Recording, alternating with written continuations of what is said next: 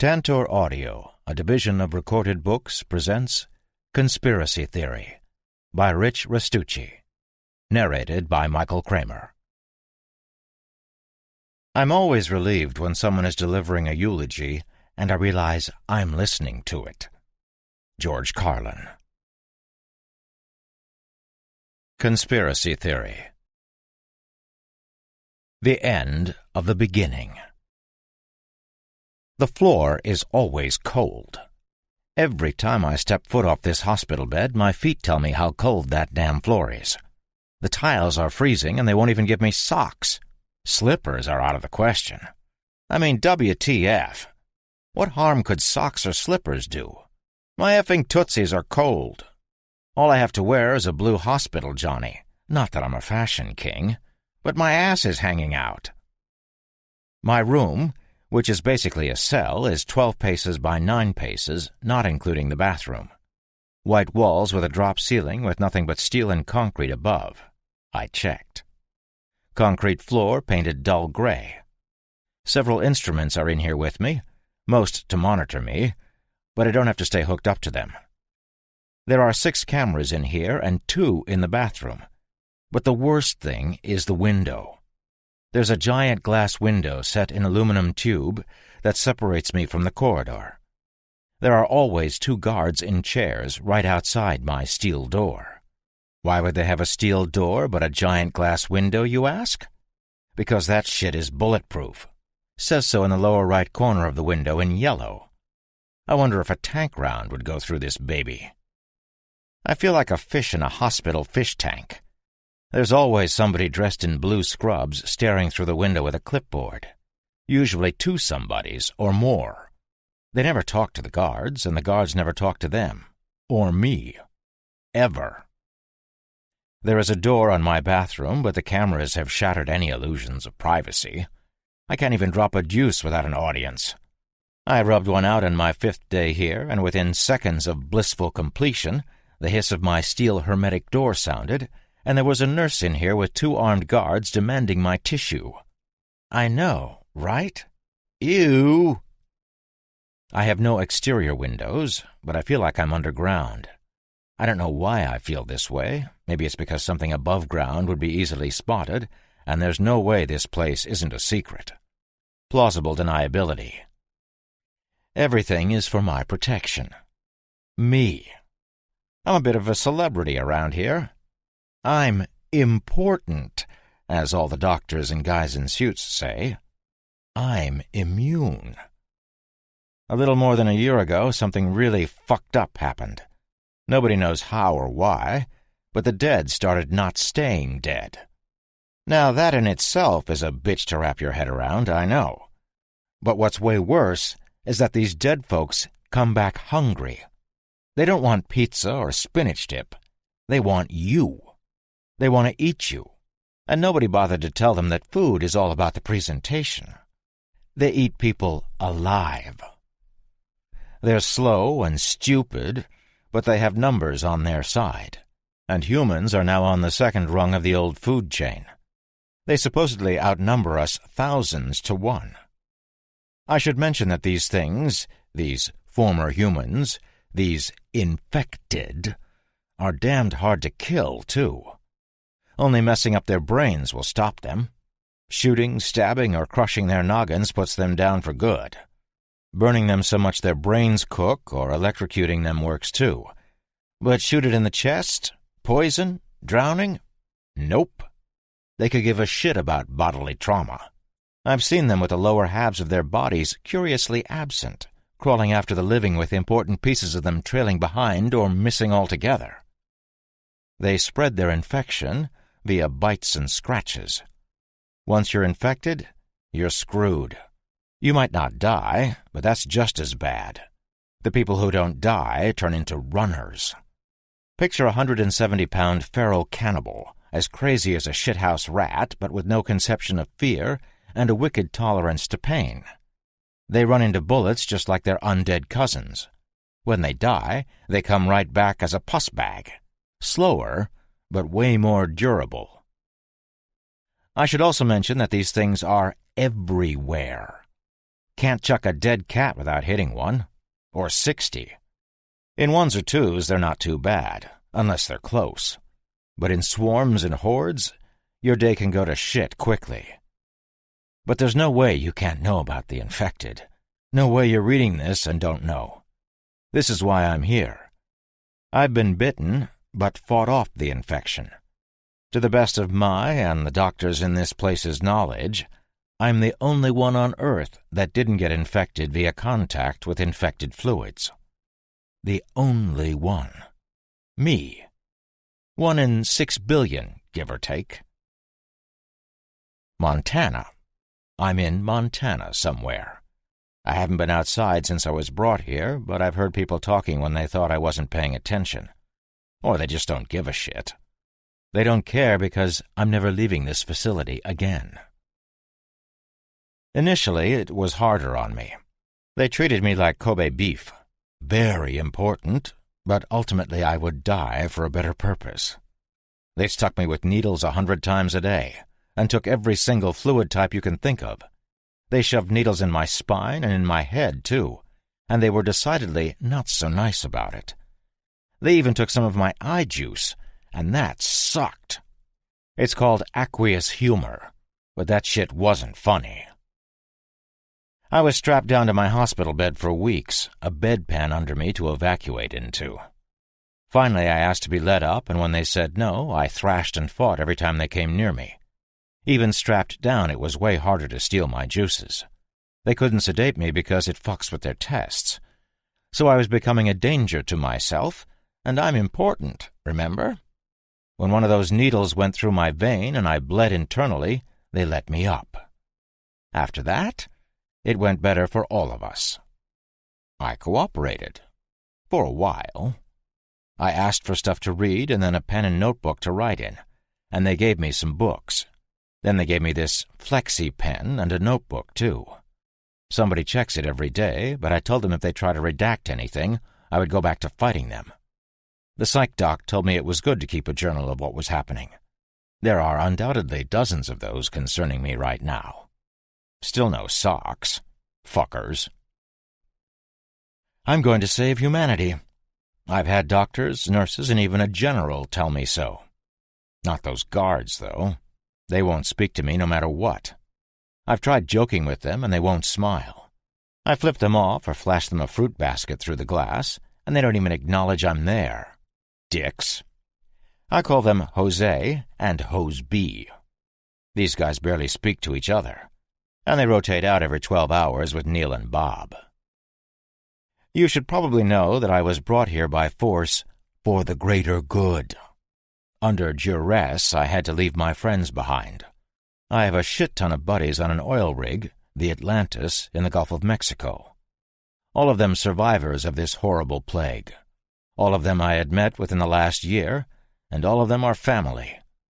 My best friend is a fantastic specimen of a man. As I wrote in another journal, he's a cross between Stephen Hawking and the Hulk.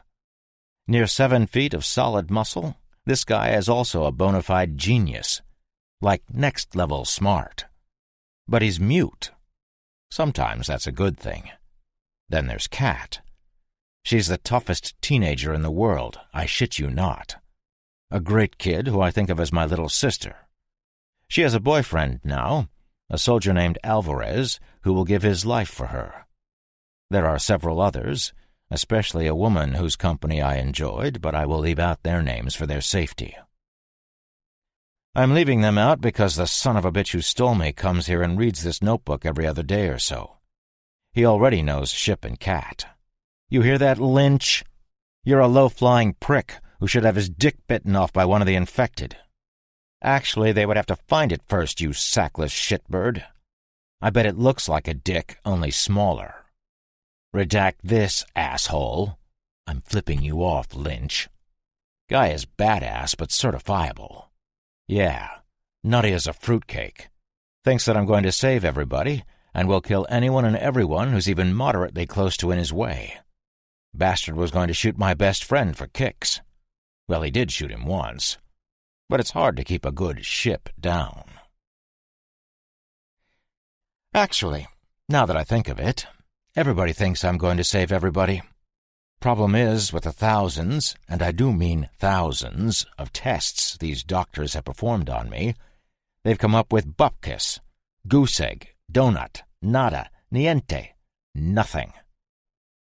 There is no difference between my fluids and anybody else's fluids. The doctors have no idea why I didn't die from being bitten when absolutely everyone else gets infected.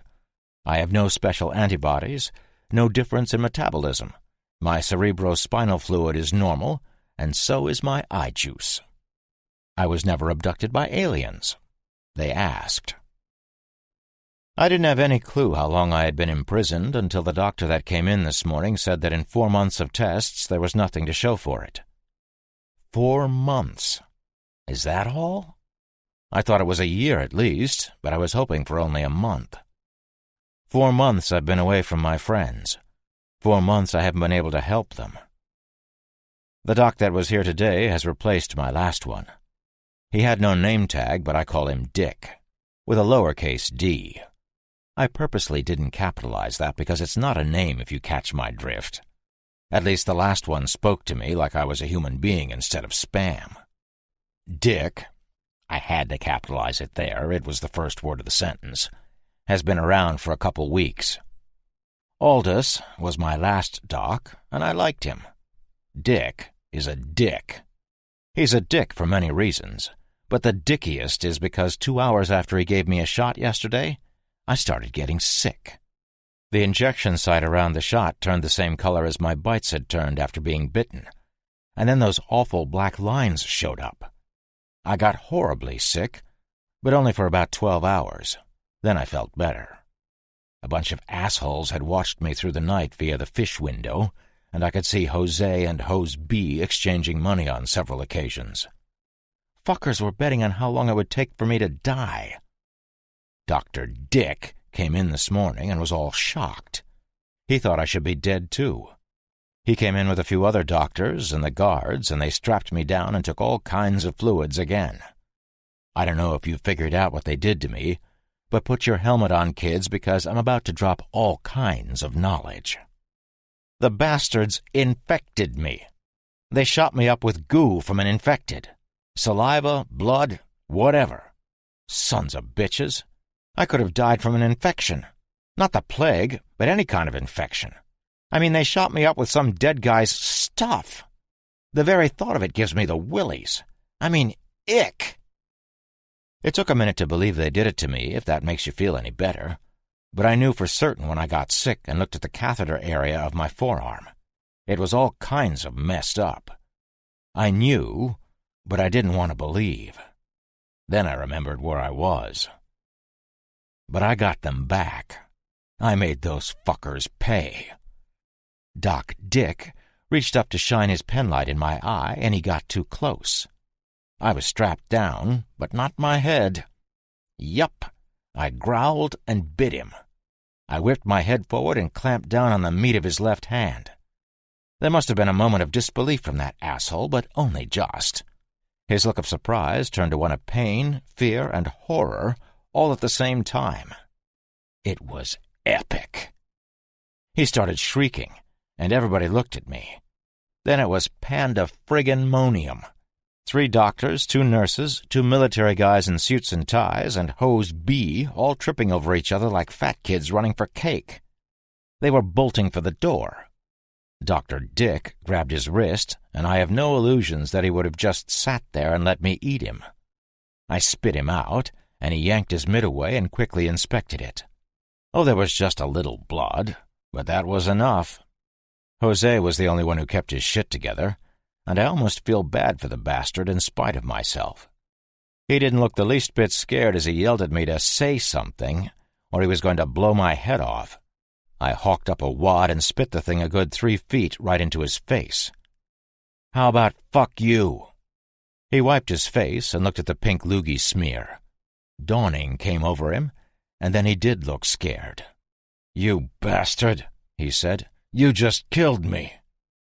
It was the second and last thing he ever said to me. "Oh, relax," I said. "You can't get—" He raised his M4 and aimed down the sight at my head. The sound of gunfire was super loud in the small room, but hey, this wasn't my first rodeo with that. Last time this happened, I did get shot in the head. Well, grazed, but still. What didn't compute was why Jose jerked to his right and crumpled to the floor. My ears ringing, I looked at the blue instrument box on one of my medical thingies. It was popping and fizzing, and smoke was coming out of a hole in the side. It was also dripping with Jose. Lynch stepped into the room and looked at me, shaking his head, wisps of white smoke coming from the barrel of his M9. He told Hose B, who was outside the room staring in through the fish window, to get the F back in the room. Doc Dick was standing there trying to rationalize himself out of his own doom. Been there, but I didn't feel bad for this prick. I couldn't infect anyone anyway. They had proved that. I'm not a carrier. I just come down with symptoms and my body tells the plague to fuck off. But this asshole was terrified. Lynch pointed at the doc and said, "Isolate him." Hose B nodded and took the doc out, still holding his paw. The spook smiled at me, shook his head again, and said one word. "Epic." Then he laughed and sauntered out. At least we agreed on something. And right now you're thinking, only a graze? Pussy. Well, fuck you. Try it. Damn, I gotta pee. Short but sweet. You would think, what with my meltdown, the powers that be would have me permanently strapped to that hospital bed as I had been initially. Nope. My little tantrum worked wonders. I've been out of my hospital prison room, too. 2 armed guards and an armed Lynch escort me everywhere, but I've gotten to see some of this facility. It's big. I was on a hospital floor, and as I suspected, we're underground. There are no exterior windows anywhere, so I asked about it, and Lynch told me we were 70 feet below the surface of Baldy Mountain, 45 miles south of Havre, Montana. I guess nobody cares if I know anymore, or at least Lynch doesn't care. I don't think he really cares about much, except me. There are 6 levels below the surface, and my room is on level 3. Yeah, I still have to reside in my room, and the tests haven't stopped, but I get to play basketball. Yep, there's a full exercise facility inside this facility. Weights, a pool, tennis court, and a mini b-ball court, perfect for 2-on-2. I've been eating up the competition. Far be it for me to brag, but I've been going HAM on these military pricks. Generally, my partner is Lynch, and he's fucking good. Better than me, and I'm good. Well, in comparison. I held my own against the big boys in the big house. White men can jump. Oh, if you didn't read my first journal, I'm an ex-con. I didn't mention it before because it's not overly important. I've also been playing backgammon, chess, checkers, and some game where I move stones back and forth across this wooden board. Again, I usually play with Lynch, and he beats me at everything, every time. Bastard isn't just a living weapon with lightning-fast reflexes and a snippy attitude. He's damn smart. He doesn't read my journal anymore, so I can give the prick a compliment without his head getting all big. I've been exploring the facility, which everyone calls Area 8, and as I've said, it's big. 208 steps from my room to the elevators, and there are more rooms past mine. The gym is on level 3 with the hospital. Levels 1 and 2 are administration, with offices, barracks, cafeteria, and storage. Level 3 has a few offices and tons of medical equipment in addition to the workout stuff. There's also a small firing range and training areas. They have all kinds of guns, and this is just what's for the range. Absolutely everyone is armed, and there's supposed to be an armory someplace on this level, but I don't know where it is. I got to pop off a bunch of rounds to keep me frosty. I like the M16s they have here, and they also have HK-416s. The brass, important people like generals and doctors from USAMRIID, All have personal guards with FNP 90s, which are these little submachine guns, and I got to shoot one of those, too. I prefer my old M4 to all of them. Level 4 is laboratories and weapons storage with some kind of satellite tracking facility. I haven't been up to the surface. Lynch says I can't. I could get a hangnail or something.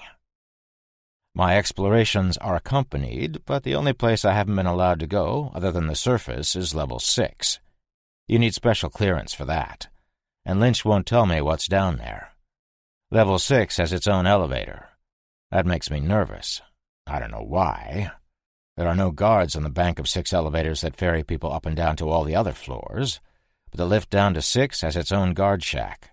Not just guards, but a small structure you have to pass through just to get to the lift. There are 300 people down here, and Lynch says that the facility in the mountain above is just as big. He also told me that, other than the occasional stray zombie, there hasn't been an attack on the base since the beginning of all of this. Most of these people, other than the soldiers, haven't even seen any infected. They've been closed off down here for a year. They know their families are dead, the country is dead, and the world is dead. They got to watch it in high definition during the first weeks of the plague. I've spoken to some of them, and they're mostly friendly, but standoffish. I played a game of chess with a lab guy named Frank at 3 this morning. He kicked my ass, too.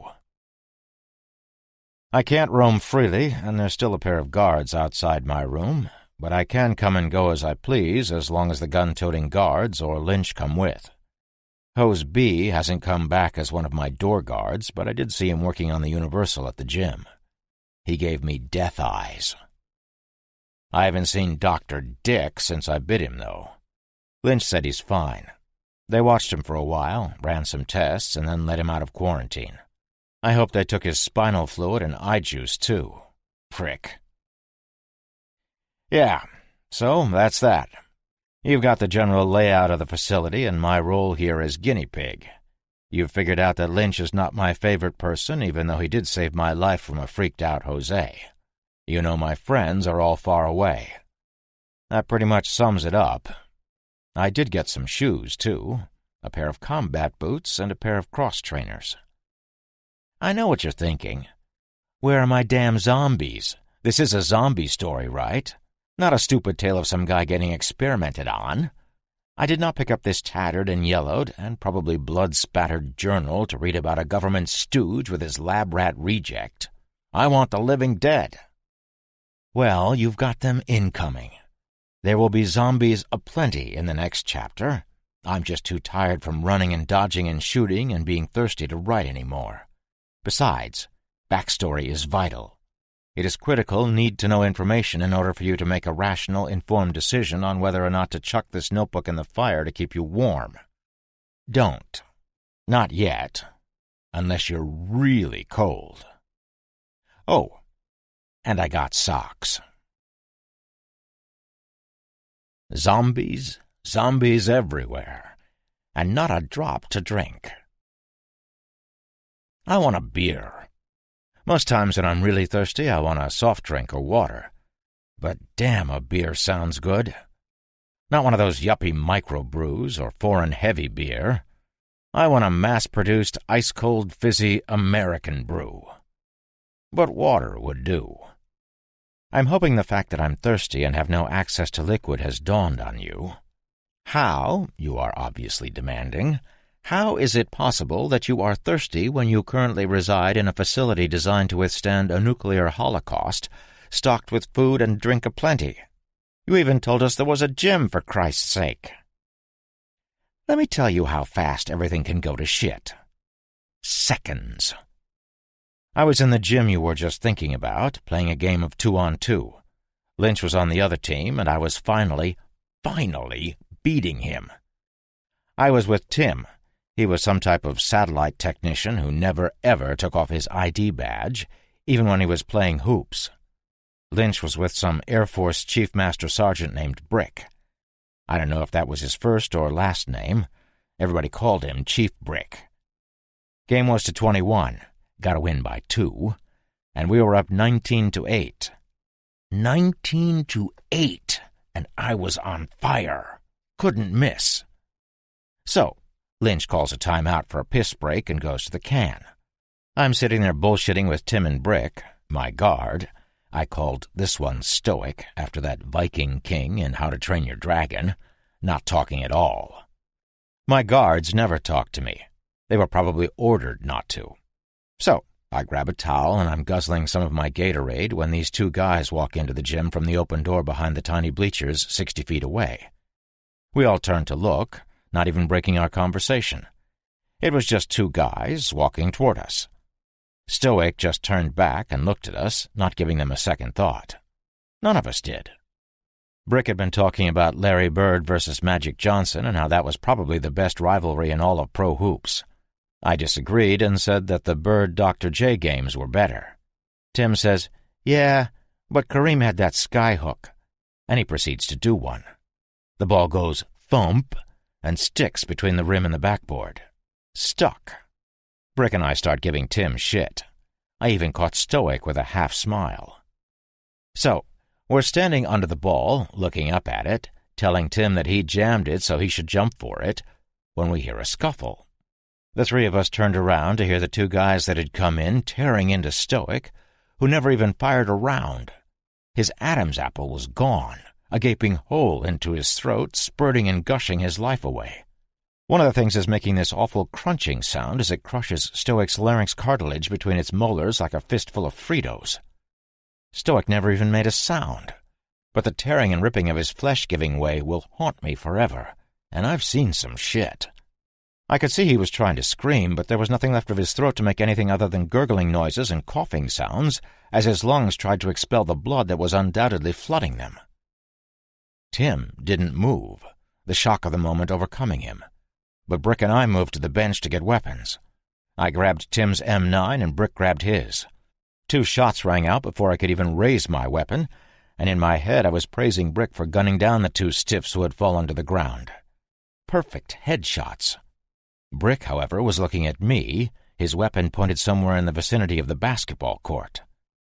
"We're in it now," Lynch said, the smoke from his M9 wafting into my nostrils. As my nasal passages were assaulted by the stench of newly fired pistol, my auditory senses came under attack from that same alarm klaxon that you've heard in every B-movie ever made that had an alarm klaxon. And that shit didn't stop for 9 hours. I looked at the door that the screams were now coming through. "What the fuck does that mean?" "The alarm means a perimeter breach," Brick said, checking his M9 magazine. "The screams are an indication of a more imminent danger." Lynch nodded. "Or the alarm could mean an escape." "An escape?" He looked at me. "What are you, a parrot?" "Yeah, an escape." Tim and Brick looked at each other, then at Lynch. "You mean a prisoner escape?" "Well, kinda. There are almost 200 infected caged on level 6. He said it like we were all morons for not figuring that out. Boom. There it was. Shockingly, the people in charge thought they were intelligent and could contain hundreds of carriers of the worst plague in human history inside a secure facility. Not 3 days ago I had asked about infected attacks on this structure and had been told those attacks had been non-existent, which means there were no infected in the vicinity, which means they had to import the fuckers here and stick them downstairs. You knew. You fucking knew those things were here and didn't do shit about it? Of course I knew. I thought it was stupid, same as you, but what could I do? Dude, I'm not a soldier. I'm not a lab guy. I do what needs to be done. I get called in when nobody else can do the job. You and me? We just happened on each other back in Tennessee, and I knew how important you were immediately. The instant I found out you survived a bite, no one else on Earth mattered. And I wouldn't have just died, but killed to protect you. I don't give a shit if I'm an asshole. I always do the job. And that's why I'm so awesome. Now let's book. Book. He had used book like I would. Sanctimonious dickweed. He moved towards Stoic's non-moving form while looking at the door that the screams were coming from. This guy. I had a weapon, and I was half tempted to shoot him in the back of the head. Two things kept me from doing it. Number one, he was the best guy to save my ass in this particular predicament. Number two, the second I raised the weapon, he would use his Jedi ninja powers to spin and shoot the gun out of my hand, probably blowing off my trigger finger in the process just to teach me a lesson. We both knew he wouldn't kill me, but my fingers are important to me, and as I didn't want to be lunch, I followed him. Still in his shorts and a tank top, Lynch pulled a combat knife from who knows where, I still wonder if it smelled like poo, and plunged it into Stoic's open eye. For shits and giggles, he stabbed up onto the dead man's chin as well, burying the knife to the hilt. Lynch retrieved Stoic's HK-416 and checked the magazine. We all looked through the aluminum bleachers toward the far door at a woman in a lab coat who came into the room screaming. She was running full out, and we saw why in the next moment. Two runners slammed into the open doorway, rocking the door, and with no hesitation sprinted after the still screaming hysterical woman. She ran straight at us, her eyes growing wide and throwing her hands up. "Don't!" I had no idea what the hell she was talking about until I saw Lynch aiming the assault rifle at her. 2 shots in rapid succession, and the woman jerked, her hands coming to her chest. She stopped, but she didn't fall. She moved her hands up and down her body, as confused as I was. She turned and looked at the 2 runners, one with a hole in her head, and the other struggling to breathe with a portion of his right lung splayed out on the concrete behind him. He looked at us, eyes full of rage, and not a little sadness. That look made me think back to the first time I was bitten, when I thought about swallowing a bullet. What if these things are still you, but something has taken over and you're trapped inside looking out while your body commits the most heinous acts possible? The thing tried to stand and growl, but only succeeded in gurgling and blowing a blood bubble from his right nostril. It still scratched and clawed its way in our direction, its life's blood pumping from the high chest wound in thick crimson torrents. "You," Lynch said, pointing to the woman. "Come here now. Keep your weapons on her," he told Brick and I. She came to us, heaving, wringing her hands and crying slightly. The spook grabbed his black bag from the bottom bleacher and pulled a suppressed SIG P226. He slung the HK-416 and then pulled another suppressed SIG. He handed one to me and told me to give Tim his M9 back, which I did. "Watch her," he said, and sprinted to the open door. He took a quick peek out the door and closed it hastily. It was a steel door with a window laced with chicken wire. It had a push bar on this side and was not unlike any gym door you've ever seen. I asked the woman her name, and through the tears she said it was Sarah. Her lab coat was spattered with blood, and I asked her if she had been bitten or scratched. Suddenly very aware of the infected blood on her, she peeled that coat off with lightning speed. She looked herself over, and then looked at me, terrified. "I need to check," I told her, and she nodded. "I'm sorry, but you have to take your shirt off." She did, and I told her to lift her arms up and checked her for bites. She was wearing white pants, and there was no blood on them other than on her left knee. She rolled her pant leg up, and I could see she wasn't bitten. "She okay?" demanded Lynch as he returned. "At least for now. I didn't see any bites or scratches. We'll check more later. I hate to be cliché, but let's move. They'll be in here in a few minutes." Fists on the door he just closed accentuated his statement. He thumbed toward the door. "See?" The window was packed with faces, all of them looking at us like we were tasty morsels just out of reach. Which was kind of true. The out-of-reach part. I'm not going to speak on the tasty thing. We moved to the double doors on the side of the gym that empties into the hospital wing. Lynch stopped us at the doors, then looked Sarah up and down like she was a new tool. "Hang on."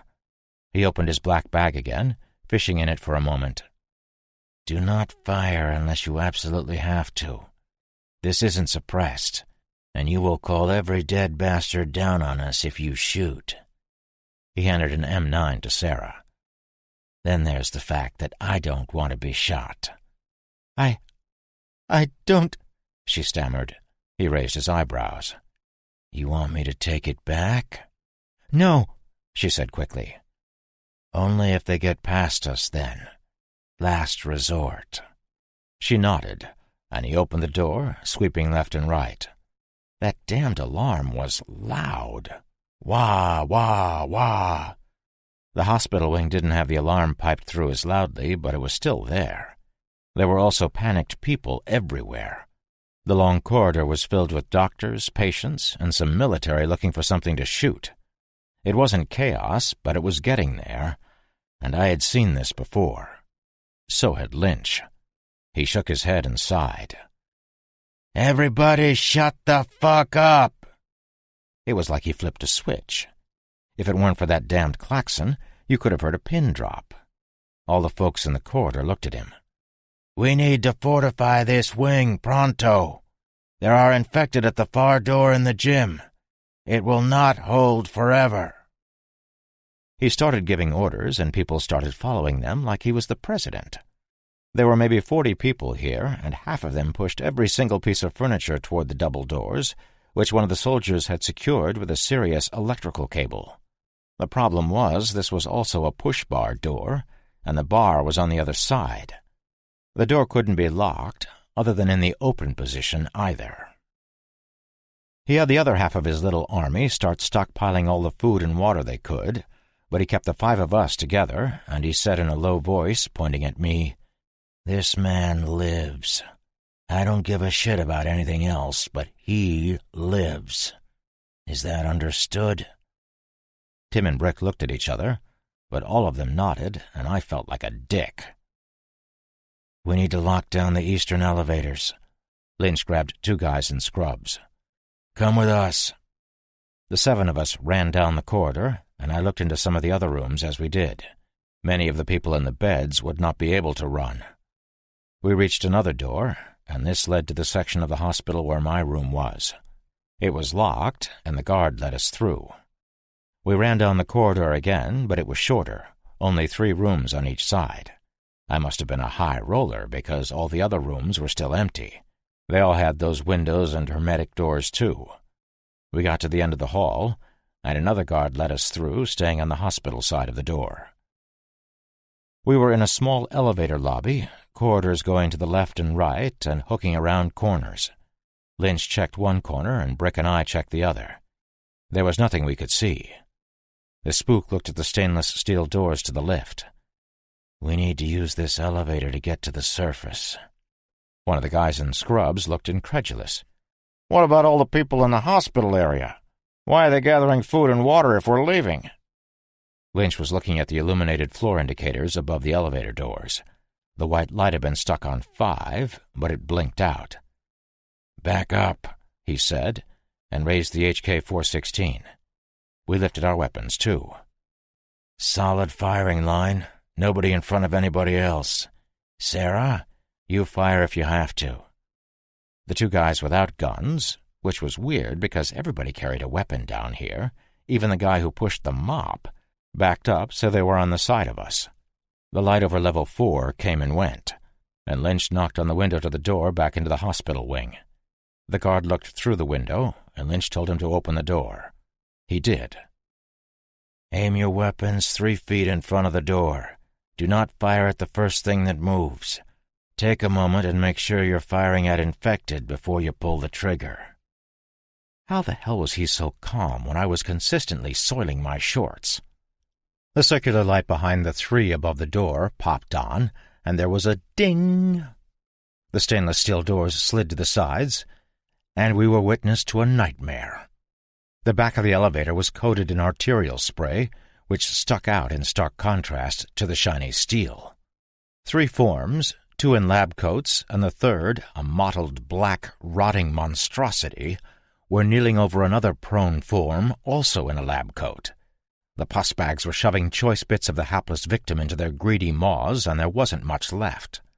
They were really pigging out.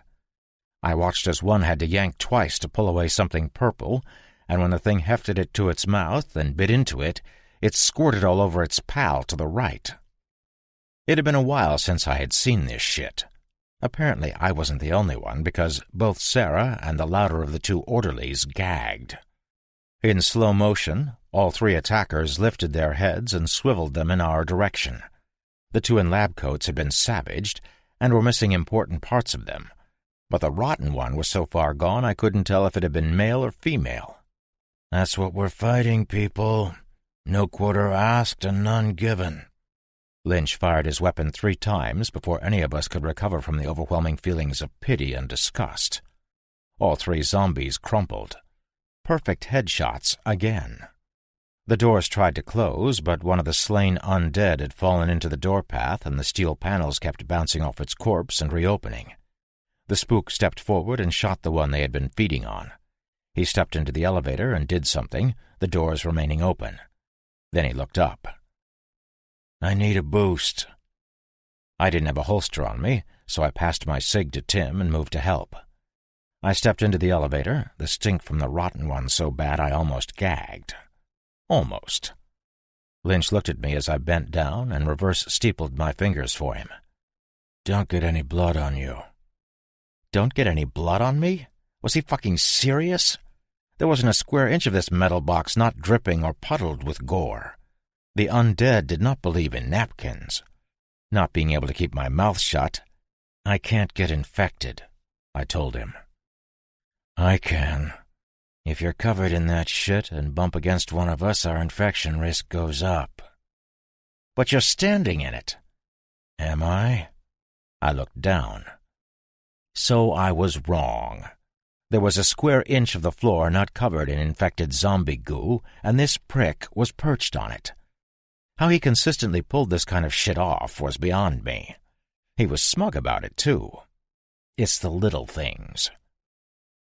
He reached up and pushed the emergency escape hatch, which I had thought was bullshit and elevators didn't have. They do. At least this one did. And it opened up, which I thought was kind of dumb. How the hell were you supposed to get up there if you were alone and there was an emergency? He stood on my 10 fingers, and I helped him peer into the shaft above the car. He was getting heavy when he popped back down and said, "This'll work." "What'll work?" "We're taking the stairs." I looked up through the hole in the roof of the elevator car. I didn't see any stairs. We moved out to the rest of the group, preparing to discuss what to do when gunshots and screams came through the open doorway.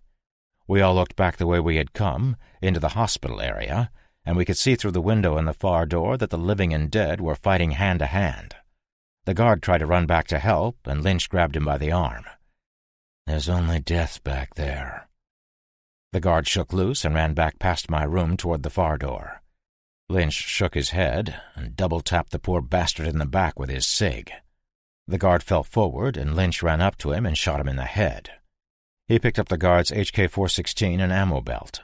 He stooped and picked up a pistol as well, reloading as he returned to us. Brick had his weapon pointed at Lynch's chest. "Why did you do that?" Lynch didn't even look up. "He was gonna open the door," he said, like Brick had asked a stupid question. He passed me the rifle and the ammo belt and gave one of the orderly guys the dead guard's pistol. I tried to give the last guy the cig that the spook had given me, and Lynch looked at me like I was mentally challenged. "Don't do that." Slaps on the window 60 feet away had us looking at the door out of my wing.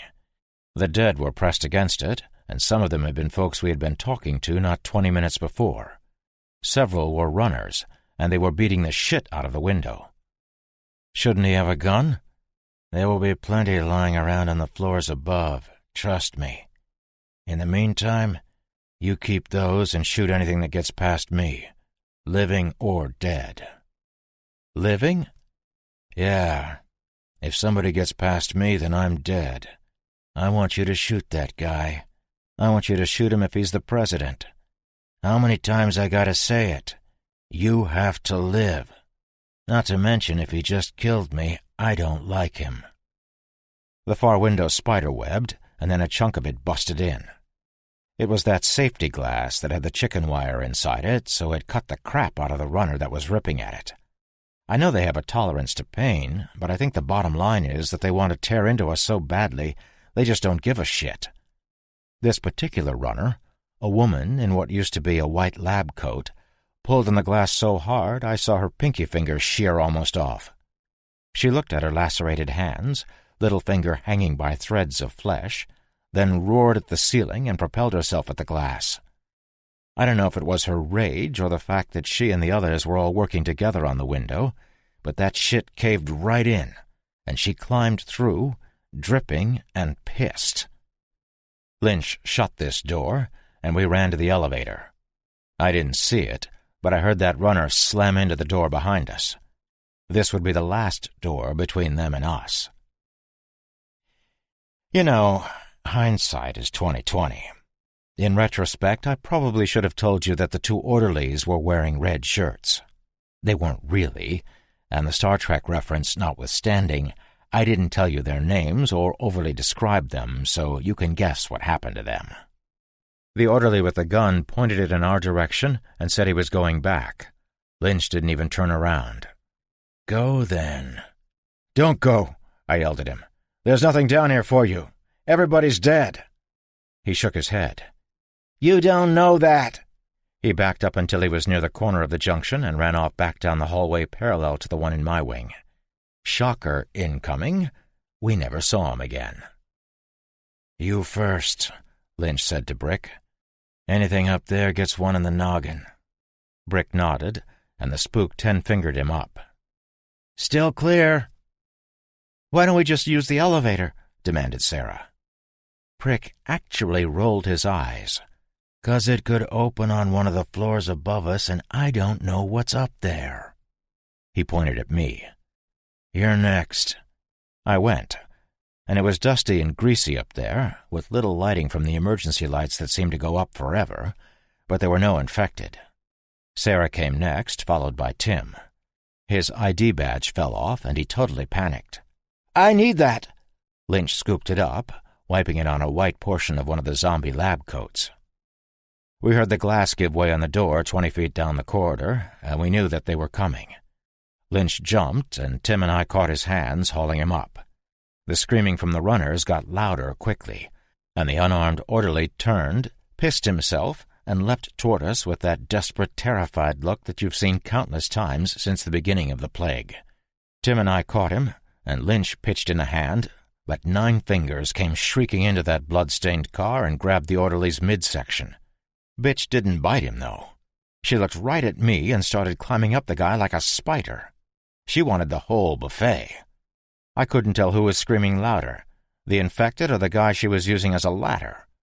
Lynch let the guy go and fired off a shot into the thing's face. She let go instantly and fell back into the car. But the moment she had jumped on the orderly, he had gained 120 pounds. Lynch had taken his hands off of the poor kid to shoot the runner, and Tim and I couldn't handle the extra weight. He slipped from my grasp, falling back into the car and slipping on the rotten thing below, going on his ass in the goo. The elevator filled with infected, and they swarmed him, biting and tearing. He gave me a short, helpless, "oh shit" look, and then he was covered by them. The only ones looking up at us were the ones that couldn't reach him. Lynch shut the hatch and sighed. Over the din of the feeding below us, I heard Tim whisper, "Nobody should go out like that." Lynch exploded. "Are you fucking kidding me? I'm tired of babysitting you assholes. Man the fuck up. We're all going to go out like that. And the quicker you get it into your damn heads, the quicker you'll be of use." He stood, the rest of us looking at him like his face was made of something scary. "I hope that badge was worth it." He located a ladder and started to climb. We followed. We climbed. We stopped at the next floor, a big yellow 2 on this side of the doors. There was a small foldable catwalk that led 3 feet from the ladder to the doors. Lynch folded it down and closed the distance, his fist up in the universal "be quiet" signal. We heard running and some screaming, and he shook his head, and we began climbing again. It had only been maybe 50 feet, but it was wearing on me, and I wasn't the only one. Sarah was huffing, and so was Tim. We got to the big yellow 1, and Lynch repeated the thing with the catwalk. We didn't hear anything, and apparently neither did he, because he pulled his knife and pried the doors open. The elevator lobby was empty. No blood, no bodies, no people or zombies. I didn't know if that was good or bad at the time, but hey, no zombies is no zombies, so I was opting for good. Lynch climbed out first, scanning the area in a crouch. The rest of our little party followed him, never making a sound. We were there, just standing, waiting for someone to make a decision, when an orderly and 3 guys in riot gear, 2 with M4s and 1 with an FNP-90, rounded the far corner and aimed right at us. Why was there an orderly up here? Brick hit the floor. The rest of us stood like morons until Lynch went all ninja and I was on my ass with him protecting me. One of the soldiers lowered his weapon. "Friendlies!" The others did the same, and they came to us quickly. "Chief Master Sergeant," one of them said. These guys apparently weren't soldiers, but Air Force, or at least they knew Brick. They helped us up. "Wilkes, report," Brick said. "Chief Master Sergeant," the kid on the left began, "this level is not secure. Hostiles are everywhere. Our orders are to make our way to the PX, eliminating hostiles as we move. There's a group of friendlies in the PX, but they've been cut off and are low on ammo. We're carrying 1,000 rounds of 5.56 and 1,200 5.7. He indicated the molly packs they were carrying. "And we're going to distribute when we get to the PX. "Give me 2 5.56 mags," Brick said. "I'll take a full molly," Lynch chimed, and I jumped on the bandwagon and told the boys I could carry a pouch too. The guys looked at each other for a moment, and then Brick said, "Now, Airman First Class." They gave him 2 magazines, but didn't give shit to me or the spook. I was perplexed. What the fuck? "Not giving rounds to a civvy," Mr. First Class told me. Lynch stared him down. "I'm not a civvy. I vouch for him. Give them to us, or I take them." The kid swallowed hard, obviously very aware of who Lynch was, and in the midst of his indecision, everything, once again, went to hell. Airman First Class Wilkes stood stock still, but the kid with the P90 began to bring it up, and that was enough for Lynch. He moved like a cat, his left foot kicking out and impacting the Achilles of the kid slightly. The spook spun backwards and used the back of his right leg to drop the kid onto the floor. Lynch had barely moved and made it look like a dance. The kid was hanging, back down, no doubt wondering what the hell just happened. Lynch was holding the P90 by the top, suspending the Air Force stooge by the weapon sling. With one hand. He looked sideways at the other kid with the M4 and said with venom, "Don't." As all this was happening, the infected had found us, and a group of them rounded the same corner that the 3 Air Force kids had a minute prior. They also came from the other direction, boxing us in. Well, shit.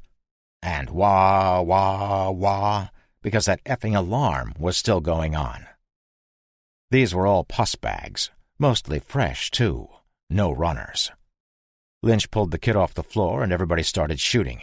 My ears were gone quickly, lost to the din of gunfire. I could no longer hear the moans of the dead over the ringing in my melon. The Air Force guys, including Brick, were doing well, dropping many infected. Lynch was efficient and didn't miss, and I did more than my fair share. Tim's pistol was empty in 5 seconds, and he didn't score a single headshot. Sarah had her hands over her ears, as did the orderly, except his mouth was open, and it looked like he was yelling. But I couldn't hear a damn thing. Lynch was yelling something and then grabbed the kid with the P90. The kid looked as terrified as I felt, and spun the weapon toward the spook. In true virtuoso fashion, Lynch grabbed the weapon and pointed it at the ceiling, where 2 rounds impacted before the kid took his finger off the trigger. Lynch grabbed a molly pouch full of ammo and yanked a clip. Oh, shit. Sorry, Ship. A magazine, performing the best tactical magazine switch I had seen to date. Lynch forcibly spun the kid back around, and we continued to fire. I ran dry, Brick ran dry, and we reached for more mags. Then I think courage ran out. The only thing that we didn't seem to run out of was infected. Where the hell did they all come from? An hour ago there weren't any. How did everyone get infected so fast? How did they all turn so fast? I wonder if zombie porn stars are still hot. Damn, I'm thirsty. I was just playing basketball. I need a drink. Ow! That brass is hot. That's the shit that rips through your mind when you're terrified and firing at the living dead and alarms are sounding. So you keep shooting. I pulled a hot bullet casing from my neckline where it had deposited itself and decided to keep on keeping on. With bullets. The infected gained 10 feet and we kept firing. They got closer, stepping over or on their pals, and we kept firing. Airman First Class Wilkes ran dry, but it was terrible timing because at that very moment they were in amongst us, and we had to go hand to hand. His M4 was pushed to the side, and 3 of the things grabbed him. Many of these ones were fresh, but a couple were nasty. The smell was overpowering, and Sarah and Tim began to gag. Lynch was still firing his HK, but I had run out of ammo, and couldn't reach the molly pack on the floor. I was grabbed from behind and started to panic a little when I realized it was the spook just chucking me to the side, out of harm's immediate way. Wilkes was engulfed and went down screaming and trying to reload. I couldn't hear him very well, but I could see he had his mouth open like he was screaming. The kid with the P90 switched to full auto and just slammed rounds into anything in front of him. To his credit, he put his game face on and started smashing skulls with his rifle when he ran out of ammo in 3 seconds. He knew he didn't have time to slap in a fresh mag. He didn't get the chance to scream when they pulled him into the crowd.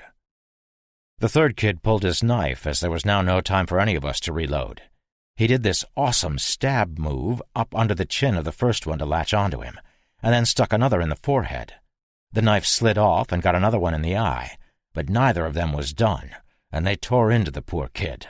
Brick tried to rescue him and got a bite on his forearm for it before he could pull back. Not that there was any place to pull back to. It was game time. The only person without a weapon was the orderly, and he saved my ass. He yelled something that sounded like, "Fuck this!" and ran full-on bull rush into the crowd behind us. He fought like a cornered lion. Not only did he make it through, but the pack that wasn't chewing on the Air Force kids was turning to make grabs at the orderly. Lynch noticed this, grabbed my wrist in his iron grip, and dragged me through the crowd, who mostly had their backs to us. Brick went back for a paralyzed Sarah, but the paralysis left her and she put her gun in her mouth just as he reached her. Brick skidded to a stop and turned around running, not waiting for the gunshot, but we lost him as they closed in behind us. I hope he made it, but I doubt it. He was bitten regardless, and so condemned. I couldn't hear anything, so I don't know if Sarah actually checked out on her own or if she was part of the banquet. I guess either way she got eaten. We fought through the crowd, and it was way easier than I thought it would be. The things had all turned around to snack on the guy in blue scrubs, but he looked like Barry Sanders. Yeah, I know I'm dating myself. I just juked past them. The orderly made it through and turned around to yell at us. He got a good look at what was shambling after him, us in the middle of them, and doubtless lost his shit. When he was plowing through them, they were kind of an obstacle, but when he turned around, he knew exactly what he had just done. I would have had a Woody and thought myself awesome, fist-pumping the air. This guy screamed and ran away down the hall. The path in front of us closed, and I ran into the back of a dead soldier in desert camo. I had no choice but to fire, and that almost killed us both. The weapon was suppressed, but if you've ever heard a suppressed weapon fire, it isn't like the movies. There's no pfft like you think. It still sounds like a gunshot, just muffled. They all turned and looked at us. Lynch shot 3 of the things with his SIG and pushed me through. He shot them all in under a second, it seemed. Again, perfect headshots. 2 others grabbed him, and he fired, but one grabbed his arm, and his shot went wide. The fucker missed. I had never seen that before, and it was life-changing. Not that it mattered. The pistol slide stayed in the open position, and he dropped it immediately, coming away with his big-ass knife in his paw. He dispatched the one latched onto him with the knife, and did this spin judo thing, breaking the arm of another one. He propelled himself backward, and was on his feet running with me quickly. The 2 of us sprinted down the hall after the orderly, but we never saw where he went. The corridor was maybe 200 feet, and through a set of big doors I saw the motor pool area. It was full of infected, feeding on the fallen. There were dozens, maybe 100 or more, and we had just been through a couple packs of 50. I have no idea where they all came from, or how everybody got dead and then undead so quickly. It didn't make sense. But we couldn't go through the motor pool, even though the giant doors to the outside world were a mere 100 feet across that cavernous room. The dead were halfway down the hallway, and Lynch said, "In here," and opened a door with a frosted glass window. No way they weren't going to bust through that in 2 seconds. He pushed a desk against a wall and then jumped up on it. He grabbed my HK and I let him. He had lost his to the zombies someplace. He used the polymer butt of the rifle to smack into a big vent above the desk. Once, twice, 3, and on the 4th time, it kind of pushed in. Then he pulled it, and it came loose. "In," was all he said. He passed me the HK and the molly pack of ammo minus the 2 mags we had used. The vent was dusty, but huge, easily big enough to move down on all 4s. I turned to look back, but didn't see Lynch. "Come on! They'll be through that door in 10 seconds!" He was standing on the desk, and he looked in at me, and the guy smiled. "Can't," he said, and passed me a knife. He held up his arm, and I could see a very small, semicircular bite mark just above his elbow that was barely bleeding. The first slap of a bloody palm impacted the glass on the door, and Lynch looked sad. Then he smiled briefly and was all business. "Live," was all he said, and he jumped off the desk. I heard it slide across the room, and then the glass broke, and the moans and cries got louder. I heard the desk sliding, and I knew it was time to go. I have absolutely no doubts that Lynch destroyed at least 10 of those things with his bare hands before they overran him. The moans and cries of the dead filtered through the ductwork, but I never heard Lynch scream. I crawled down the vent in total darkness, fully expecting a dead hand to grasp my ankle, but that shit never happened. I went over a couple of grates that looked down and didn't see anything below except for floor, but I was so terrified I just kept going. I got to a T-junction, and light came from the right. I went that way and came to a grate. End of the line unless I turned around. I looked through the grate and saw a room with a bunch of computer screens. There was a guy in a pair of blue shorts and a yellow T-shirt sitting in a wheeled office chair, bawling like a baby. It was Tim.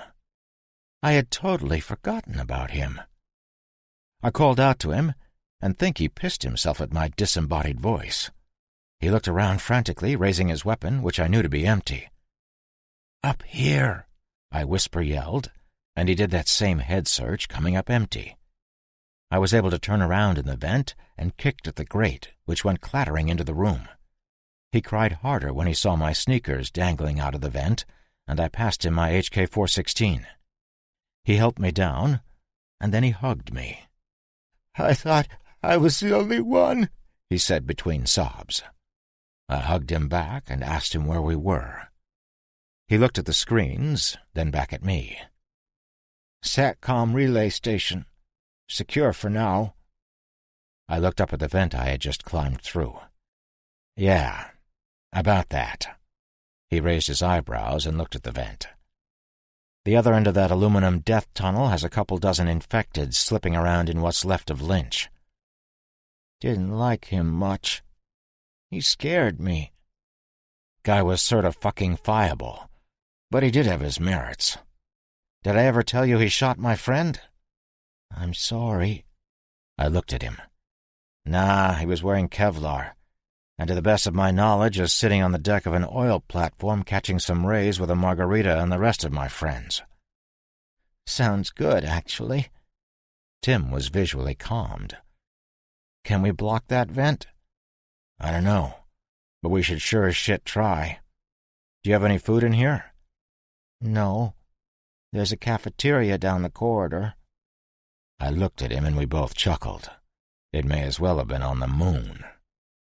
The door to this set of rooms was simply not to be fucked with. Steel, no windows of any kind. It was more a hatch from a nuclear silo than a door. There was no other way into the room save that damn vent. I looked at Tim's badge, neatly clipped to his T-shirt. Going back for that badge had saved our lives, even if it had meant the death of someone else. But we were shit out of luck on supplies. I had 4 mags of .556, but there was no ammo for Tim's weapon. It was then I realized how thirsty I was. Just a peek. The world I knew was gone. I had known it for some time. Every major city on the planet is lifeless. Every big town, every small town. Of course, there must be survivors, a farmstead or some folks in the hills. People who were either not in populated areas or somehow escaped them as or before the plague struck may have survived. There is no doubt that humans are no longer the dominant life form on the planet. I know this. Yet when Tim showed me recordings of satellite footage from cities around the world, I cried like a schoolgirl with a skinned knee. It was awful. It was horrible. It was humbling. I felt so small, insignificant. The way I felt right then was probably the total opposite of the truth. The very fact that I am human and alive is a testament to how important I am, how important we all are. Lynch had been right, but he had been wrong. We all need to live. Tim was NSA. He wasn't a trained killer like Lynch. He was a geek who loved computers and basketball and painting fantasy miniatures. I don't know what that last one is, but Tim liked it. I guess the NSA had need of nerds, too. He had been given permission to access certain satellites of questionable integrity and had been looking all over the globe at whatever either he or the upper echelon had deemed necessary. Initially, he had an army of folks with him in both this room and a more secure location in the mountain above us. He had monitored troop movements until all the troops were dead, and subsequently the movements of hordes and swarms of infected, reporting positions to whoever needed to know. Tim had shown me how to use the satellite software. He wouldn't give me his password, citing treason, but he sat and watched me as I pulled up satellite images from last week. The resolution was unbelievable. I could make out the license plate of an overturned tanker truck road train south of Darwin, Australia. WRX 110. I switched the feed photos, jumping around the planet, just picking file names that were cities with dates, both video and high-definition stills. Hamburg, Germany was crawling with undead. They were packed into the streets, undulating like wheat in a breeze. Delhi was the same, as was Moscow. London was partially destroyed, the Thames full of half-sunk and burned-out boats and vehicles. Kyoto had roving bands of undead searching for flesh. This to me said that there were still living people in that city. San Francisco was the same. Mexico City was burned mostly to the ground, infected shambling everywhere. Beijing was just gone. There were very few large structures, most were rubble, and everything metal looked melted. Nothing moved, not a bird, not a zombie, not even the breeze looked to be stirring in Beijing. I had to do it. I had to look. I was from Boston, and I had to know. It was a mistake. The fires had long since died out, but you could see that they had raged unchecked. The Hancock Tower, a Boston icon of blue glass, was dotted with shattered windows, smoke stains, and burn marks on the sides. The Zakim Bridge, a modern marvel, was twisted, bent, and black, its many support cables dangling. The burned-out hulks of cars strewn about on what was left of the bridge proper. The structure was likely destroyed to halt the spread of infection north from the city. I had used this very bridge in my escape from Boston with a bunch of prisoners and guards and their families. I used the software to check out Fenway Park, home of the Red Sox. It had been turned into a makeshift tent city. A tent city that was now home to thousands of infected, stumbling around bloody tents and hastily erected barricades, all pus bags. Boston, like all the other cities I had looked at, was dead. I had suspected that everyone I had known was dead. This pretty much confirmed it. And even if by some miracle some of my old friends from the neighborhood had survived, I would never find them, never see them again. I wished them the best.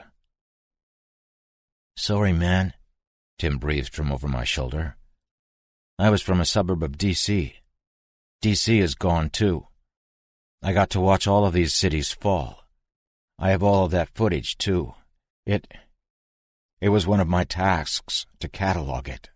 I haven't seen a living person in months in any of the cities." The alarm klaxon stopped right then, and I looked at the clock. 01:37. That time stuck in my craw for some reason. I thought about it for a moment and had an epiphany. "Tim, how do we move the satellite so we can get a pic of some place we want to see?" He looked at me like I had 3 heads. "Move Sentinel-3? We can't move the bird. It's geosynchronous." He had lost me with the Sentinel thing, but I wanted to sound smart and cool. "Oh, that means in a fixed position, right?" He raised an eyebrow. He looked exactly like Ship when we used to talk about something he thought I should know about. Prick even started to roll his eyes before he caught my menacing glare. I nipped that geek superiority shit right in the damn bud with a look. No. That's geostationary. All our comsats are geostationary. The spysat I can access, Sentinel-3, has an orbital period of 1 sidereal day. It matches the Earth's sidereal day, just under 24 hours. I must have looked all kinds of dumb because he continued, "The bird moves with the Earth. If I had the access codes, I could adjust its rotation or orbit slightly, but that would be it. I can access the feeds, but I can't control the satellite.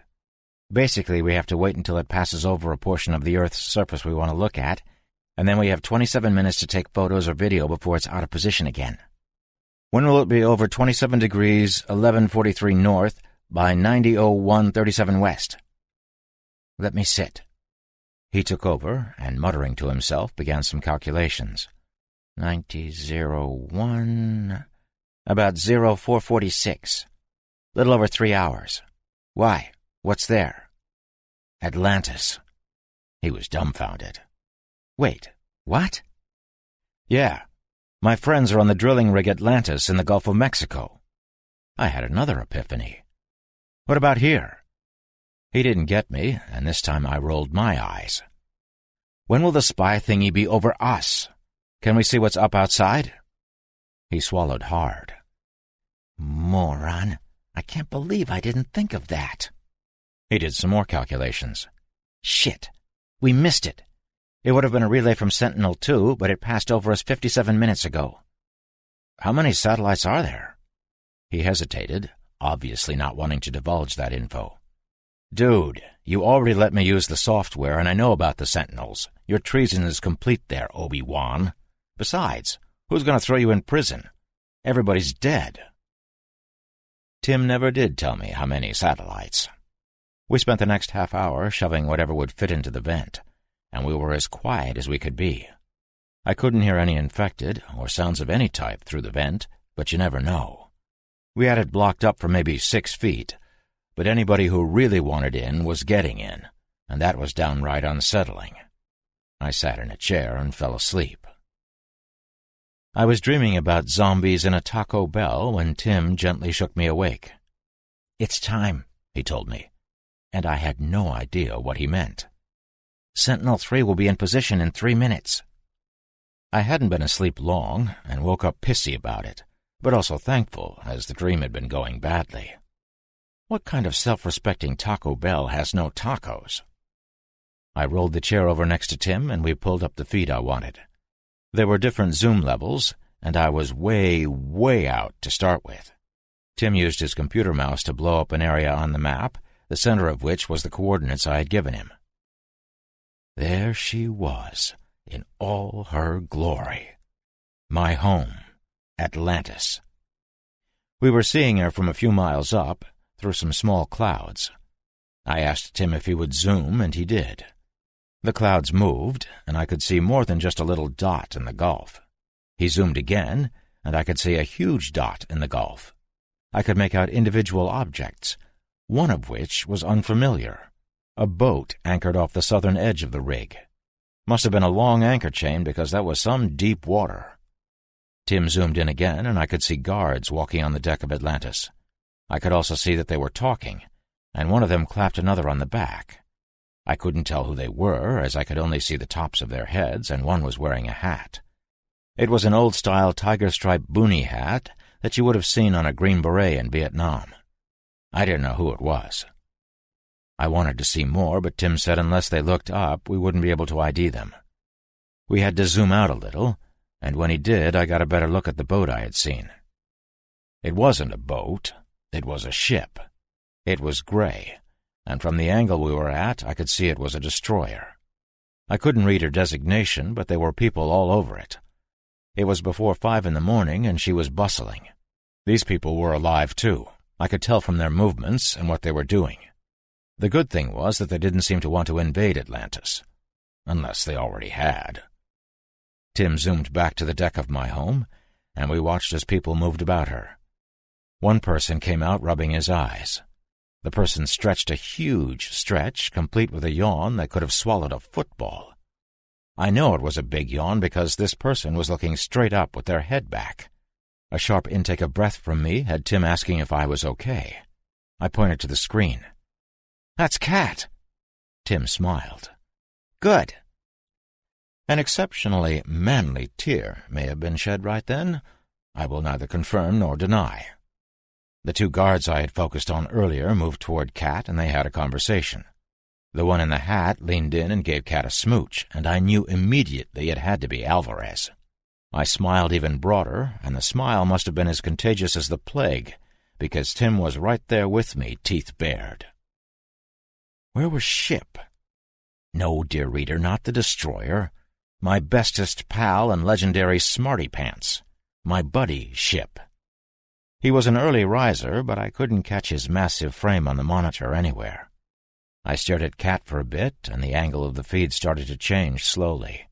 The change picked up speed, and soon I could barely see what was going on. A minute later, and the feed went black. "Sentinel is moving off. Sorry." "Yeah, I figured as much.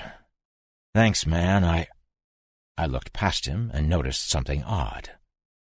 2 of the last things we had shoved in the vent were a couple of sweatshirts that had been left behind in this room during the chaos. They were on the floor. I stood and went to move them back into the vent. Hey, anything that muffled our sound and stood between us and Lynch's dinner party was a good thing. There was no chance they could reach that vent anyway. It was a foot over my head. I picked up the sweatshirts and moved to put them back. We had shoved a small wheeled stool into the vent, too, and as I put the shirts back on the ductwork, I noticed that the wheels were closer to us than before. Then the whole thing moved toward me half an inch, and there was a thump from the vent. Fuck!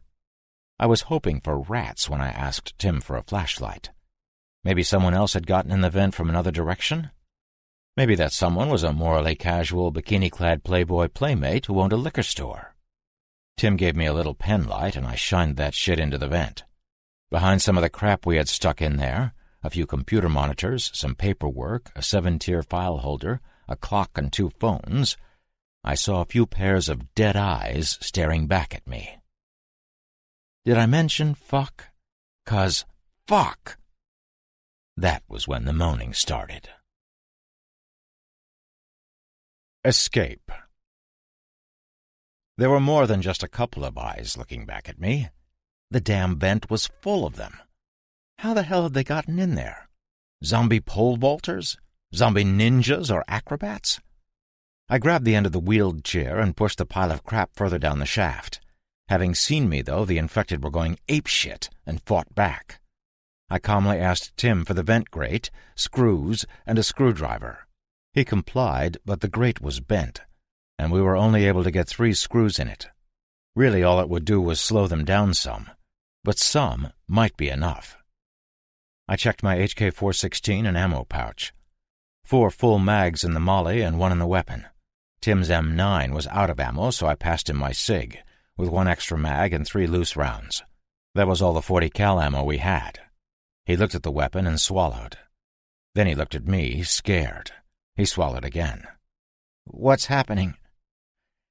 Well, Tim, old sock, I let the charging handle on my rifle slide back into place with a satisfying noise.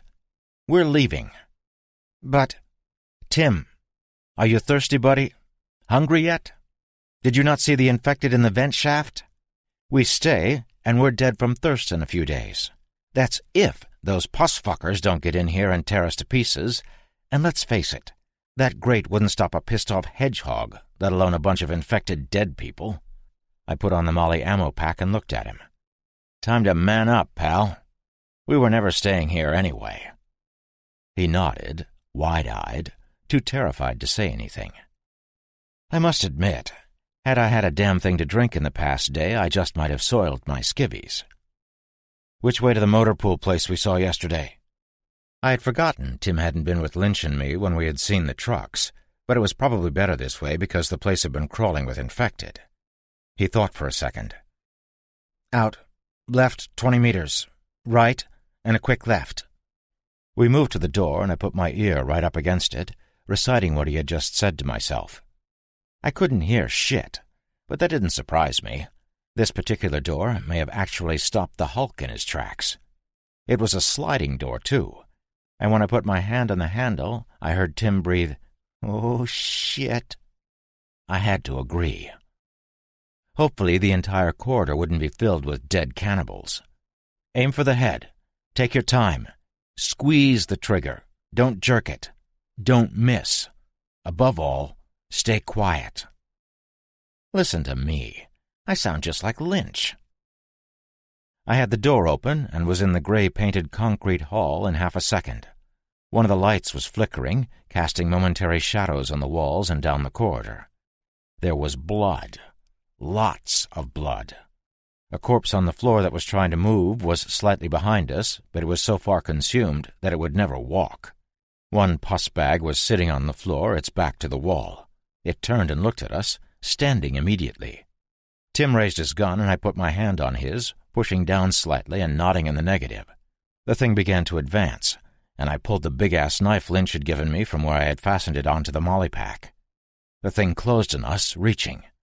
It growled that growl that they growl, and I moved toward it. It was relatively fresh, in woodland camo with horrible wounds on its neck and face, and positively dripping with gore. Bloody eyes focused on me. It came rather quickly, but it wasn't a runner. It got to within 3 feet of me and hissed, turning into a cheetah and speeding up exponentially as it lunged. I was ready, though, and sidestepped. It missed, and I stabbed it through the eye. Ceasing all sounds and forward movement, the thing dropped immediately. "Holy shit, that was awesome," Tim whispered. I scanned the rest of the hallway, and only Tim and I and Mr. Eaton were present and moving. I put my finger to my lips, shushing him. He got it and nodded. I stooped to check out the dead man. He had 2 magazines for a Beretta, but no weapon. He also had handcuffs, pepper spray, and a folding baton. I took them all as fast as I could and gave the mags to Tim, demanding my sig back. He loaded his M9 and we moved on. We got to the first turn, and I held up my fist, having seen this countless times from all the military guys I had been hanging with, and every war movie ever made. We stopped, and I took a quick glance down the intersecting corridors. Empty. Was it scarier to be surrounded by the things, or not know where they were? I was pretty sure the hall to the left was where Lynch had bought it, which means that room was potentially full of pus bags. I mean, they did get into the vents somehow. We had to go right anyway. Oh, and I'm going with surrounded is more terrifying. I don't want to get surrounded. And if they aren't in sight, that has to be better because they aren't trying to eat me. Not being eaten is way less scary than being eaten. Fact. Another fact? The moment you think you're in the clear is when you should be the most alert. We went right, and just as Tim had said, there was a quick left. I could see the motor pool through a huge window. As I mentioned some time before, it was a huge hangar-like structure made of concrete, maybe 60 feet high and 200 feet across. It was not as devoid of the living dead as I would have liked, though. 15, maybe 18 of them were just doing what they do when there's nothing living around, kind of swaying like stoned, lighter-wielding hippies at a Grateful Dead concert. Others were sitting down on the floor, and still others were wandering aimlessly. 2 of them caught my attention quickly, though. One had been an older man, perhaps in his late 50s. He was wearing all kinds of those little bar and metal thingies on his torn and bloody uniform. It was the colonel that had picked me up from Atlantis. He was in his dress best, and he was shaking and looking at his fingers, which were constantly flexing into claws. A runner, for sure. The other was a female dressed in tattered and filthy street clothes. This one looked every which way. She would grab one of the shamblers and scream at it, then look under a truck and move on to another shambler, repeating the screaming thing. She put her hands in her hair and pulled, screaming at the ceiling and shaking her head. Her hands came away with some of her brown hair, and that seemed to piss her off even more. She launched herself at the nearest pus bag and began scratching and tearing at it.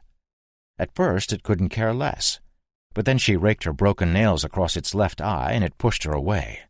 She took the hint and did the hair-pulling thing again. I studied the place and ducked back before any of them could see me. It was right then, watching her totally out of control, that I consigned myself to staying alive as Lynch had demanded. This poor woman and the colonel in the room with her were infected. They were not evil. The thing that had invaded their brains was. Whatever this thing is, virus, bacteria, voodoo magic, or a pissed-off god, I was going to beat it. I was going to stop this damn plague and save humanity. I suddenly felt a deep and mourning sorrow for the 2 poor souls in front of me. Don't get me wrong. They still had to effing die. They were in my way. Can't save the planet if I'm dead, right? 8 vehicles were in the big room. One was a tractor-trailer. It looked like a cattle truck. 3 Humvees. 2 had 50 cals in their turrets. 1 staff vehicle, a sedan. 1 green Chevy Blazer. The last one was an MRAP, and it was my baby. That is what I was going to steal. I had learned how to drive these in Mississippi at Keesler Air Force Base. An MRAP is like a beefed-up 6-wheel truck, although this one only had 4. MRAP stands for Mine-Resistant something. I don't remember. It was less than a tank, but more than a truck, and unless the living dead had suddenly procured anti-tank weapons, they weren't getting us once we were inside. We weren't dying today. Unless they got us before we got in. Or if there was a platoon of them already in it. Or if it was out of gas. The driver's side door was ever so slightly ajar, and the only thing between it and the extremely open giant doors at the end of the tunnel was the Blazer. Oh, and a bunch of zombies. Can't forget the zombies. Critical importance here. I looked at Tim. We're taking the MRAP. We open the door and you shoot the colonel. I peeked through the big window again and pointed. I don't care if you use all your ammo. He's a runner. And you don't have to pop his dome. Just get him not to run at us. Legs or center mass, anything to stop him. I'm going to take the woman and anything else that gets in our way. We solid? He nodded, and I realized I was about to step into yet another shitstorm. Staying here was not an option, though, and I heard movement down the hall behind us. Couldn't see anything around the corner, but I had no illusions about what was back there. I opened the door to the motor pool and stepped out onto a concrete landing. 6 steps down and we were on the floor. We had progressed 5 feet from the landing when the first one spotted us.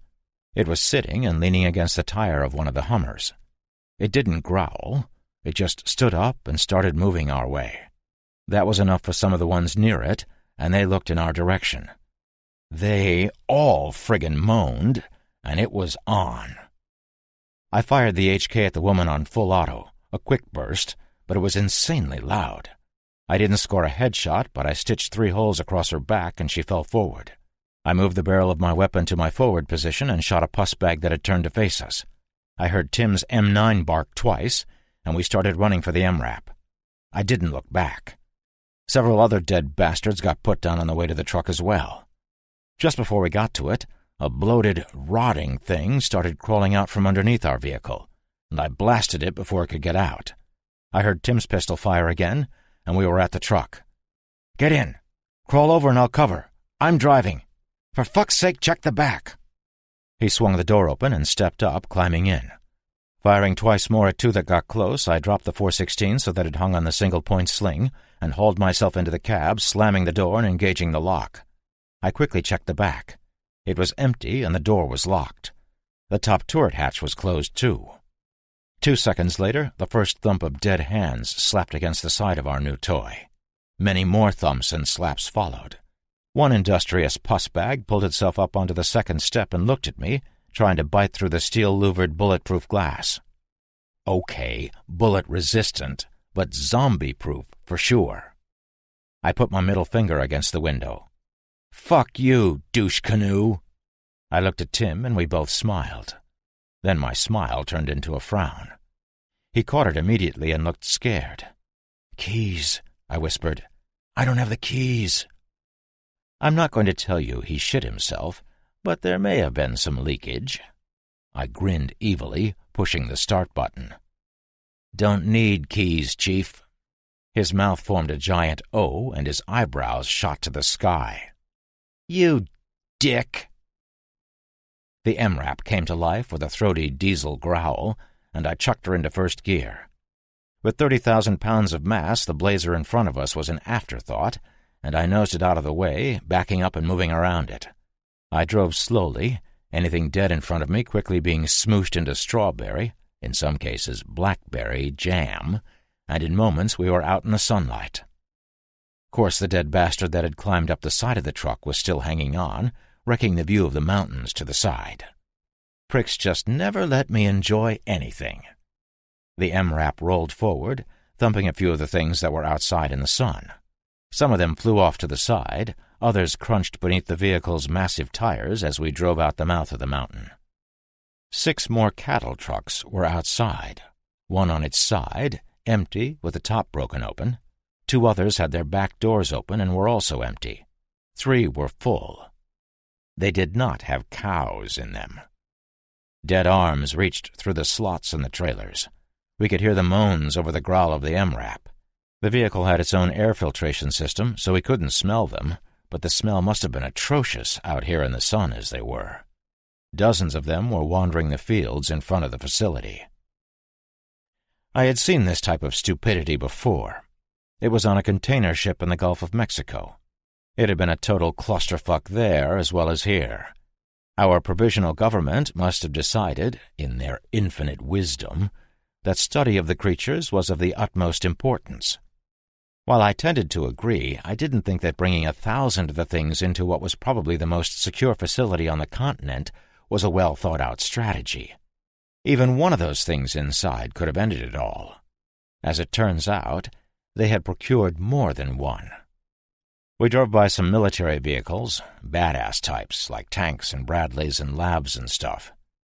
All just sitting there, surrounded by zombies who wanted nothing more than to eat me. I knew that prior to inviting 1,000 or so undead to the area, there hadn't been that many around, which cemented my position on our government. Idiots. They had a great thing going here, and this could have been a base to help take back the country someday. I'm just a schlep from Boston with no military experience, but I can honestly say I thought the folks in that mountain behind me had what it took to get the job done. Fuck 'em. They're all dead now. So, which way? South, Tim, old pal. South. What's south? The Gulf of Mexico and the biggest damn human being you'll ever see. That's a long way. Then we best keep moving. South of Baldy. We drove for about an hour at maybe 40 miles per hour, so my advanced math told me we were about 40 miles south of the facility, which Tim had called simply Baldy. It would be getting dark in a few hours. An older house, complete with barn, up a long paved driveway, appeared off the road. After the day we had, I really wanted some quality rack time, and this looked like as good a place as any. I pulled off the road and drove up to the house. The driveway circled around and led back in on itself, and there was a track to the barn. The barn doors were closed, but the door to the house was wide open. Didn't bode well for the owners unless they were airing out the place during a zombie apocalypse. Tim read my mind, not that it was overly difficult at the moment. I don't really want to go in there. Me neither, but I'm still thirsty. and we're shit out of rations in here. We might have a quality ride, but without food and water, all it is a metal coffin." He nodded. "Damn." And then some. I parked the behemoth and shut off the engine. I immediately started it again to make sure it would start later, and began to formulate a plan. Okay, so we just put about 2 days between the dead at Baldy and us. That doesn't account for anything that's already here, or heard us a mile or so off. We go up to the door, bang on it, and make some noise, then wait it out. If nothing comes, we go in and see what's in there. Tim nodded, and I continued, "We grab what we can, bring it in here, put the truck in the barn, and sleep in the truck on the seats in the back." "We're not sleeping in the beds in the house?" "Fuck that noise. I don't want to get trapped in the house if we get swarmed, especially seeing as how we have what basically amounts to a tank at our disposal right here. Not to mention the house doesn't move, and this does." I patted the steering wheel of the MRAP. He nodded again. "Okay, let's do it." So we did it. It went like clockwork. I pounded the doorframe with my fist, and we waited a solid 10 minutes. I did it again, adding a couple yells, and we got nothing, so we entered, closing the door behind us. Other than some dust and a single leaf on the floor, nothing seemed out of place. No blood, no boarded or broken windows, and no signs of struggle. These folks just up and left, or worse, they were still here. We were greeted with quaint wooden furniture, a couch that my mom would have called a sofa, fireplace complete with giant wooden mantel upon which sat photos of a younger man and woman with 2 small boys. Photos on the wall, the images of those boys grown, and more images of the couple older and retired. The guy liked to fish, and there were stuffed fish all over the place, and more pictures of him with fish and him fishing.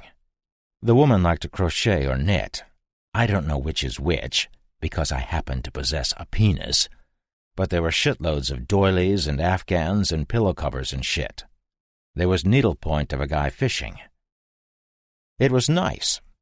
After a year on the run, living on an oil rig, and then my time at Baldy, this was a slice of pretty. We moved to the kitchen, and it looked like any grandma's kitchen. The only thing out of place was the moldy bread in an open bread box, rotten fruit in a bowl on the counter, and dead flowers in a skinny vase on the round kitchen table. Everything else looked as if the owners just needed to wake up and get on with the day. We cleared the room, making sure the doors to the basement and out the back were locked. Tim was about to open a cabinet, and I nodded no. We moved out of the kitchen and checked the other 2 rooms down the hall. Only dust welcomed us. Taking the stairs, we cleared the upstairs bathroom and 2 bedrooms. Beds made, more dust. We checked every square inch of that house, including closets, but I wasn't opening the pull-down attic stairs, and F that basement. Whatever was down there was staying there. It was weird, almost as if the owners were the victims of alien abduction. The nearest town was a half-hour away, and I had no idea where the nearest homestead was. Not close, that's for sure. I wondered how many other houses across the country looked just like this. Going back to the kitchen, on a whim, I opened the fridge. It was nasty, and I closed it quickly. The cabinets were stocked. I mean totally full, like someone had just done the grocery shopping, except for the dust. There was dust on almost everything, but the cans and packaged goods were placed neatly. Suddenly, I didn't want to be in this house anymore. What the hell happened to the people who lived here? They were in a better location than most to ride out the plague a little longer. No people nearby, secluded location. This was Montana, so it was probably some town ordinance that the folks who lived here had to possess guns, but unless they were in the attic or the basement, we missed them. There was a huge, overgrown garden out back, too. So where had the couple gone? To find their boys? No kid would want to stay here. It was the middle of nowhere. The boys had probably found women at college and moved away. "I don't like this place," Tim suddenly stated, mimicking my thoughts. "Yeah, let's grab the food and book." "No, dear reader, not the Bible on the end table. I'm from New England. Book means leave, remember?" Don't even get me started on accents, either.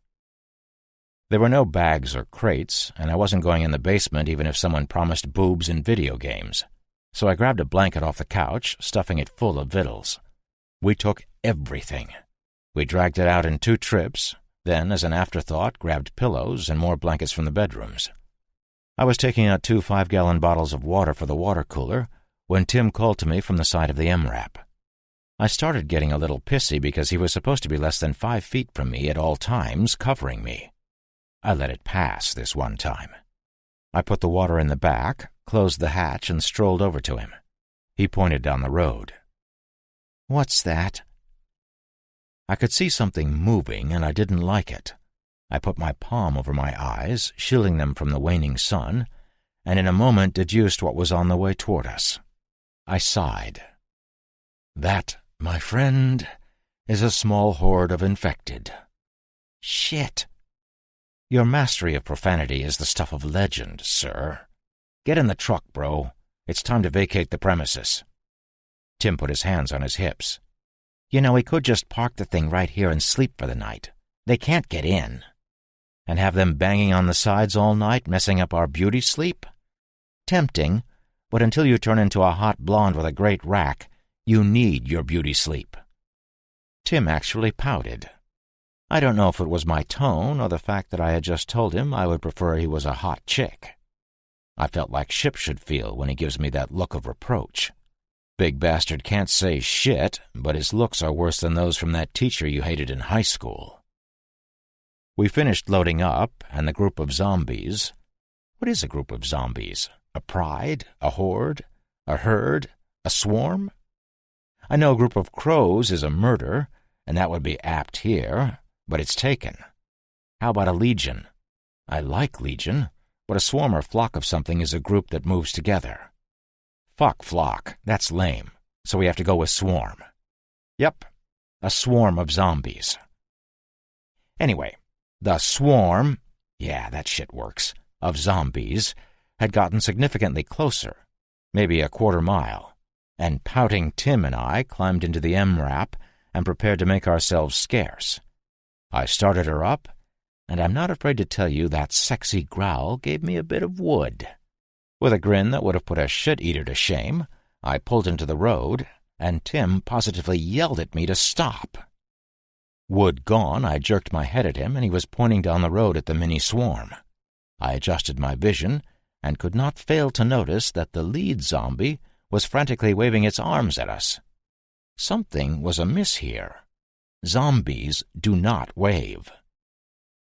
Well, shit. That dude was just that. A dude. Not a dead dude, but a live dude. Fucker was close enough now that I could see he was big. Not Ship big, but certainly in the could-have-played linebacker for a pro football team category. He was limping, too, and using something as a crutch. The pus bags were gaining, albeit slowly. There must have been 50 of the things, and they were in slow pursuit of said live dude. Now, my mama didn't raise no dummies. If we picked this guy up and he was the Charles Manson type, we were in trouble. If we left him, he was chow. Even if he beat them to the house, they would get in and get him, plus we had just raided it and swiped all the food. So it was pick him up or live with the fact that we had allowed him to be nosh. I actually thought about leaving. One more mouth, and it was a large one, to feed would seriously cut into our rations. Not to mention he could be on the crazy or I need all your shit side of things. I spun the wheel to move in the other direction, to leave him, and before Tim could even offer a surprised intake of breath, spun it back and floored the accelerator. We drove the now 1/8 of a mile toward the hapless bastard, and I realized he never would have made it to the house. The dead were maybe 20 feet behind him. Jamming on the brakes, we kept the truck 30 feet in front of the guy and waited.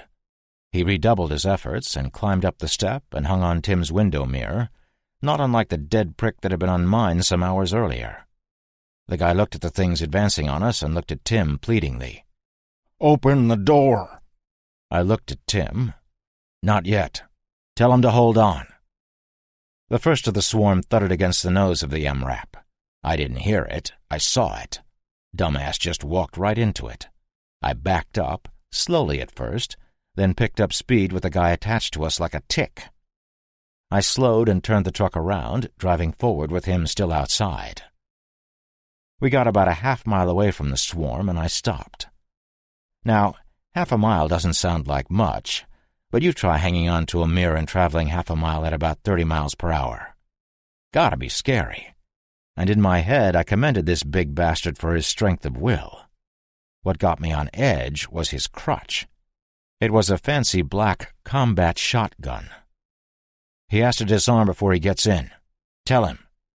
Tim told him, and the guy stepped down off the MRAP with a look back toward the swarm, inexorably making their way up the road. He put his shotgun down on the dotted yellow line and stepped back a little, putting his hands up and casting another glance in the direction of the dead. Tim moved into the back of the truck and opened the back hatch, getting out. He picked up the guy's shotgun, and the guy followed Tim into our mini-tank. Tim shut the door, brought the gun up forward, and the guy sat down on one of the seats. "Thank you, boys. I was a goner if you didn't stop. They was going to get me for sure." "What happened to your leg?" "What's that?" "Your leg," I repeated. "Have you been bitten?" He looked at his leg, then back at me. "No, sir." He had said it as one word. "Took a bullet a couple months back, and she's been weak ever since. Twisted it foraging in a town about 6 miles south of here, and them pus bags found me. I've been crawling as fast as I could, but I was just about done when I came across you boys." He pulled his pant leg up, and I could see he wasn't bitten. I turned around and started to drive south again toward the swarm. Did we just turn round?" "Yes." "Back towards the dead uns?"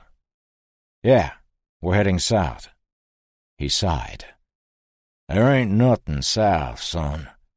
I've been up and down this country in the past year, and all I've seen is death. Been from the west coast to the east and back this far." "Then we're in the same boat, truck, Chief." "So have I." The guy stood up in the back of the MRAP, and Tim tensed, his hand on his pistol. "I'm much obliged to you for picking me up and all, but I needs to head north. Sorry." I rolled the truck to a stop, but didn't turn to look at him. "You'd like to discuss this now?" I had purposely stopped 50 feet from the dead folks. The first hand slapped on the side of the MRAP in just a few seconds. The guy looked out the side windows and sighed again. "Now's as good a time as any. I gots to look for a friend. Actually, I ain't never met her, but I know her husband. He said she was there when the plague hit, and he thinks she must be dead. I'ma find out and tell him or bring her back." "Back where?" Tim demanded. "San Francisco. Alcatraz." A prison. Figures. I put the truck in park, dead fists beating on the side. I clenched my fists on the steering wheel, and Tim tensed even more. If the poor kid was sitting on a lump of coal, we would have had one hell of a diamond. "So," I began without looking back at him, "you're telling me that you've crossed an entire infected United States to attempt a rescue mission for someone you've never met, based on information that this person might be in a city with a population of 10,000 undead cannibals." I stated it. I didn't ask. "Yep." "Okay, then." I put the truck in drive and turned back around. If it were possible, Tim clenched harder. "What the hell are you doing?" "Dropping off our new pal." He looked shocked. "But you know what's back there. We barely got away." I laughed. "Tim, old buddy, what's back there is small potatoes compared to what's south of us. There's way more people to the south, which means way more infected." He still looked stunned. "Zombies, dude. Fuckloads of zombies either way." Tim didn't say anything, so I asked the southerner his name. "Dallas. Name's Dallas." I couldn't help it. I just couldn't. My comedic stylings get the better of me sometimes. "Oh," I said. "Are you from Texas?" Haver. So, he was from Texas. He began a fantastical story about how he was caught in San Francisco when the plague hit. He met up with a group of good people, and they got to Alcatraz, where they were fortifying and trying to make it. There's apparently a military presence on the island as well.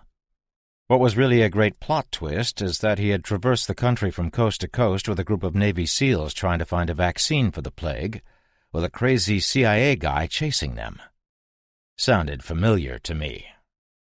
We took Route 236 west and hooked up with Route 87 north, skirting Baldy Mountain and the hundreds of infected that now called it home. It was weird not seeing as many abandoned vehicles and destruction, or even undead. But then I remembered our location. Montana. Middle of no and where. We reached Route 2 at about 11 p.m. and I pulled over. We got out of the vehicle and I made a fire with a broken wooden street sign right on the middle of the road. I used the light of the fire to inspect the MRAP. Several fuel cans had been placed in racks under both sides of the vehicle. 8 in all. Looked like 5 gallons each. A shit ton of medical supplies resided in the back of the MRAP, and Tim had dressed Dallas's ankle with an ace-type bandage. The big man said it felt worlds better with just the wrap on it and thanked us. He also thanked us profusely when we cooked up some noodles and had a can of peaches each as well. He was hungry, and while not out of food, he only had a couple of Slim Jims and a bag of rice left, but he was out of water and had been for a day. We continued trading stories, and he dropped a bombshell. He had come across some type of spook, whom he had had no choice but to kill. The spook's name had been Lynch, and that scared the shit out of me. Him, too, when I told him about my Lynch. I told Dallas that I hadn't seen my Lynch die, but he had been bitten and was surrounded in a small room by what had to be dozens of infected. I was sipping a blue Gatorade pilfered from the homestead when I heard the telltale moan of an incoming pus bag. Our fire must have been a beacon to it. Tim stood when he heard the moan, drawing his weapon and looking terrified, pointing the M9 in every direction. The Texan's shotgun was strapped to Tim's back, and it slipped off his shoulder with each turn the nerd made. Dallas looked at Tim, then at me, and raised his eyes. He was in a secure location since the start of all of this. I grew thoughtful for the briefest of moments and furrowed my brow. "Tim, is this the first time you've been outside the mountain since the plague hit?" "Yeah. Where is the thing? I don't see it." "Relax, pard. I got this." The big man stood, pulling a length of rebar that both Tim and I had missed from his belt. The thing coming at us out of the dark hissed, and Dallas turned to look at it. It was walking straight down the road, and now we could hear its step drag as it approached. The Texan moved toward it with a practiced grace and messed-up ankle. He sidestepped when it lunged, bringing the rebar down on the back of its neck. It collapsed, but wasn't done, and feebly latched onto Dallas's injured ankle. Dallas chuckled. "Peppy one, this'n." He swung the rebar down, impacting the back of the thing's skull with a sickening crunch. "Finito," he said. "That's Italian." He sat back down and began drinking the juice out of his peach can. "Tim, old buddy, why don't you give the big fella his shotgun back?" Without a word, Tim complied, still looking at the sack of death on the ground 20 feet away. Dallas seemed touched by the fact that we would allow him a gun in our presence. "Now, what made you change your mind, if you don't mind me asking?" "I think you could have done to us what you did to that," I pointed at the former human, "at any time. Never saw that piece of metal you're carrying." "You didn't ask me about it. You just told me to give you my gun." "We did. Tim, sit down. Our large friend here has diffused the situation." "I'll sit down, but in the truck. If one of those things found us, there could be 100 of them bearing down on us." I had a point. Dallas stood. He's got a point. I kicked the fire out, and we all got back in the truck. I didn't feel the need for a watch, as we were in what we were in. I let Dallas have my stretcher bed, which I still hadn't slept in. His leg was feeling better, but I wanted him to heal it overnight if we were going into a town of over 10,000. I slept in the front seat. Or rather, I didn't sleep. I fidgeted in that damn chair all night, tossing and turning and trying to get comfortable. I saw the sun rise, and the next thing I knew, I was regretting the idea of not posting a watch. Penguins. I was dreaming about penguins. They were all walking toward me, swaying side to side as they do their little waddle. I heard something familiar as the penguins waddled. It was a sound I should be afraid of, but I couldn't remember what it was. It was then I realized all the penguins were dead. They all had red eyes and huge, very unpenguin-like teeth, and they were all hungry. I sort of shocked myself awake. My mother used to call that falling out of my tree. I cleared my throat and blinked a couple of times, kind of thirsty and having to take a leak. I started to stretch and looked out the window at the backs of a giant waddle of penguins. Yeah, I know some shit. A group of land-walking penguins is a waddle. Except this wasn't a waddle. It was a swarm. Yep, you guessed it. I was looking at the backs of several hundred undead, all shuffling past the MRAP as if it were a rock. All of them headed east on Route 2, directly toward Havre, right where we had to go. I got up slowly and made my way back to the sleeping beauties in the back. The stretchers they were using as beds were fit into frames on each side of the MRAP over the seats.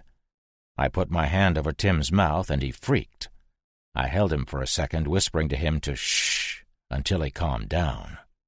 Wait. I don't hold him. I held him down. There was no cuddling. Anyway, I pointed out the front window, and he nodded. Dallas had heard the commotion and was sitting up. "Damn," was all he whispered. "They don't know we're in here, or they'd be banging the shit out of the sides. Trust me, all it takes is for one to start banging, and they's all going to be on us." "Fuck 'em," Tim said, taking me completely off guard. "They can't get in, and we should just run them over. They're heading toward where we have to go anyway." I looked at Dallas, and he at me. We both shrugged. Why not? Why not run them down and grind them up? If there was anything left of Havre, those people didn't want a few hundred dead coming down on them, so why not stop them here? Tim was right again. Fuck 'em. I got back to the driver's seat and buckled up. There were some stragglers, but the main force of this small army was now ahead of us by 1/8 of a mile. I looked in the mirror, but couldn't see any more than a few behind us. The weird thing was that every single one of them was on the road. Not one pussbag was walking on the dusty ground or side of the road. They were all crowded on the asphalt. Some random inherent memory, maybe? Dunno. I started the truck, and it turned over immediately, much to the chagrin of the always hungry undead that had just ambled by a canned dinner unawares. The humiliation didn't last long, and I could see it turn to irritation, then downright anger. The scientists at Baldy had told me that these things have no emotion, but they were wrong. They didn't have compassion or pity or mercy, but they could get mad. Pissed. I had seen it. I got into an argument about the alphas versus the betas one day with one of the Baldy eggheads, alphas being runners. Runners were always pissed. Nobody on the planet was going to tell me otherwise, but this woman had tried her best. Maybe they were irritated about the fact that we weren't infected. Maybe they were annoyed that we looked better than them. I don't give a shit. They were all mad, and they absolutely hated us.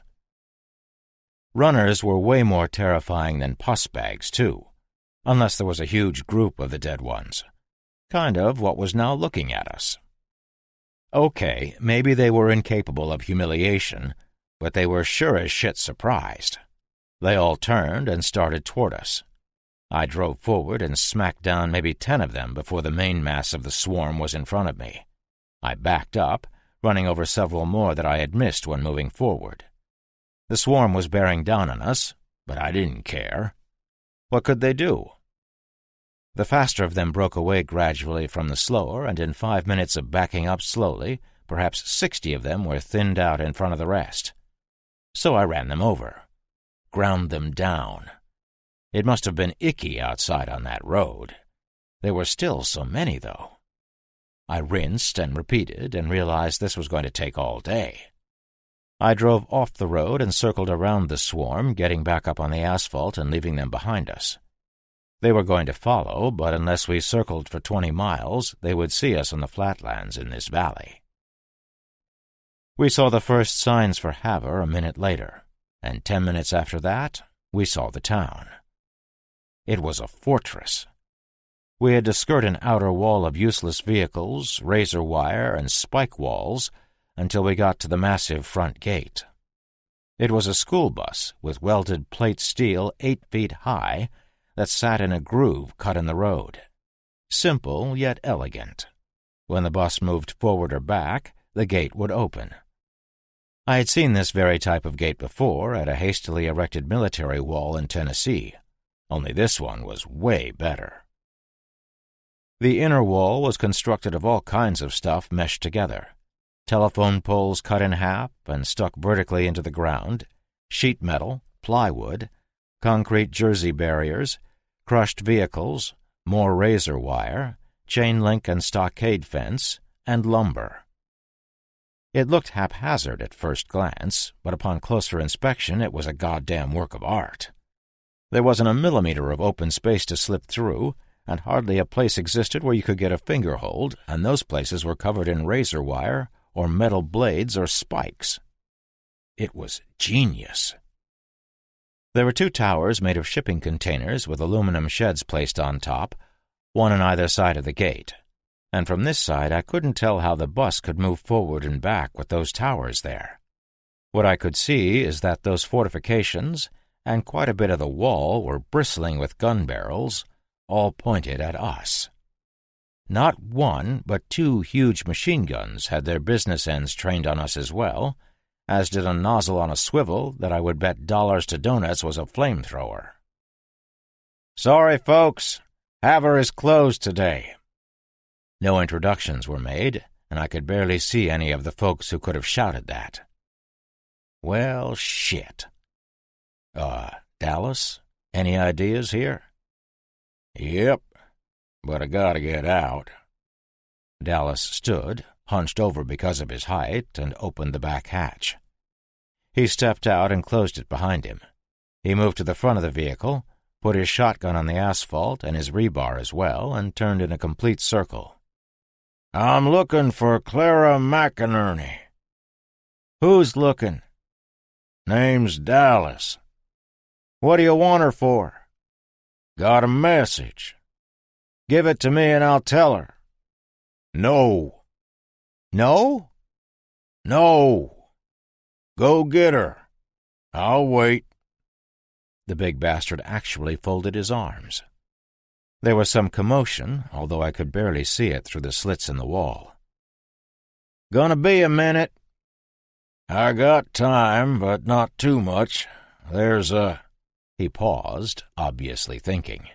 He snapped his fingers and said, "Swarm. A swarm of dead folks about 3 miles back on the road. He's headed this way." "How many?" "A lot." "How many?" "Hundreds." There was dead silence until a woman shouted over the wall, maybe 15 minutes later, "Who are you?" "Name's Dallas." "I don't know anyone named Dallas." A gigantic grin crossed the face of our new traveling buddy as he looked back at us. He turned back and spoke to the wall. "Your husband Kevin does.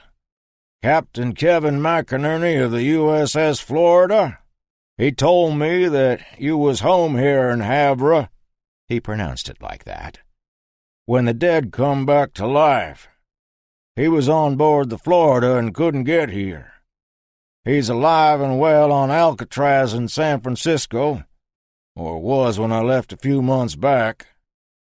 He's my friend, and he told me to call him Kevin, not Captain or Commander or any of that. He said he misses you and Clyde." Dallas would tell me later he heard a loud sob, but all I heard was the sound of a bus engine. A smallish man dressed in coyote camouflage dropped over the side of the plate steel-covered bus. He skirted right past Dallas when the big guy put his hand out for a shake. The little guy moved to the MRAP and climbed up on the driver's side steps. He showed me a large bundle he had, waving it slightly. "C4. If you turn hostile, you go boom." He nodded, and I nodded back. He attached the bundle to the front windshield and stepped away. The bus moved forward, and a middle-aged woman, also in coyote camo, came running out and stopped in front of Dallas, looking up at him. A dog trotted out behind her and sat on the pavement, scratching his side. She slung her rifle and threw herself at Dallas, her arms going around him in a hug. She couldn't reach all the way around the guy, but she tried like hell. The big guy, taken aback, didn't know what to do for a moment. Then he returned the hug. 7 men, all in that coyote camo, followed her out and looked us over. One of them hand-motioned us to drive through the gate, and I did, stopping just inside. "Gotta get out, buddy." I opened the door, and Tim did the same. I brought my weapon, and the locals looked at it but didn't raise their weapons, which I thought was odd. One of the guys came over and crawled up into the MRAP. He looked around and got out, nodding in approval. A different guy, older, with a beard full of gray, stepped up to us. He shook Tim's hand and then mine. "Any of you bit or scratched?" The dog, a bloodhound and a big one, came and sat at my feet, his gigantic tongue lolling. He looked up at me and I scratched his head. "No, sir. No bites or scratches." 2 of the guys looked at each other. "Welcome to Havre, Montana. Population just over 1,600 souls. Don't get in no trouble and you can stay for a bit. Get in trouble and we'll shoot you. Gotta get checked out by the doc and surrender your weapons before you're allowed to walk around." I unslung the HK and checked the safety, then handed it to him. I gave him my cig, and he looked at the suppressor, then at me with raised eyes, then sideways at one of his buddies. I unsheathed my SOG knife from my shoulder strap, and he put his hand out to stop me. "You can keep that." I thanked him and stuck it back in the sheath while he disarmed Tim. Dallas brought the woman over. "Boys, this here's Clara." I shook her hand, and so did Tim. "Thank you. Thank you for bringing word of my husband. You must be hungry. Let's get you to Eleanor's for some breakfast." She took Dallas's hand, pulling him down the street. Tim and I followed, me looking back longingly at the MRAP as the guys were now all over it like a flock of vultures. I heard it start up, and we turned a corner, heading toward a small diner. I smelled cooking, and suddenly I was starving. Brewing coffee and trouble. When I had been on the road with Ship and Cat, we generally ate what we could find. Canned and dried stuff or MREs. The food at Atlantis, my new home, had been superior. Then I was a guest at Baldy Mountain, and the food had been standard cafeteria stuff. It was good. Reminded me of prison food. A lot of soups, cheese pizza, and pasta. Not a tremendous amount of meat, and the dairy products were substandard. When Clara opened the door to the Havre House Diner and Grill, and the aroma of fresh breakfast food being cooked hit me, it was like a wet dream.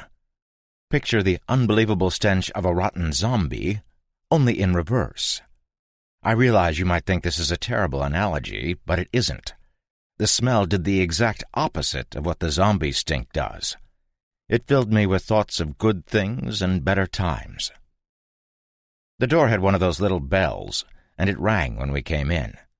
Clara moved to a diner-style booth and took a seat. Tim sat next to her, and Dallas and I sat across from them. A couple of guys were at the bar, and there was a young couple at a table with a little girl, but other than that, the place was empty. Clara waved to everyone, and they all waved back. They also all had weapons. Even the kid, maybe 10, had a small pistol in a holster hanging on a hook. It had to be hers. The gun belt wouldn't have fit anyone else in the room. I heard the door to the kitchen open, and Clara waved someone over. I expected it to be this Eleanor person, but she was behind me as she came to our booth. I was also expecting, much like you were, that Eleanor was an older woman with her hair in a bun, wearing an apron and wiping her hands on a dish rag. Nope. Eleanor was tall and tan and lithe. Auburn hair in a ponytail, wearing jeans over cowboy boots, with a button-down shirt buttoned to exactly the right position. No further, no less. She was beautiful, and her smile made me feel like I was floating on a cloud of titties. Fine, it may not have been her smile, but this is my story. Morning, Clara. Who are your friends?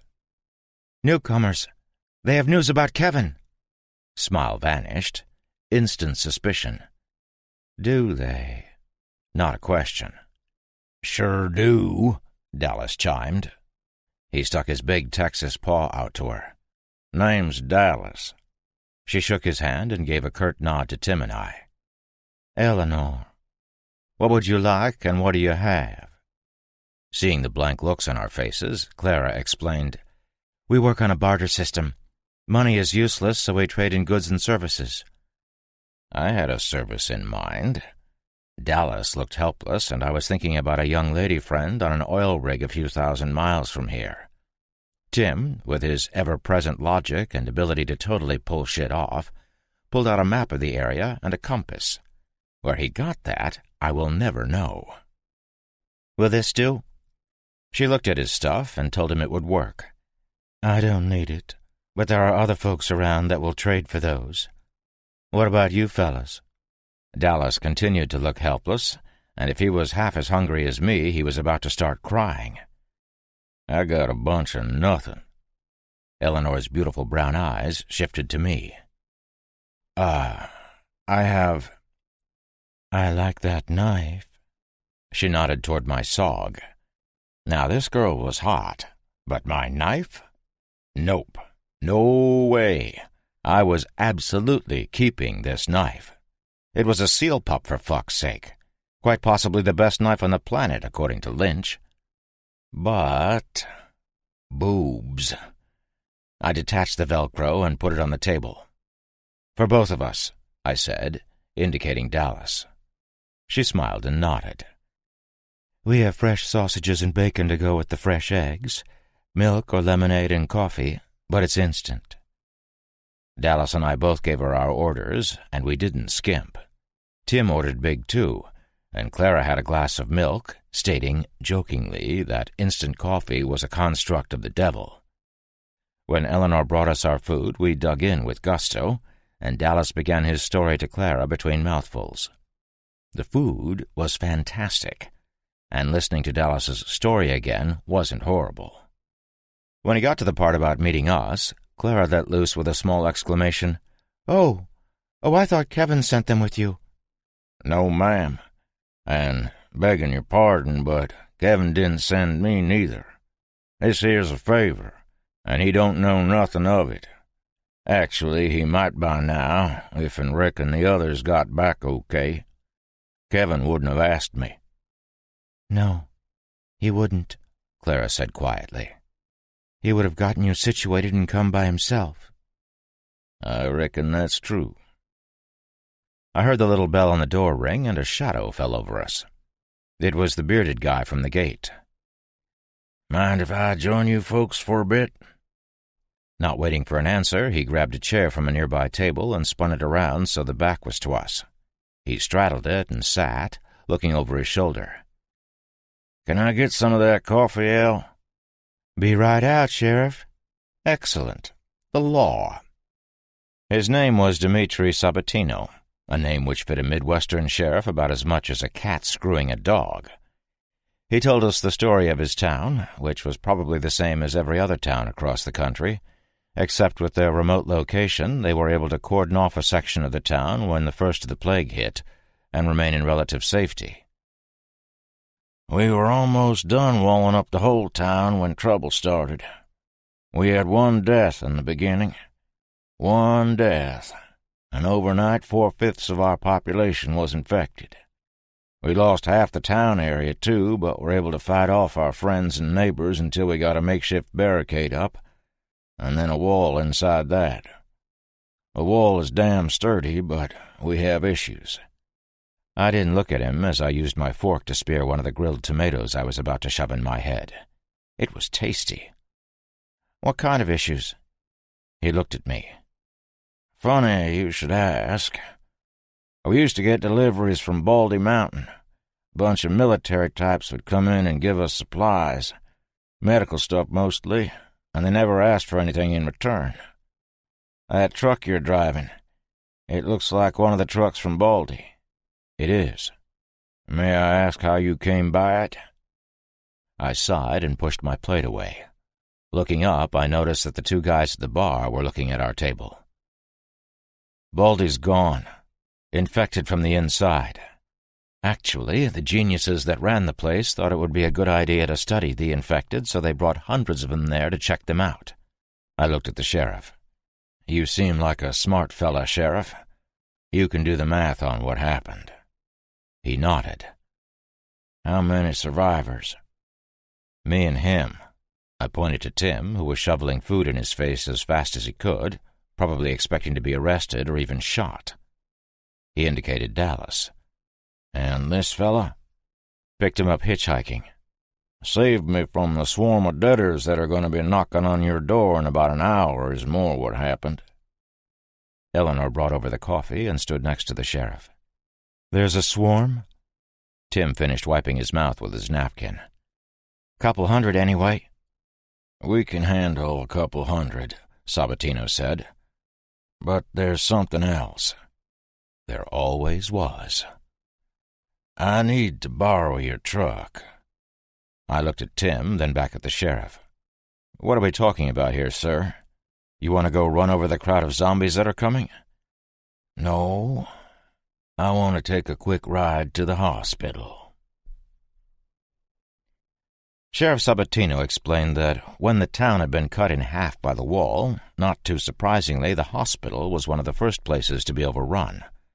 The defenders had been forced to pull back and were unable to rescue anyone in the hospital or the entire east side of the town.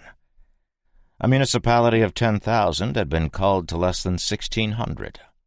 All the rest had been infected. We need more medical supplies, and that hospital is full of them. I looked at him hard. You're damn right it's full of them. Them being things that want to eat you. What's your plan? Drive the truck in, get the stuff, come back. I shook my head. Good plan. Why didn't the Baldy people ever clear the east side of Havre? I asked them that. They said something about unacceptable losses. I harumphed and looked at Tim. Typical bullshit. Where do you think those cattle trucks came from, Tim? Tim's eyes went wide, and the sheriff asked what I meant. I told him about the trucks at Baldy, and he harumphed too. I'm wondering if the losses they were talking about were living folks or dead ones. Sheriff, I would like to help, but I need the truck to get home. He nodded. I understand that, son. I do. You have to understand I have a town to think about, though. A lot of people depend on me, and your vehicle would help those people. I hadn't noticed, but the place had gone extremely quiet. Everybody was looking at me, and I felt small. All right, don't think I'm a dick. I'm a fantastic human being, I swear, but come on. Do you really think this guy was ever going to give me my truck back? Either he was going on a successful trip to the hospital and would figure out that the MRAP was too valuable to give back, or, just as bad, he was going on an unsuccessful trip to the hospital and would leave my almost tank in the midst of 8,000 infected. I really didn't want to say no, but I needed to get home. I looked at the two guys at the bar. One had picked up his rifle, and the other had his hand on his gun belt. "Of course you can borrow my truck, Sheriff, but I want compensation." Out of the corner of my eye, I could see the two guys take their hands off their weapons. "First," I pointed at Eleanor, "I want my knife back. That means you have to come up with something to trade for it. And then I want 6 full diesel cans for the MRAP when I leave. 200 rounds of 5.56 would be nice, too." 20 gallons and your knife back, no ammo. I knew this whole dickering thing was bullshit, and I'm pretty sure Sabatino knew I knew it. But what could I do? I thought Eleanor was going to be pissed, but she was all smiles as she handed my SOG back. "Deal," I said, and shook his hand. "When are you leaving?"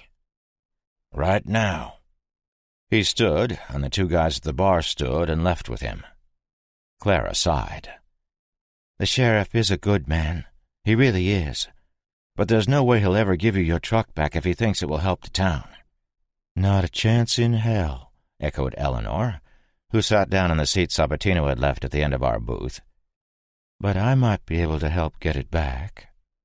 "Why would you do that? You just met us." "Because I want to come with you when you leave." "Me too," Clara said quietly. "I would appreciate a ride at least part way to San Francisco. I have quite a few supplies we would be able to take as payment for a taxi ride." I looked at Dallas, who smirked. "Well, I ain't staying here." The two guys that had been at the bar were our escorts. They showed back up about 10 minutes after the sheriff had left and were very friendly. They said we had to see the doc, and they brought us to him. We had gotten a once-over when we were let in, but this guy was thorough. He noticed the bite scar on my leg, running his gloved fingers over it a few times, but the fact that it had healed threw him, and he didn't even question me about it. We were cleared just about the time the gunshots echoed across the town from the western gate. "A few dead ones hitting the gate is all," one of our escorts told us. "Nothing to worry about. Them's probably the ones we drug with us." "Agreed, my large friend." I looked at our guards. "What now, fellas?"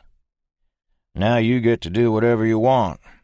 Me and Tom will shadow you to make sure you don't get into any trouble until the sheriff says we don't have to anymore." "Fair enough. Wouldn't mind a little rack time." "They can stay with me," Clara told him and us. The gunshots stopped as we reached Clara's house, and the guy who hadn't introduced himself yet reached for his radio. He spoke into it, asking if the western gate was clear, and we all heard that it was. Dallas, Tim, myself, Clara, Tom, and No Name sat on a pretty couch and 3 chairs in her house for a few minutes talking, and then I asked if I could take a nap. Clara told me I could use the last bedroom at the end of the hall upstairs, so I excused myself, took a piss using a functional toilet with running water, and hit the proverbial sack. It was dark when Tim shook me awake. Tom was standing with him. "Was it?" I demanded groggily. "Trouble." I sat up immediately, well aware that my weapons were now in the possession of one Dmitri Sabatino, sheriff of Havre, Montana. Tim put his hands up, palms toward me. "Whoa, we're okay. No infected attacking us." That made me feel better. Tom piped up, "The sheriff called on the radio. He and the scavenging team are trapped in the hospital." That made me feel oddly better, too. I let loose with a colossal yawn and stretched. This was the first time I had been allowed to sleep more than 4 hours in a row since my incarceration at Baldy, and no needles either, or probes, or questions, or requests for other fluids. I could tell Tom wasn't done. "And," Tom passed me my HK, "and we need help getting him back." NMH and zero tolerance. Now, what would be comical about a group of cowboys, complete with cowboy hats, trapped in a hospital and surrounded by a few hundred living dead, jonesing for some human flesh with a side order of fries? They're trapped in the damn morgue. Sabatino had taken 4 guys with him, one of whom was dead, and another unaccounted for. 3 of them were trapped in the basement of the hospital, with half a town of undead roaming the halls. The yokels hadn't been found yet, but the sheriff said that the pus bags were getting close. The half-a-redneck also reported that he had several huge duffel bags full of medical goodies, but no way out of the hospital. All of this Tom had related to me while we sat at Clara's table. Sabatino hadn't contacted Tom again since he first radioed almost an hour ago. Tom ended his tale by asking me if I would help. I looked at him dumbfounded. What the hell can I do? You guys can come with me to get the boys and meds. Wait a minute, damn it. Don't you have almost 2,000 people here? Can't a few of them help? Not to mention I've been here 10 seconds and you trust me with your sheriff's life? The sheriff asked for you specifically. I blinked. What? What did he just say? He said that you knew how to deal with the dead up close.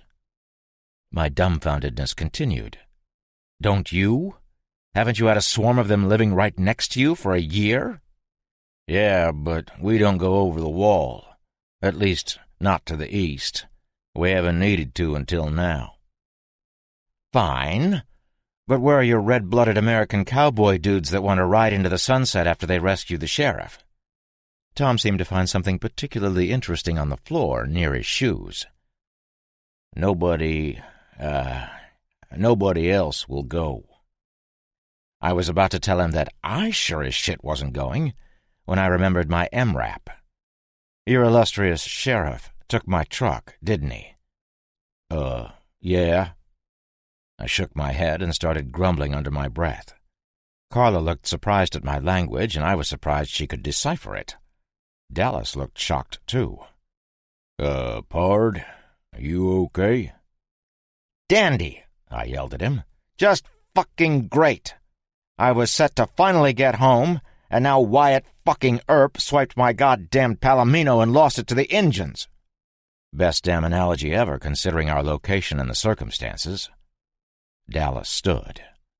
So let's get her back. I put my hands over my eyes and shook my head again. Yeah, I'll go. Tom, I need you to show me where the hospital is and the best way to get there. Most importantly, I want a map so I can memorize the best way back. Dallas fingered his rebar. When do we leave? We don't. In case you've forgotten, you've got a busted wheel there, King Kong. And Tim stays too. I'll take Tom, and that's it. Whoa there, Pard. I can help. Dallas, please don't be upset, and for Christ's sake, don't kill me. But you'll only slow us down. You're not walking properly, and we will undoubtedly need to run. He nodded. You're right, horse. Plus, if anything happens to me, nobody will be around to take Clara to Frisco. He sat down. Good luck. People from San Francisco hate it when outsiders call their city Frisco. Dallas looked thoughtful. Tom left and came back in 5 minutes with a huge map of the town. DPW map, he told us. We studied the map, Tom drawing routes with his finger. The straightest path went unmentioned, and I asked about it. No way. That's where most of the infected hang out when they aren't attacking the wall. They just stumble around until they see or hear something, then they move like a flock of birds towards whatever it was spooked them. Perfect. We took 2 hours making a plan, with several diversions and a run across the rooftops. Soon Tom and I were standing at the wall, yet another piece of Haver artwork, staring down into the dead faces of about 50 infected, scratching the wood and metal and staring right back at us with a malevolent hunger. The guys on the wall knew the plan, and they started making noise. It was exactly 9 p.m. when Tom and I moved 100 yards south and dropped over the wall. I was instantly petrified. Fuck bravery. Fuck doing the right thing. This was pants-shitting terror. Tom moved forward, and I followed him to a drugstore with a smashed front window. We crawled in, careful not to step on the glass and make a shitload of noise for any critters lying in wait in the aisles. It smelled of death in there. Tom had told me that there was rooftop access that we could use to get half a mile closer to our destination before we would need to hit the streets. In the darkness, I looked around. The damn shelves were full. This store was 50 feet from the wall, but Sabatino had opted to go 1.5 miles into the city to the hospital. Not being a doctor or a pharmacist, I didn't know what kind of drugs the hospital had over the drugstore, but this place should have been raided months ago regardless. There was a ton of shit in here, and not just over-the-counter drugs. Dozens of drinks in closed coolers, packaged food, all kinds of toiletries and sundries, and even small toys for kids. The back of the store was loaded with prescription drugs on metal shelves, and there were even some in yellow manila bags that had never been picked up by customers. Tom was in front of me, and I was watching him closely. The floor was cheap, shitty linoleum tiles, and I could make out the sound of footsteps, but just. What was weird was that for every step he took, I heard two, like there was an echo. I reached out and grabbed the back of his shirt. Probably not the best move because he spun and pointed his gun in my face, his eyes wild. He mouthed sorry to me and tried to turn back around, but I held him fast. He had stopped walking, but the steps hadn't ceased. I made a fist with my hand and he nodded. There was a scrape that sounded like someone was dragging something, then soft but deliberate footfalls. I looked down, and we had moved off of the linoleum onto a carpeted area by the pharmacy. I couldn't see further than a few feet in the darkness, but I did see what was left of a body on the floor nearby. It had been human, but it wouldn't be getting up again. The top of its head was gone, and a huge pistol was on the ground next to it on a section of carpet that I could tell was significantly darker than the rest, even in the low light. The corpse had no arms or legs, and the chest and abdominal cavities were empty. Poor bastard had killed himself, and the fuckers ate him anyway. I knew there had to be a way back behind the counter, but there was no way I was going to look for it. Tom and I moved forward and began to climb over the table. I slipped on some paper and went down on my knee. It didn't hurt at all, but it made a nice thump. A low moan came from very close. It sounded like it was behind me and to the right, but I couldn't see. More moans answered, and they were definitely in front of us. We hopped over the counter, and not 2 seconds later I heard the sound of a body hitting the desk behind us. It started hissing, and I turned around to look at it. It had been a woman, and it was horribly emaciated and dry. The skin on the thing looked like gray beef jerky. One eye hung out of its socket, and the other was so loose it looked as if it would be joining its brother at any time. It began to climb over as we did when I heard a sharp intake of breath from Tom. I spun and brought up my weapon, right into the looming pale face of another skinny dead thing. I pushed with the rifle, and the thing stumbled backward. Another one had chosen Tom as its late dinner and moved in for a taste. He raised his weapon, a sawed-off over-under shotgun, and prepared to remove the head of his attacker. "No," I hissed. "That will bring every one of them that hears it." He lashed out with his gun as I had, and his adversary went ass over tea kettle, falling backwards. A loud snap punctuated its landing, bone protruding through its forearm. My zombie didn't seem to notice and came straight at me. I yanked my knife from the shoulder sheath and brought it in a sideways arc into the side of the thing's dome. I had been aiming for the temple, but it was a tad further back. A year of rot had taken its toll on this thing's cranium, I guess, because my sawg slipped into its melon easily. I tore my blade loose as the creature collapsed, and I turned to help Tom with his adversary.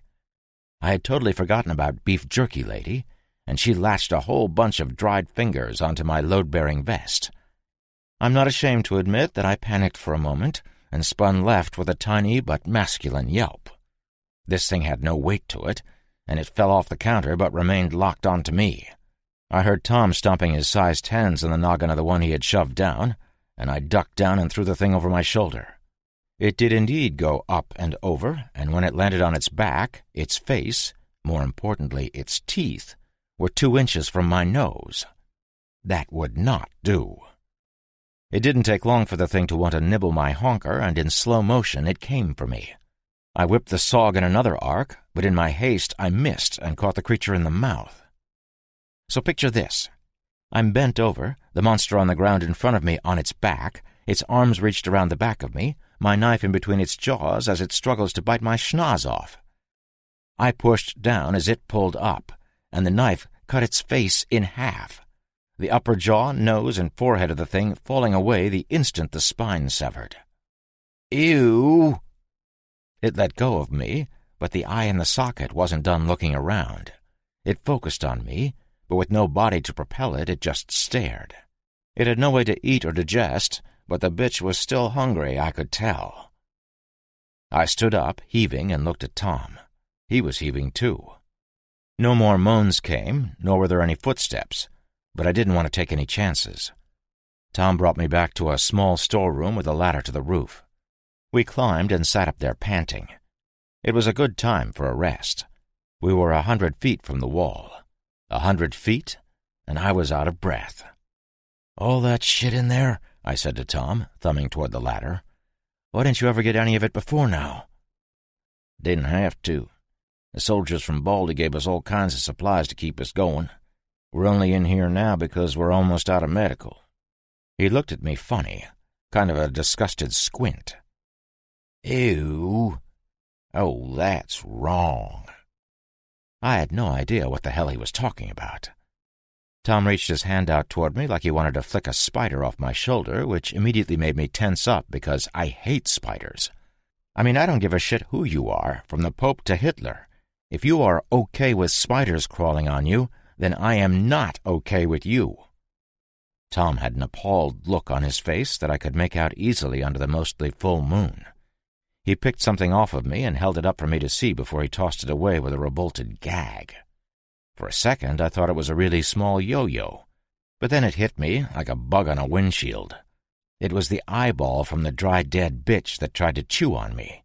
It had gotten stuck in my tactical vest. At least it hadn't been a spider. Fully ooged out, I stood and casually, very casually because I'm effing cool, checked myself over to make sure no more of her desiccated ass was on me. I couldn't see any, so I stretched like it had been no big deal, etching my cool into the annals of awesomeness. Tom wiped his glove on the gravel roof with a look of revulsion. Not cool. He didn't even try to look cool. Looking across the roofs, I could see that uncool Tom had known what he was doing during the planning stage of our little outing. The rooftops were quite close together, no more than a few feet apart for a quarter mile. We hopped the gaps and used this impromptu bridge to get within sight of the hospital. I pointed at a really nice-looking building situated pretty much all by itself. "That's the hospital?" "Yeah." The building looked brand new. It certainly didn't look like a hospital, more like a space center or something. It was a damn nice-looking building, wide, with 3 stories and tall vertical windows. The parking lot, however, looked like something out of a war movie, or a story about the zombie apocalypse. There were at least 100 vehicles, some with doors open or windows smashed, others burned to metal husks. Trash was strewn everywhere, and some type of military helicopter was turned on its side, also burned. The remnants of medical tents were flapping in the breeze, and I could see dozens, if not hundreds, of wrapped figures piled in heaps next to a 10-wheel military truck, also with its driver's side door open. The entire parking lot was crawling with the dead as well. They moved in between the vehicles, stumbling over forgotten stuff on the ground and shuffling in and out of the ruined tents. I looked to the left of the lot and noticed a school bus. I was happy when a cloud moved across the moon and shielded my eyes, and not a little bit of my sanity, from the tiny figures moving around in that bus. There was something about zombie children that really bothered me. The whole unfairness thing, I guess. They never had a chance. The dead also staggered in and out of the ruined front doors of the hospital. The cloud moved off, and the moonlight illuminated the lot once again. One pus bag leaned against the northern Montana hospital sign off to the right. It looked like it was out for a smoke break. Something about it... I sighed. "Aw, shit." "What?" "Look there," I pointed, "near the sign. Do you see him?" The undead I pointed at jerked when one of his brothers got too close. He undoubtedly snarled, although I couldn't hear him from so far away. He launched himself at the other zombie, and my suspicions were confirmed. Infected? Yes. Undead? No. A damn runner. The runner slashed and punched at the zombie. Then it did something I've never seen before. It leaned in and bit the dead thing on the shoulder. It bit it over and over again, and even from here I could tell it was chewing. The one on the ground fought feebly to get up, not to defend itself, just to stand, but the runner kept knocking it back down. It even stomped on the dead dude's back a few times. Suddenly, the onslaught stopped, and the runner used its filthy sleeve to wipe its face. That scared the shit out of me more than anything else I had seen during this entire plague. I went into sensory overload for a moment as my staggering intellect tried to process what was happening. Either this was a fresh runner, meaning it had only recently been infected, or it had found a way to survive. It sure looked like it had been eating that zombie. If that were the case, and it was surviving by eating the rotten flesh of the dead, then not only did it contain more than just a rudimentary intelligence, it was exceptionally disease-resistant.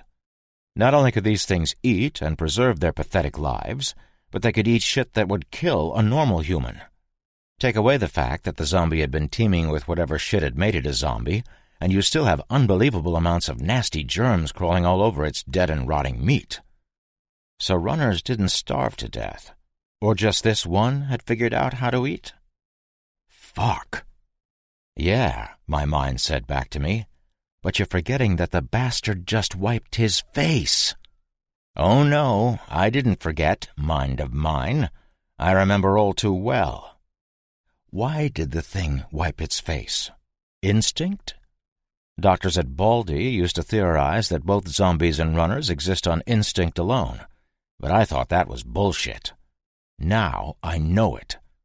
I agree that eating is instinct. Wiping your mouth is not.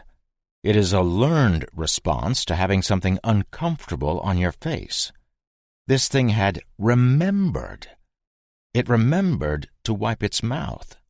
You could shoot this prick or break his legs, but it would never stop coming at you. Self-preservation had no meaning to it. But it had wiped his mouth. Double fuck.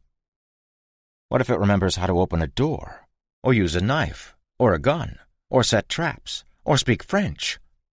Ugh, who wants to speak French? If this bastard had indeed survived and was learning, then we were in a whole new world of shit. Or it could have been a fluke. Just some weird shit that meant nothing. I filed it away in my head for later consideration. Someone was talking to me. It was far off, but I couldn't help thinking it was also close. I blinked and looked at Tom. What? I said, what the hell was that? Just one more thing we need to be extra careful about. We'll have to skirt far around that runner. Shit, I thought they'd all be dead. Runner? What's that? He looked in a few directions. The runner. The infected that just... I looked at him. He was oblivious. Tom, you've seen runners before, right? What runner? What's a runner? Boom. If there ever was a God, and believe me, I've thought about that a lot in the past year, even more than when I was in prison, then he had just targeted a nuclear missile on my nuts. My head actually hurt for a split second, as I yet again processed something that shouldn't ever be processed. I looked hard at him and asked in a very quiet voice, Tom, you've never seen an infected that runs? He harumphed. Hilarious. Triple fuck. Tom, this is no joke. He raised his eyebrows in that, look, pal, I know you're bullshitting me expression. So the dead can run, too? They aren't dead. Infected with whatever shit this is, I waved my hand across the parking lot, but for whatever reason they didn't die. Extremely resilient to pain, and don't give a shit about personal safety or hygiene, but alive. He still looked skeptical. All right, have you ever seen a living person stand in a swarm like that, not only not getting eaten, but taking bites out of a zombie? He looked at the runner. He's dead, just like the rest. Tom, why the hell would I... You know what? Forget it. If you see someone that just doesn't look right, or if somebody looks feverish and twitchy, or for fuck's sake if they scream all weird and loud, just run. Trust me when I say something will be chasing you. He nodded, smiling. Sure, pal. Idiot. Didn't have an issue with dead people walking, but running was out of the question.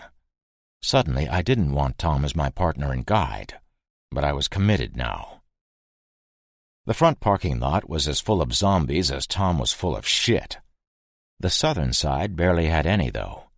The plan was to take the fire escape down from the roof of the barber shop sewing supply business to the south and traverse behind the little hill with the statue on it, bringing us right up to the ambulance parking area. Tom assured me there was a door there and it would be open. He also assured me that the stairs to the morgue and his trapped cowboy buddies were 20 feet inside that ambulance bay. He would not assure me that inside that door was a considerable lack of the living dead. It had been my experience that whenever you don't see zombies, zombies are everywhere. Oh, that and there's always a zombie in the bathroom. Before any of that, we had to get to the Ritchie's Records across the wide street. There were no zombies that I could see in the road, but as I just mentioned, that's when I get really nervous. The music store had what we needed for a diversion.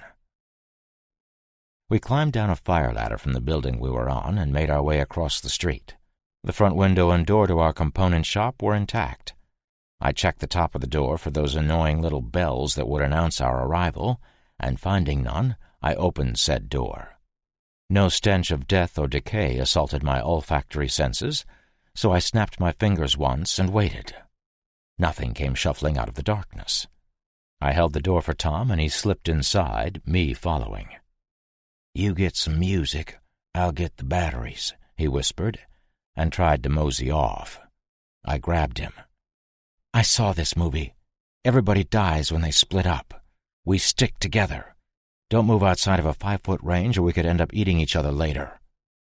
He blinked and nodded, wide-eyed, but most importantly, he didn't move. I grabbed some D batteries, and Tom picked up a silver boombox that came straight out of a 1980s breakdancing movie. I found a rack of CDs and thought for a moment that the radio might only play cassette tapes if it were truly from the 80s. Bingo! It had a big old CD player right in the top. "Put these in." I handed the batteries to Tom, and he ripped open the packages.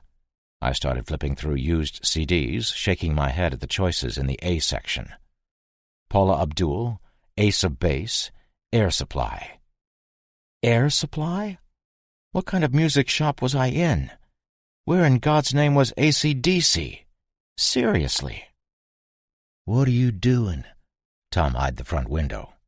"Just grab one and let's go." He grabbed the first disc in the first rack. Yup, you guessed it. ABBA. He handed it to me, and I almost puked. "Tom, there's a good chance we're going to get dead in a few minutes. I will not die to ABBA. Jesus, don't you hicks listen to anything good? This is the damn country. Where's all the country?" I came across something that had no right being with the rest of this shit. Aerosmith. I held it up. "Now this is the shit." I used my knife to open the disc because everyone on Earth knows you can fight with your thumbnail trying to open a CD case, and it will just smile and tell you to screw. I placed the disc case back on the rack. Now we can go. We got back to the ladder without seeing a single creature. I handed Tom the disc, but didn't let go right away. "Track number 4, and crank that shit to 11, buddy." "It only goes to 10. He pointed at the knob. "Jesus, who are these people?" 10, then, I told him, shaking my head. "All right, get up the ladder, I'll turn it on." He climbed, and I tried to crank up the volume a little louder, but it wouldn't go. Of course, I hadn't turned the damn thing on yet. I just wanted to see. I put the boombox on the sidewalk and set the selector to CD. The blue light read number 1, so I pressed skip 3 times and climbed up the ladder like a monkey with its ass on fire. I didn't get 3 rungs before the awesome sticks of Joey Kramer started beating the shit out of his drums. The song Walk This Way had begun, and it was loud. When I was halfway up the ladder, I turned to look down the street. At least 30 dead had decided to fight for the front row of this gig.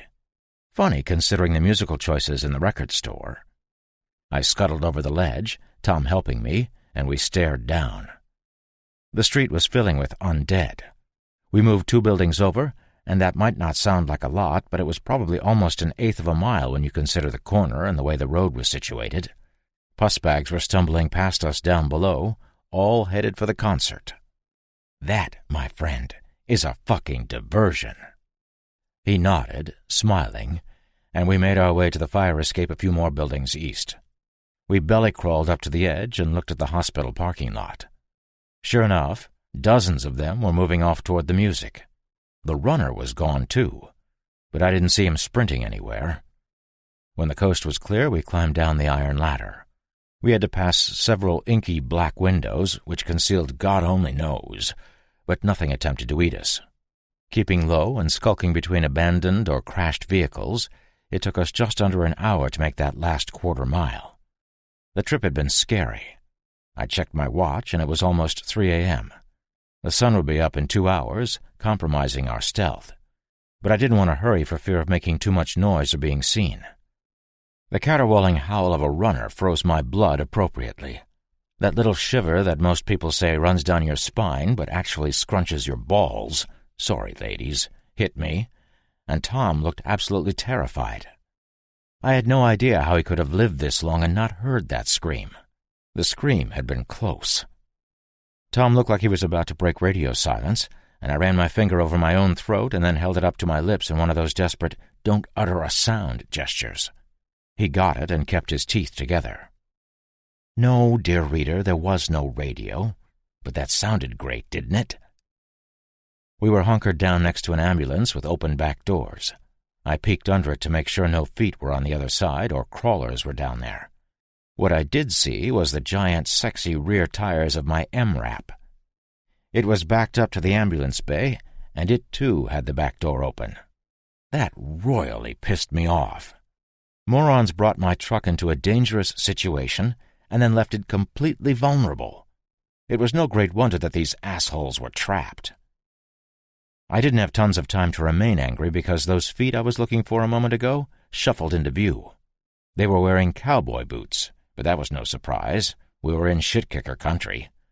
The boots moved toward the back of the ambulance, and I pulled my SOG from the shoulder sheath once again. The thing moved past the end of the bus. That's what paramedics and EMTs call an ambulance, and I think it is just as cool as radio silence, and stopped, sort of looking about. It didn't look in our direction, though, and I crept up behind it and tapped it on the shoulder. It turned slowly to see what had touched it, and before it could moan, I drove the point of my blade into its eye. This corpse was fresh, still dripping. It had been savaged, and most of its important morsels had been removed, although it still had its arms and legs. With my knife in its eye, the thing grabbed me and made a noise like "raw" before its remaining eye rolled back in its skull and it collapsed. The sound it had made was more or less quiet, and we hadn't attracted any other critters. I was hoping most of them were listening to Aerosmith a few streets over. I heard Tom sigh. "Jesus, Jimmy," he said under his breath. "Was this one of the guys that came in with Sabatino?" Tom nodded. It had gone bad for this guy, but I also understood the need for the supplies they came for. We wouldn't disappoint. Tom and I moved around the front of the bus, and I looked at my truck in all her beautiful glory. I stepped up on the passenger's runner and looked in the window. Nothing was amiss. Moving to the back, I could see that the MRAP was empty, devoid of living or dead. I climbed in and made sure both the passenger and driver's side doors were unlocked, then hopped out the back and looked into the forebodingly dark maw of the ambulance bay doors. Both doors were propped open, one with a big trash receptacle and the other with a corpse. I couldn't see 5 feet in with the darkness, though. Decision time. Turn on my tack light for a moment and shine it in there, illuminating the zillion or so shuffling corpses and also telling them that dinner had arrived, or don't turn it on and go in blind. Fuck that. I turned it on for a moment and swept back and forth. Several corpses littered the area, but 2 steel interior doors 20 feet in were closed, and there was nothing else moving. I shut the light off, and Tom pointed to a side door about 10 feet past the exterior doors. This was the way down into the basement and the morgue. It was across the hall from an elevator which was undoubtedly used to bring deceased down to the basement. There were bullet marks in the concrete, and brown arterial spray on the walls. Old brass littered the floor as well, and a fluorescent light dangled broken from the ceiling. All of these things indicating a stand had been made here, but it hadn't been recent. Scared shitless, I made my way inside the hospital and turned my light back on. My mouth was totally dry and my nuts were clenched. I was on edge, and Tom wasn't any better, looking every which way, pointing his shotgun at every possible location. I pushed the door open and looked into the stairwell. More corpses. 3 of them, and put down for good. 2 landings down was another door, this one with a window. Tom and I crept down the steps, me turning my light off. I looked through the window and I could see several shapes moving in the gloomy hallway, and there were lighted windows at the end of the hall. I couldn't tell how many, but there were more than a couple, and they lurched and staggered. We were in the basement, a floor below the street, with a couple of doors between us and anything that could hear us. I was hoping, if this went bad, that nothing above would hear the shots down here. I pulled the suppressed cig, but it didn't have a light on it. I passed Tom the HK. "When I open the door, turn the light on and shine it at their faces. Don't shoot. If they start getting too close, or if I run out of ammo quickly, give me the rifle back and get ready to use your shotty." He swallowed hard and accepted the rifle. "You turn the light on here with this thumb switch." I indicated the pressure switch on the magwell grip. "You ready?" He nodded, looking terrified. I pushed the door open, and the smell was pretty awful. The door hadn't made a sound, but the moment Tom hit the light, 13 dead faces looked right at us. The moaning started, and so did the shooting. I dropped 2 before they moved. They came at us quickly then in the confined hallway, and I took my time shooting. The suppressed rounds were loud in that hall, and my ears were ringing in just a second or 2. There were about 15 left at 30 feet, and that math didn't work for me. Had I created zombies? I fired the cig until it was empty and slid in another magazine. I fired that one empty too, but there were still plenty left. I'm not going to lie and tell you every shot was a headshot, but I did pretty well. When the cig's slide racked into the open position, I knew it was about to get louder. Dutiful Tom passed me the HK and aimed his shotgun, but didn't fire. I chose the closest target, putting my red dot on her forehead, and let the dead broad have it. Now that was loud. Way, way louder than the suppressed weapon. It sounded like a friggin' grenade, and the sound bounced all around the corridor, instantly making my ears ring twice as loud. Those dead bastards never made it within 5 feet. I dropped them all. 2 more came from side rooms down the hall, and I ejected my magazine and shoved in a fresh one, yanking the charging handle and taking aim. 2 shots later, and the moans stopped. I could barely hear them anyway over the ringing, but I could tell they were done. We moved down the hall, and I looked into the first open door. Janitor's closet, and empty. Second door was closed, and the third door was an office in a complete shambles but devoid of bad guys. I closed the door anyway, and Tom got the janitor's door. The morgue was at the end of the hall, and it was all glass windows with that chicken wire embedded in it. There was also a light on in there, and that didn't make sense. Heavy curtains covered all the windows from the inside, and I knew this is where Sabatino and his 2 guys were holed up if they were still alive. I could hear something moving around through the double doors at the end of the hall, but there's no way whatever it was hadn't heard the shots and the moaning. So it was either incapacitated or blocked from getting into the hallway. I shined the light back and forth down the corridor, but nothing more was coming for us. That didn't mean that there weren't 8,000 ambulatory corpses bearing down on us from upstairs, though. I looked at the curtains again. If the boys were in here, those curtains had saved their lives. The 25 or so undead that I had re-killed might have overwhelmed the living men had they tried an escape. Granted, there were 3 cowboys and only 1 of me, so if I could do it alone, then the shit-kickers should be able to do it too. I asked Tom if he would be kind enough to click the radio twice, wait, then twice more, signaling Sabatino that we were outside the door. He did, and we received 4 clicks in response. I knocked on the morgue door, and I heard something heavy being moved out of the way behind it. The door opened a crack, and someone I didn't know looked out at me. He let loose with an audible sigh and opened the door to allow us in, shutting it immediately after. "Heard you shooting." The light was a camping lantern, and I almost laughed at that. These dumbasses were lucky the dead hadn't wanted to investigate the light, but if it had been on when the zombies got down here, I get why they didn't smash the windows in. The mortuary looked like any one you would picture, with the steel fridge doors to store horizontal chilled corpses against the wall, a couple of examination or autopsy tables, file cabinets, a desk, stainless steel sinks, and coroner's tools. Sabatino and his 2 remaining stooges did indeed have 7 bags full of pilfered medical shit, but on their best day they wouldn't be able to carry it all out in one trip. I wondered how they got it all down here, but I didn't want to spend the time to ask. Stooge number 3 was on one of the tables, very dead. "He got bit," said stooge number 1. "Zero-tolerance policy. I had to shoot him." The sheriff put down his beautiful lever-action rifle and stuck his hand out. "Thanks for coming," he said to me. I shook his meaty paw. "It was my pleasure, but I'm driving us out of here. That, of course, assumes the entire ambulance bay isn't full of them by now." He nodded, and I wanted to get this show on the road, so I shouldered a duffel and made to leave. The other guys did the same, and we all moved back out and up the stairs as quietly as possible. We didn't encounter anything scary all the way to the MRAP, and we loaded the stuff. Tom was getting in the passenger's side door when he somehow shut the door on his fingers. I heard them crack. It was gross. But, to Tom's credit, he didn't make a damn sound. I would have screamed my head off at the pain.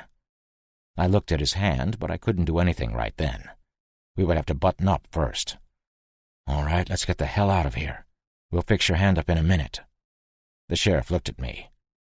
"We need those last 2 duffels." "Are you out of your fucking mind? We need to get as far from this place as we can, and now's the time. The dead are all a few streets over listening to a concert." I thumbed in the general direction of the tunes. "Those bags have some critical supplies like drugs and bandages. We lost 2 men getting them. I won't have them die for nothing." "Fine. Go get them." The stooge that opened the door folded his arms. "I ain't going back in there." "Yeah, that's not happening," the other guy said. "Then I'll have to make 2 trips." "Oh, for Christ's sake. You and me, then." He looked at me and grinned. "You're a big damn hero, son." I hopped out of the truck, and stooge number 1 took the driver's seat. The back hatch was open, and stooge number 2 would close it if anything got close. "Tom, use some of this shit to wrap your hand while we're in there. We'll be back in 5 minutes." Not waiting for an answer, the sheriff and I went back into the hospital. We went down the stairs, into the morgue, and I shouldered one of the last 2 duffels. "I'm sorry, son." "Sorry about what?" I turned around, and the sheriff had that gorgeous lever action pointed at me. "What the hell are you doing?" My hands were on the duffel, and there was no way I could get to the HK on its single-point sling before he drilled me. "Son, my town needs your truck. That thing is the perfect vehicle to keep doing these runs. We screwed up this time, but it won't happen again. I'm really sorry, but nobody would understand me appropriating it from you, especially after you came in here to get us." "You son of a bitch! This is why you asked for me to come? So you could kill me?" He nodded and looked truly sad. I would have felt bad for him if it were his dog he was putting down instead of me. He was still a sanctimonious prick, though. He raised the rifle, thumbing back the double-action hammer, and I put up my hand, backing toward the door. "Wait! Don't!" Click. We both looked at his gun. He levered it, but no shell came flying out. Click. Shit. I dropped the duffel and grabbed the HK. "Mine isn't empty, motherfu—" Rotten hands pushed through the door and grabbed me. They didn't pull me toward them, but them toward me. The thing was on me quickly, and sank its nasty teeth into my shoulder. It got the pad under my sling and pulled back, pinching me. I gave it an elbow, flipping it around, and shot it in the face. Before I could do anything else, the sheriff was on me, throwing haymakers. He caught me in the jaw, then yanked my weapon forward. He was trying to turn it around and shoot me while it was still slung around my neck. I brought a knee up and knocked it away from him, but he threw another punch and stunned me. He got behind me and looped his substantial forearm around my windpipe, and suddenly it was damned hard to breathe. I couldn't bring the HK to bear, and he was moving me around, trying to choke me out or break my neck so I couldn't get my cig. I also couldn't reach my knife because his forearm was on it, digging it into my collarbone. I punched upward with both hands into his arm, and his grip slipped a little, his arm coming over my mouth. So I bit down for all I was worth. He took it like a man for half a second, but then the pain overtook his senses and he tried to push me away. He succeeded, but not before I took a wicked chunk out of his arm. Then I pushed him away and pointed my rifle at him. You bit me?" I spit out the piece of him and wiped his blood off my mouth. "Fuck you." I raised my rifle, and stooge number 1 picked that moment to burst through the door. Confused, he saw me pointing a gun at his wounded sheriff, so he pointed his exceptionally large hunting rifle at me. "Thank God, Nathan. This guy was trying to kill—" I pointed at the sheriff. "He's bitten. That thing got him." I pointed at the corpse on the floor. "Look at his arm." Stooge number 1, also known as Nathan, took a comical look at his sheriff's boo-boo and shifted his aim toward Sabatino's noggin.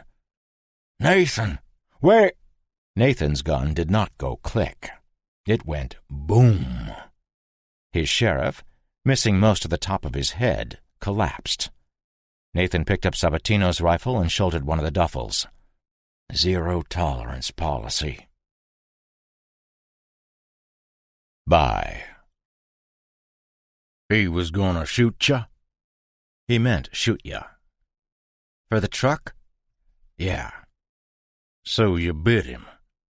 I did, yeah. That was quick thinking, Tim said. Eleanor and Clara were looking at each other funny, and I thought right then that it may not have been the best plan to tell the rest of my group of 5 what had transpired in the basement of Northern Montana Hospital. Clara looked up. The sheriff would have done anything to protect this town. I don't think murder is acceptable, though, no matter how many he thought he could have saved. She took my hand in hers. I'm sorry. Me too, I said, gripping her hand tightly. But it was me or him, and I like me better. I'm not a murderer, but I've had to protect me and mine since this started. And while I'm very sorry the sheriff had to die, I'm not sorry I'm alive because of it. So what happened next? Eleanor asked. I had her attention, and I liked it.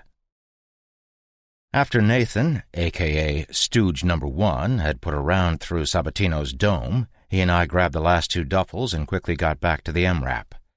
There were no dead in sight. We chucked the bags in the back and climbed in. Nathan sat down in one of the seats and looked at me. I couldn't let you guys go back in alone. I had to come. He looked down. I'm glad you did. Stooge number 2 looked back at the 2 of us.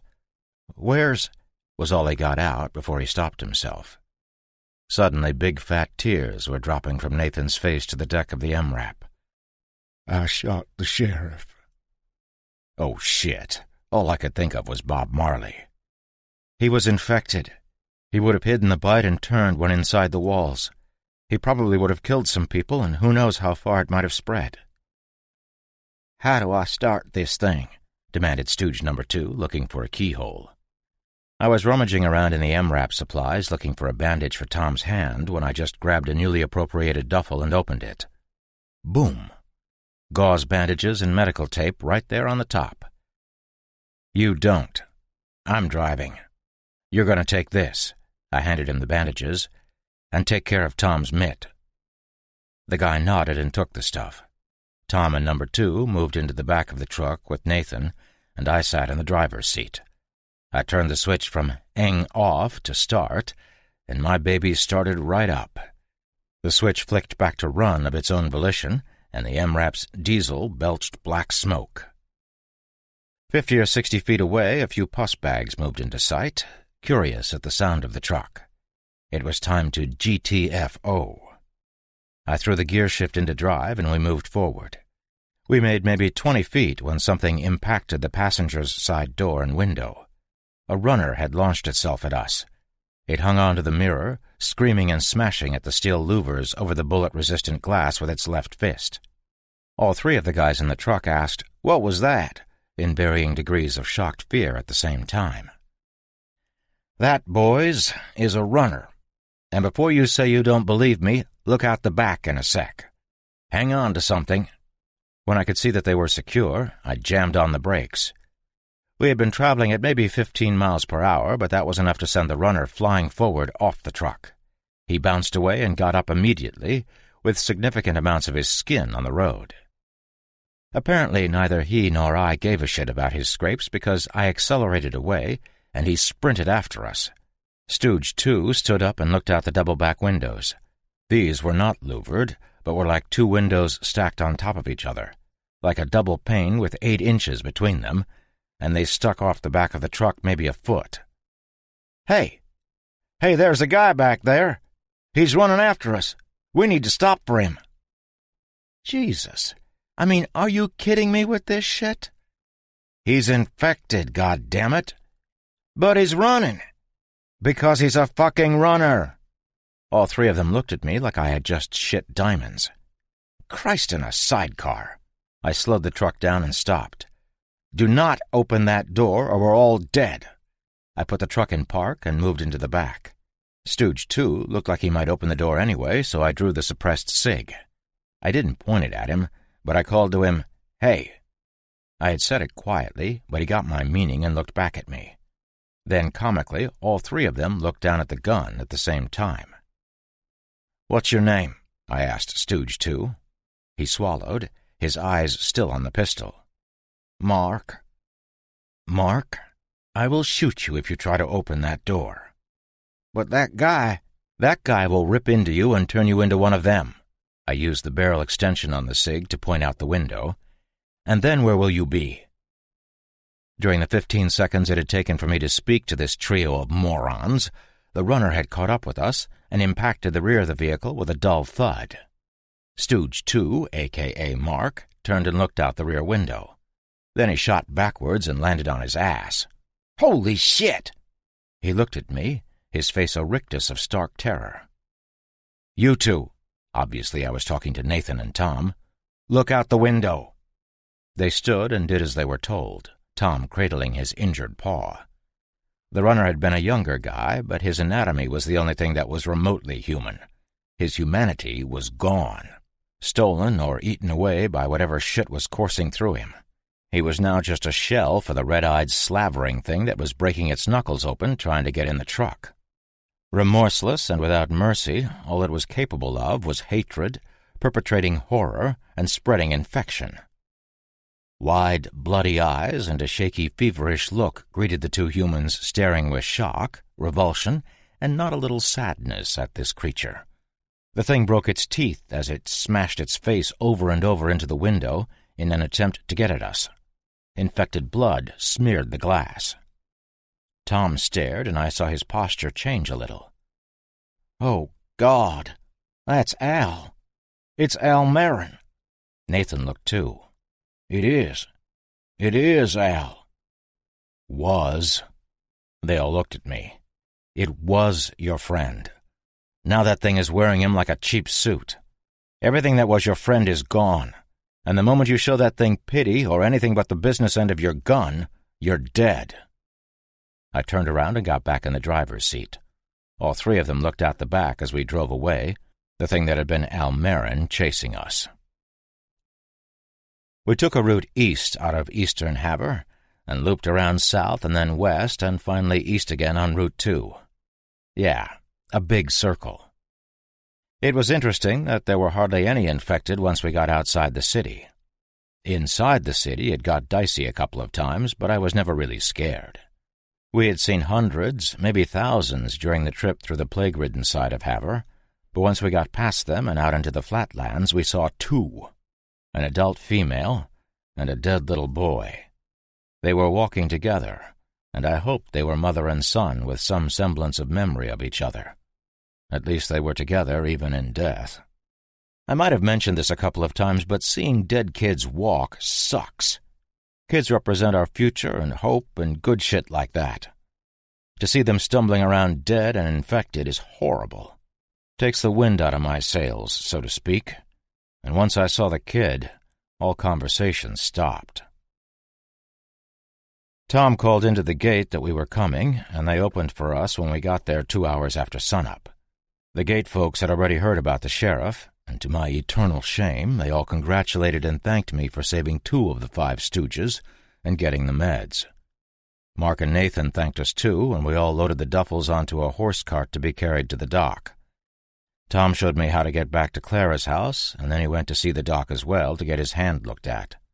He told me he would get the fuel cans I was promised ready, and maybe some other sundries as well. And that's that, I finished. Eleanor looked up. So now what?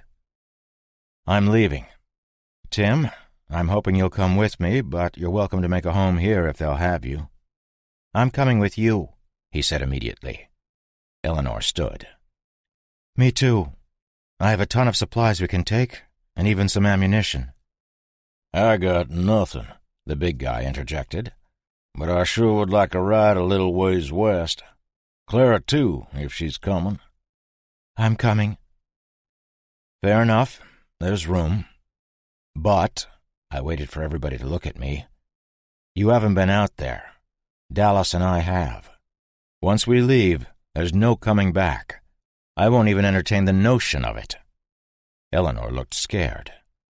How bad is it really? Bad, both Dallas and I answered at the same time. We gave sideways glances to each other. Those things are everywhere. I mean it, too. Everywhere. I used to pull up satellite scans of the cities, Tim added. New York, Phoenix, Chicago. So full of the dead you couldn't see the streets. London, Mexico City, Paris, Perth, Delhi. All gone. Swarming with the dead. When I pulled up scans of open highways in Nevada, there were dead there. The bottom of the Grand Canyon and the top of the Space Needle are full of dead.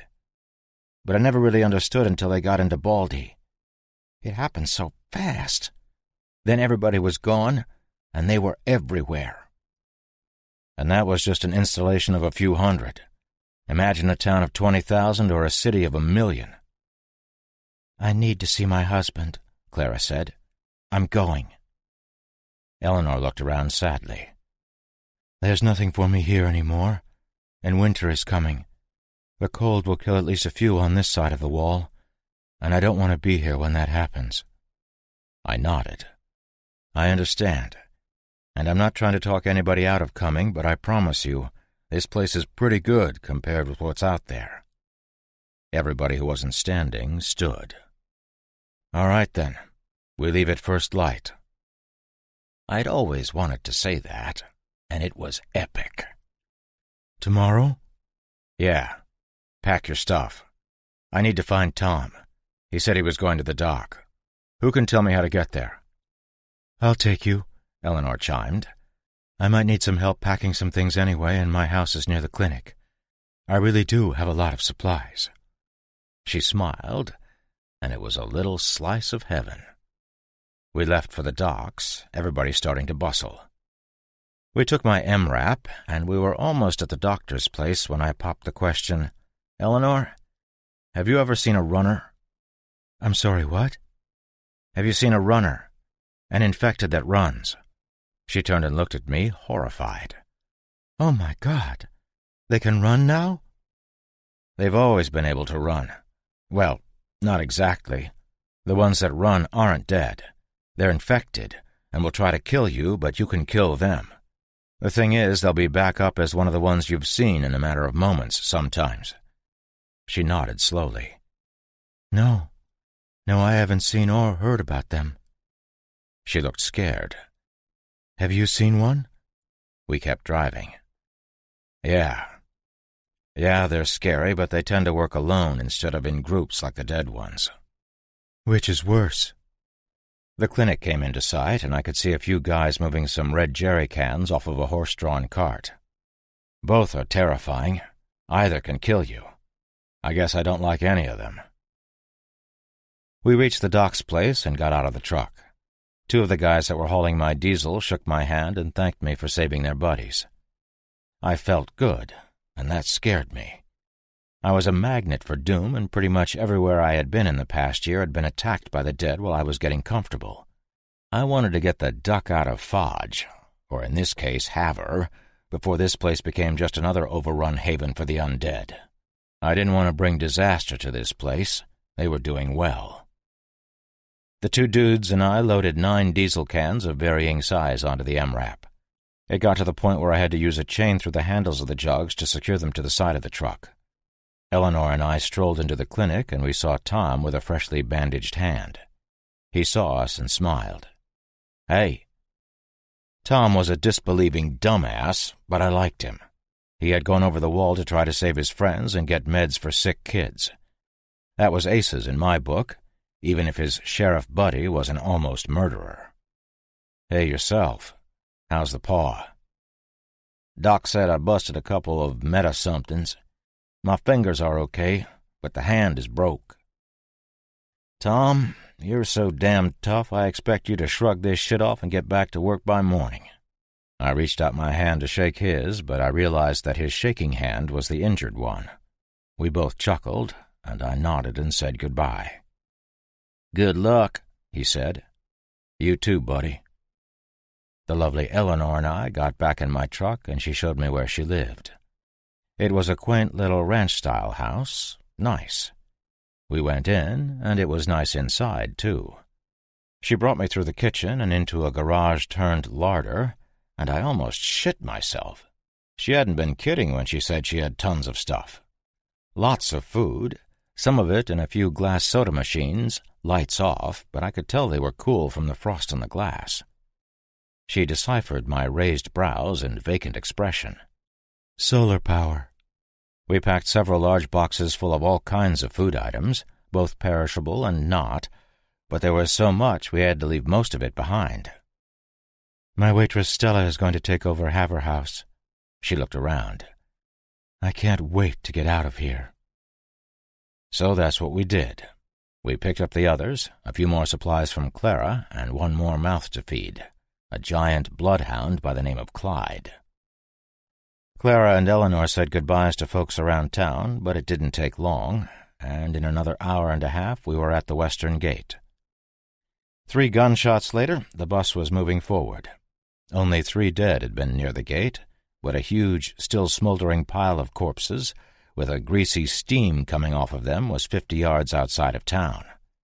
These must have been the zombies that had followed us down the road when we first got to Haver. Tom, Nathan, and Mark were waiting at the gate for us, and for a moment I got nervous as they were all armed to the teeth. I thought perhaps that they too envisioned my truck as their property. They only wanted to say goodbye, though. Stella, Eleanor's friend, was there too, and both she and Eleanor began to cry.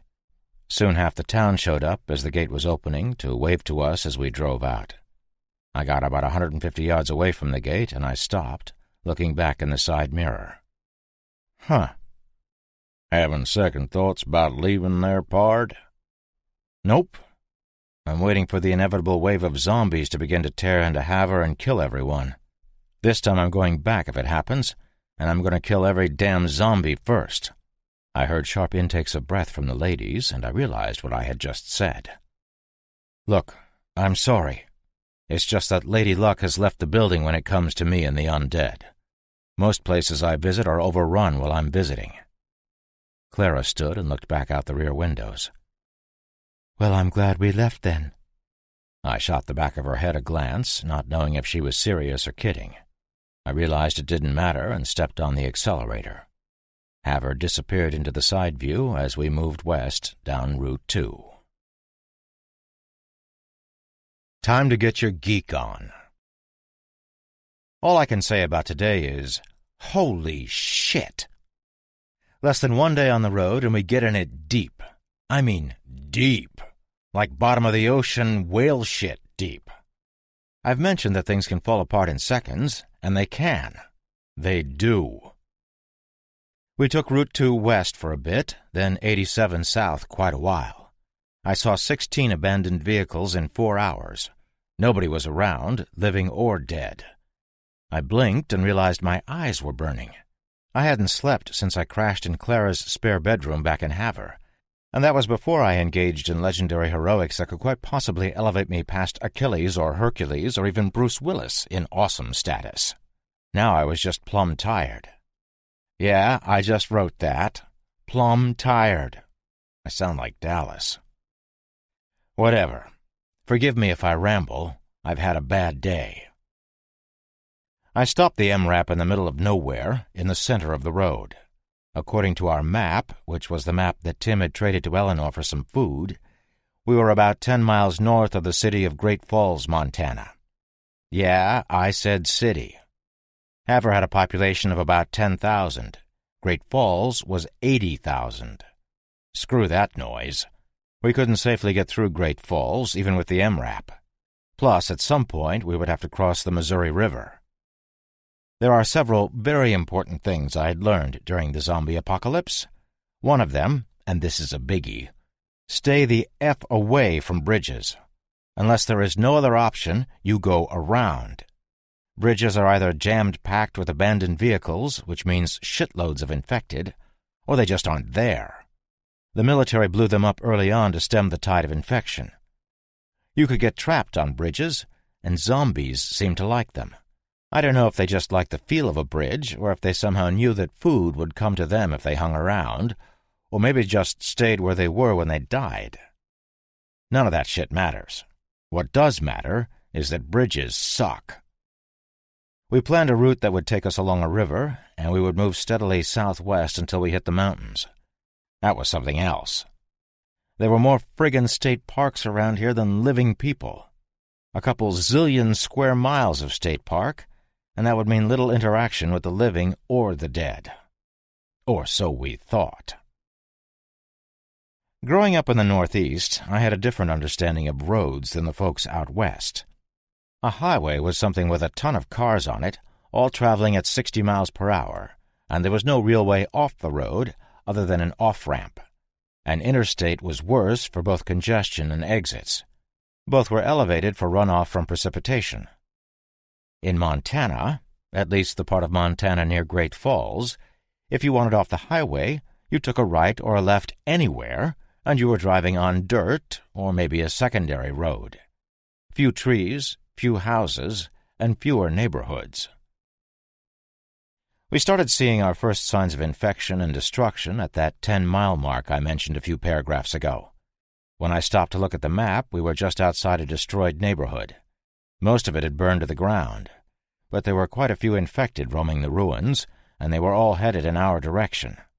We collectively decided to keep moving and turned west on West Portage Road. A dinky little paved thing that was almost a road. In 15 minutes, we were at the gates of something called Benton Lake National Wildlife Refuge. I say gates, but it was a sign with a bird on it. We soldiered on, and soon were surrounded by some gorges and marshes and a whole lot of nothing else. There was supposed to be a lake further north, but that was out of our way. The place was pretty, and soon we came across a red structure with white trim. We were not the first people there. The circus was in town. 3 18-wheelers and a dozen other vehicles, some with small amusement rides strapped to them, some with empty animal cages, and some regular pickup trucks, sat quietly in the parking lot. All had Harrod Show's logos and were parked in varying locations throughout the lot. Okay, so it was more a carnival than a circus, but the bottom line was that in either venue, you have one thing in common: carnies. I must profess to always liking the idea of carnies. To have no real ties and move around a lot appealed to me. I never had the balls to pull the trigger on joining, and in retrospect it might have kept me out of prison. But either way, we were about to meet a bunch of circus folk. Hopefully, they wouldn't want to eat us. I didn't want to shoot anybody, and I didn't want to get shot, so we stayed put for a moment. Nobody came, living or dead. Okay, so maybe I would have to step foot outside the MRAP. Dumb, right? But I had to take a piss, and I wasn't alone. Okay, folks, here's the skinny. I need to use the facilities. Anybody else? 4 hands shot skyward, and I realized we all needed to stretch our legs. We were a good distance away from the vehicles and further away from the structure, so I shut the engine off. Nobody goes anywhere alone. I looked at Tim. Not even for a second. Ladies, I realize you have to pee too, and one of us strapping young lads will accompany you, but we won't peek, I promise. Clara looked at the red building. You mean we aren't going inside? Inside there? I asked, pointing. No friggin' way. You do whatever you need out here behind our truck. Like I said, we won't look, but there's no way we're going in that building with all these vehicles out here. Clara started to protest, but I held a hand up, forestalling her. Clara, think about it. Either those people are in there alive, and they are looking at us right now with who knows what intentions, or they are all dead, and we know their intentions. We gotta stay out here, and we gotta stay together. She nodded. You're right, of course. I'm sorry. No apologies necessary. When you came with us, you became my responsibility. The likelihood is that we're all going to die out here someplace, but I'll try to prevent that as long as possible. Dallas, would you kindly escort the ladies to the bathroom? That would be the ground to the rear of the truck. Keep the door open. Any trouble, and you can fire a shot or get back in the truck and make some noise. I got it, pard. Where are you going? Tim and I are going to check the vehicles. Tim looked dumbfounded. We are? Yeah. I want to see if there's anyone here. But you just said, I know. Still not going inside, but I need to see something. Tim, make sure you're going in weapons hot. Damn, I sounded cool. I wasn't entirely sure what weapons hot actually meant, but I assumed it meant loaded with safeties off. Weapons hot sounded way cooler. I mean, say it. Right now, say it out loud. Cool, right? Tim and I moved to the nearest truck. It was a blue Dodge Ram 2500. It had been towing a bunch of what looked like rolled-up tents on a trailer. The truck was locked up tight, and there was dust on the windshield, but all 4 tires were inflated. I had no idea if this thing pulled into the lot today or a year ago. Cover me. Again, wicked cool, I said, and unzipped. When I was done, Tim did his thing, and we moved on. The next vehicle was a big International. Behind it was a huge, empty animal cage. A couple more pickups and an 18-wheeler later, and I realized that everything was locked. I was getting an eerie feeling and had decided to bug out when Psychic Tim told me he didn't like it here. I'm with you, buddy. Let's go. I heard Clyde going absolutely apeshit, barking and doing that howling bay that he does, and Tim and I looked at each other worried. We got 2/3 of the way back to the truck when we heard the first boom from a shotgun. We got to the truck before the second one went off and rounded the corner as Dallas was closing the door. There wasn't a zombie in sight. We looked in all directions, but the only thing we saw was the tall marsh grass. It looked like a wheat field right up to the road. I scanned a second time and was greeted with nothing but the swaying of the marsh in the breeze. I went left, and Tim came with me. My intention was to get back into the truck and ask Dallas what the hell he had been shooting at. At that point, several things happened at once. The MRAP started, Tim had time for one of those sharp intakes of breath, and something exploded from the grass to the right. Whatever it was hadn't made a sound, but it hit us like a hammer. I went flying, and the thing was on top of Tim. Now it was making noise. Not the moaning of a shambling pus bag, not the inhuman shriek of a runner. It was making the deep guttural growl of a friggin' lion. In the half-second it took me to process that we were being attacked by lions, Tim started screaming. The thing had his arm in its mouth and was backing up, trying to drag him into the grass. Blood was streaming down my friend's arm, and he was fighting like a tiger, punching the cat in the face and kicking for all he was worth. The lion was winning.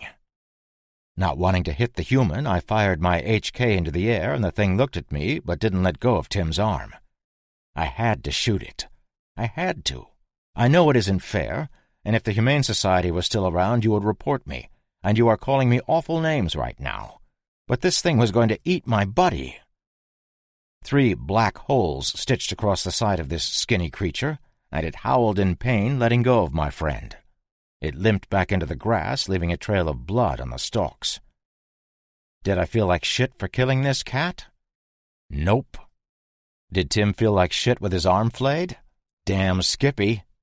I ran over to him, and Dallas opened the back of the MRAP, big shotgun out in front.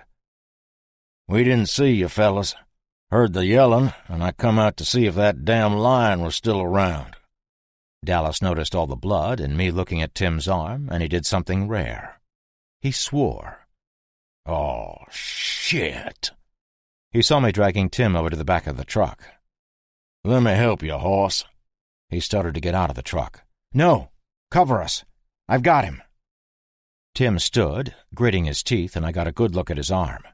The skin was pulled down in a band around his bicep, and I could see deep puncture marks in the red of the exposed muscle as it bulged out of the bloody wound. Blood streamed down his arm and saturated his jeans. The poor guy didn't have big arms, and I don't know if that was a good thing or bad, but he was looking poorly. I got him to the truck, and Dallas pulled him in, me following. I slammed the door and then began rummaging through the small cabinet thingies on the sides of the MRAP looking for something to help him. I found gauze and stitches. They were called sutures on the label, and a curved needle. There was also some hydrogen peroxide and some green packets with Quick Clot on the side. "Tim, there's no drugs." He looked at me, but he was fading into unconsciousness. "I gotta clean this and sew you up, buddy." We got him on one of the cots, and I went to work. Or I tried, anyway. I put some peroxide on a gauze pad and pressed it against the wound. I thought he would go bonkers and start screaming in pain, but he had passed out. "What are you doing?" demanded Clara. "Give me that." She took the stuff from me and began to clean his wound with water from a squirt bottle and a cloth. Clara actually lifted the torn flaps of skin and rinsed his muscle. She was making faces, and they weren't nice ones. In 15 minutes, she had him cleaned and was finishing stitching him up. I was amazed. The bleeding had totally stopped, and his pallor was better already. Clara put the back of her hand on his forehead. "Good." "What?" I asked. "No fever?" She looked at me like I was a moron. "No, I was making sure he wasn't cold from either blood loss or shock. He seems to be okay. We'll need some antibiotics and painkillers, though, for sure." She moved her fingers up and down his limb. "His arm doesn't feel broken." All four of us were looking for the drugs when Clyde sat up looking around. We all looked at him, expecting him to start growling or something, but all he did was let loose with a tremendous fart. It was atrocious. Given the choice between that eye-watering dog gas or lions, I bordered on opening the door. The big bastard lay back down and put his chin on his paws, and I swear to Christ he smiled. We came up empty on the drugs. Tim was in for a painful night, and who knows what that lion had been eating lately, so I did what any prudent plague survivor would do. I tied him to the cot. This lion bite could be as serious as a bite from an infected if the lion had been gnawing on zombies.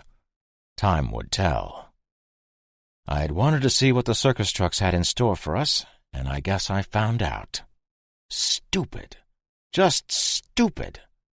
I glanced back and saw Eleanor cleaning Tim's blood off of the floor of the MRAP, then threw the truck into gear, pissed at myself. We traveled west, and in about 5 minutes I saw entrances for Interstate 15. We drove under the elevated interstate and kept moving west, entering small neighborhoods. All of the street names were numbers, like 4th Road Northeast or 7th Road Southeast, and the neighborhoods were set up like perfectly square city blocks. Other than the overgrown lawns and lack of home maintenance, the only thing out of place here seemed to be the occasional shambler. I saw the name Shoto a few times and figured out that was the name of this small town. Tim woke up in extreme pain when I juked around an overturned baby carriage that came out of nowhere in the middle of the road. He wasn't happy and gritted his teeth when he told Clara he was fine. Tim's a friggin' bona fide hero. The first signs of destruction leapt out at us around the next corner. A mail truck had been hit by a pickup, and they had both burned, as had the house on the corner. 3 big cement walls surrounding boxy front yards held the vehicle corpses tight, and I was unsure if the MRAP could make it through without damage. I turned the truck around, but then I saw a red S on a white store in my side view. It was a CVS. A drugstore. I circled the area, moving up some streets and down others, but it seems this part of town was where a lot of fighting had occurred, and every route to the store was blocked. Listener, old buddy, you've made it this far, so you and I both know what had to be done. I parked the truck near a pretty ranch-style house with a broken bow window. I couldn't see the CVS, but I knew it was only a couple of blocks away. What are we stopping for, pard? There's a drugstore up the road a little. I looked at my shoes and sighed. I'm going for some drugs for Tim. Tim tried to sit up and realized he was tied down. No, you can't. Got to, buddy. You're tore up pretty bad.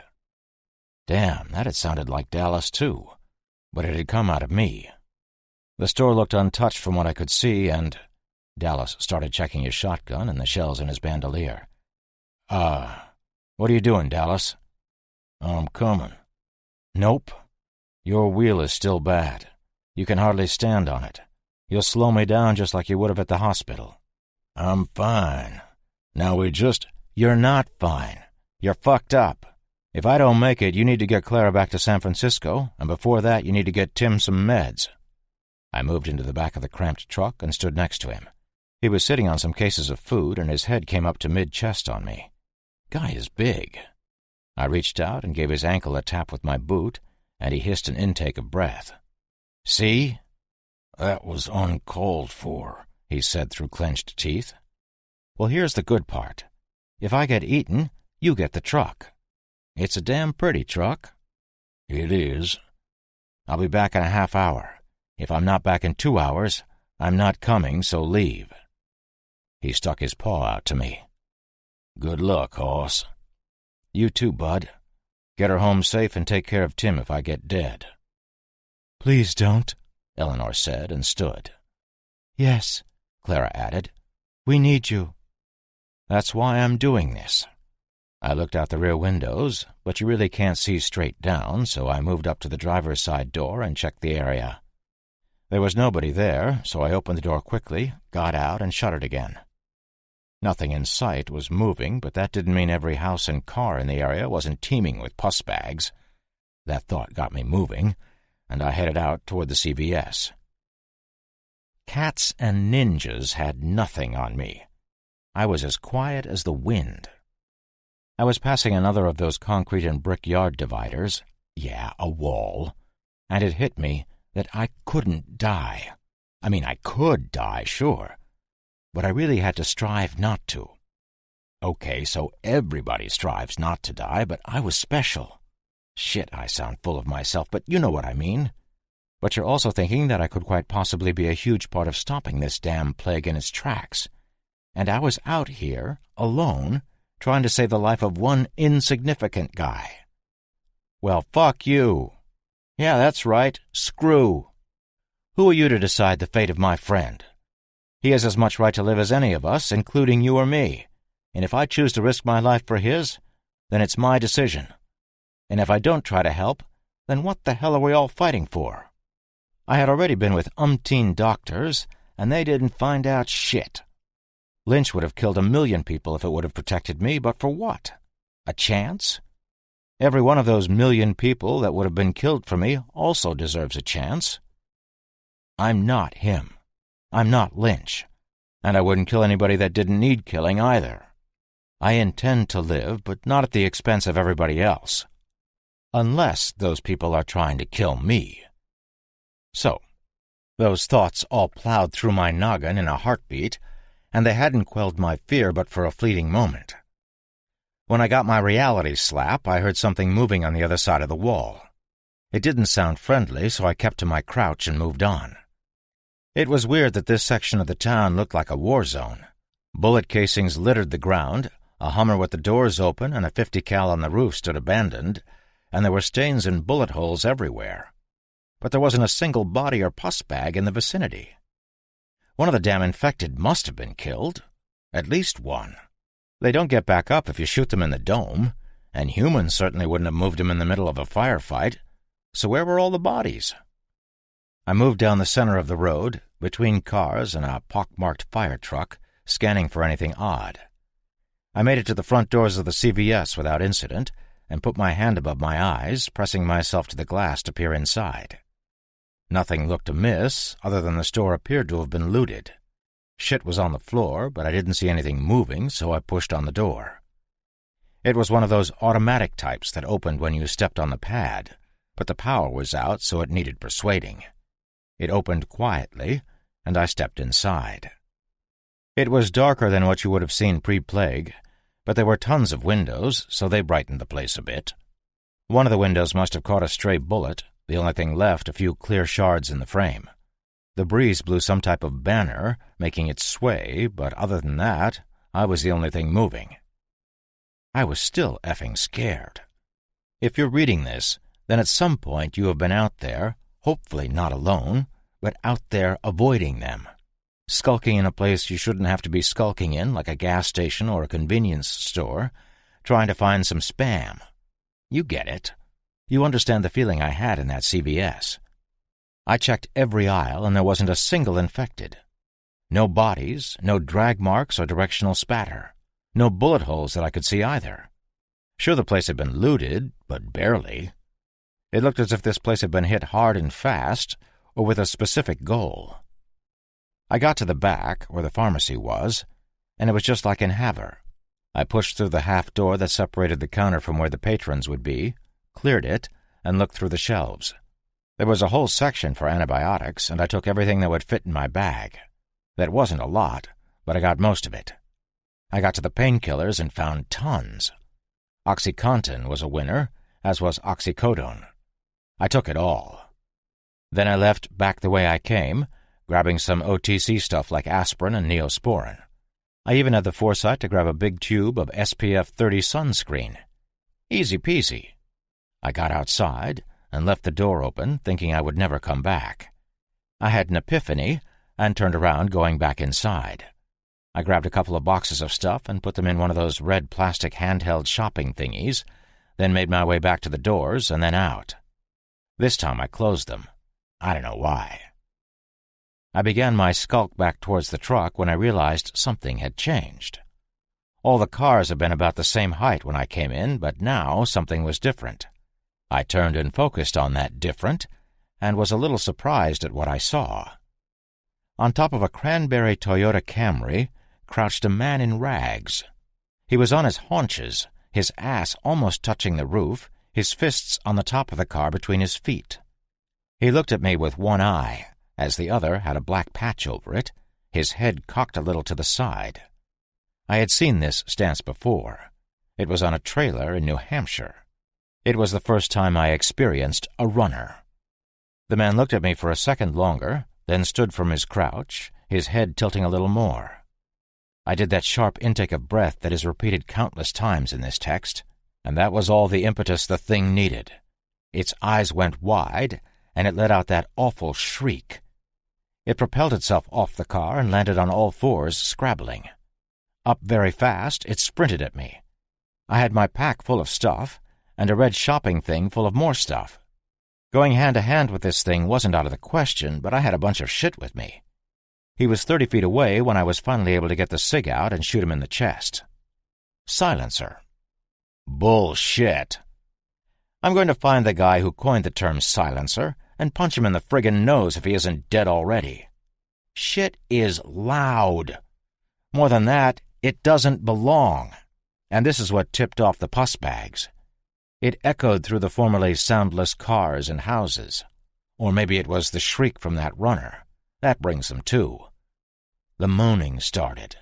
That wet, gurgling cry, or the hacking scrape that they do. It shrinks my nuts when I'm by myself. Hell, it shrinks them when I'm in an armed convoy. There were a shitload of moans. A shitload.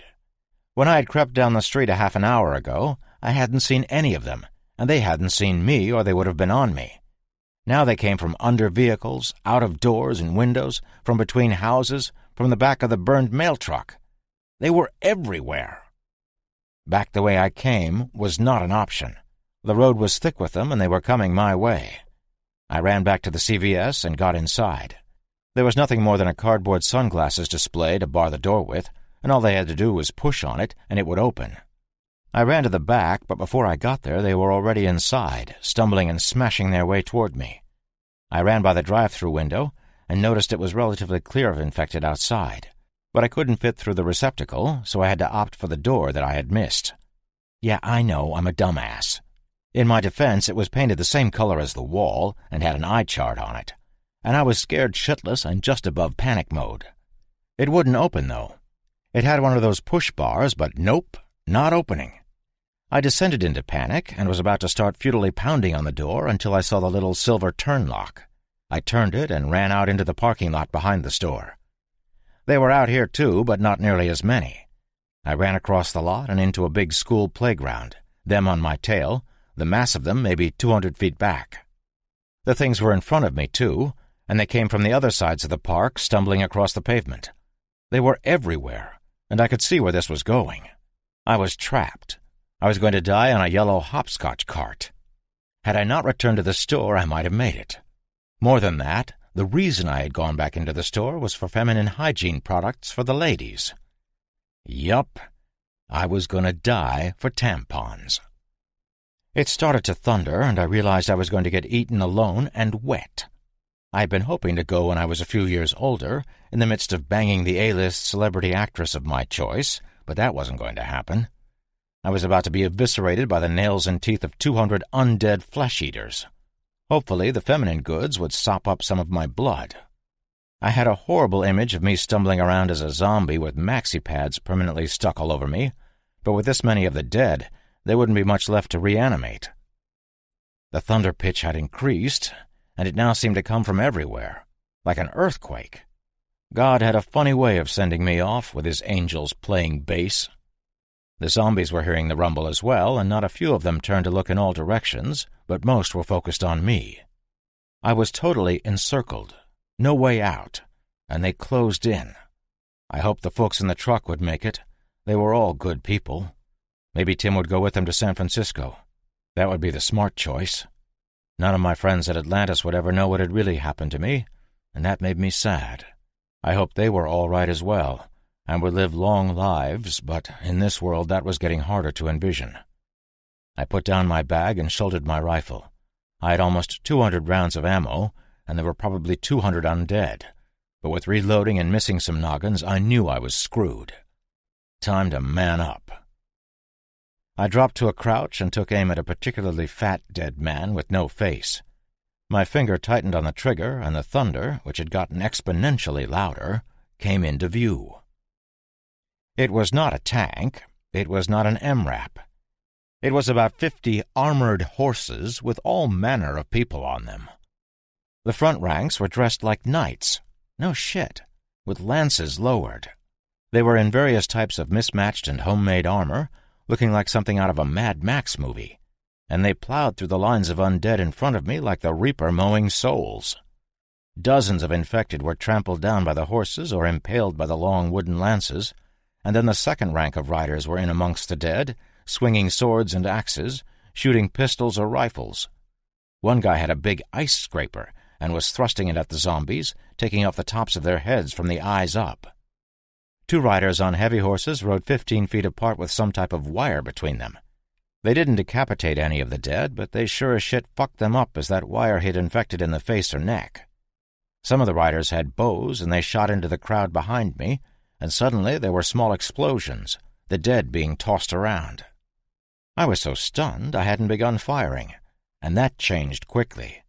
The riders in front of me were totally wrecking the zombies, so I turned and was surprised to see the dead behind me were only 20 feet away. Nearly shitting myself, I began firing slowly, picking targets as I backed up toward the knights. A pickup truck that looked like something out of the Road Warrior, shut it, I'm a fan, came into view, and guns opened up from inside the armored bed. 4 men got out and ran to stand beside me, shooting shotguns and rifles into the crowd. I swear to holy Christ, one of them was yelling, "Yee-haw!" They were efficient, and within moments only the living were standing.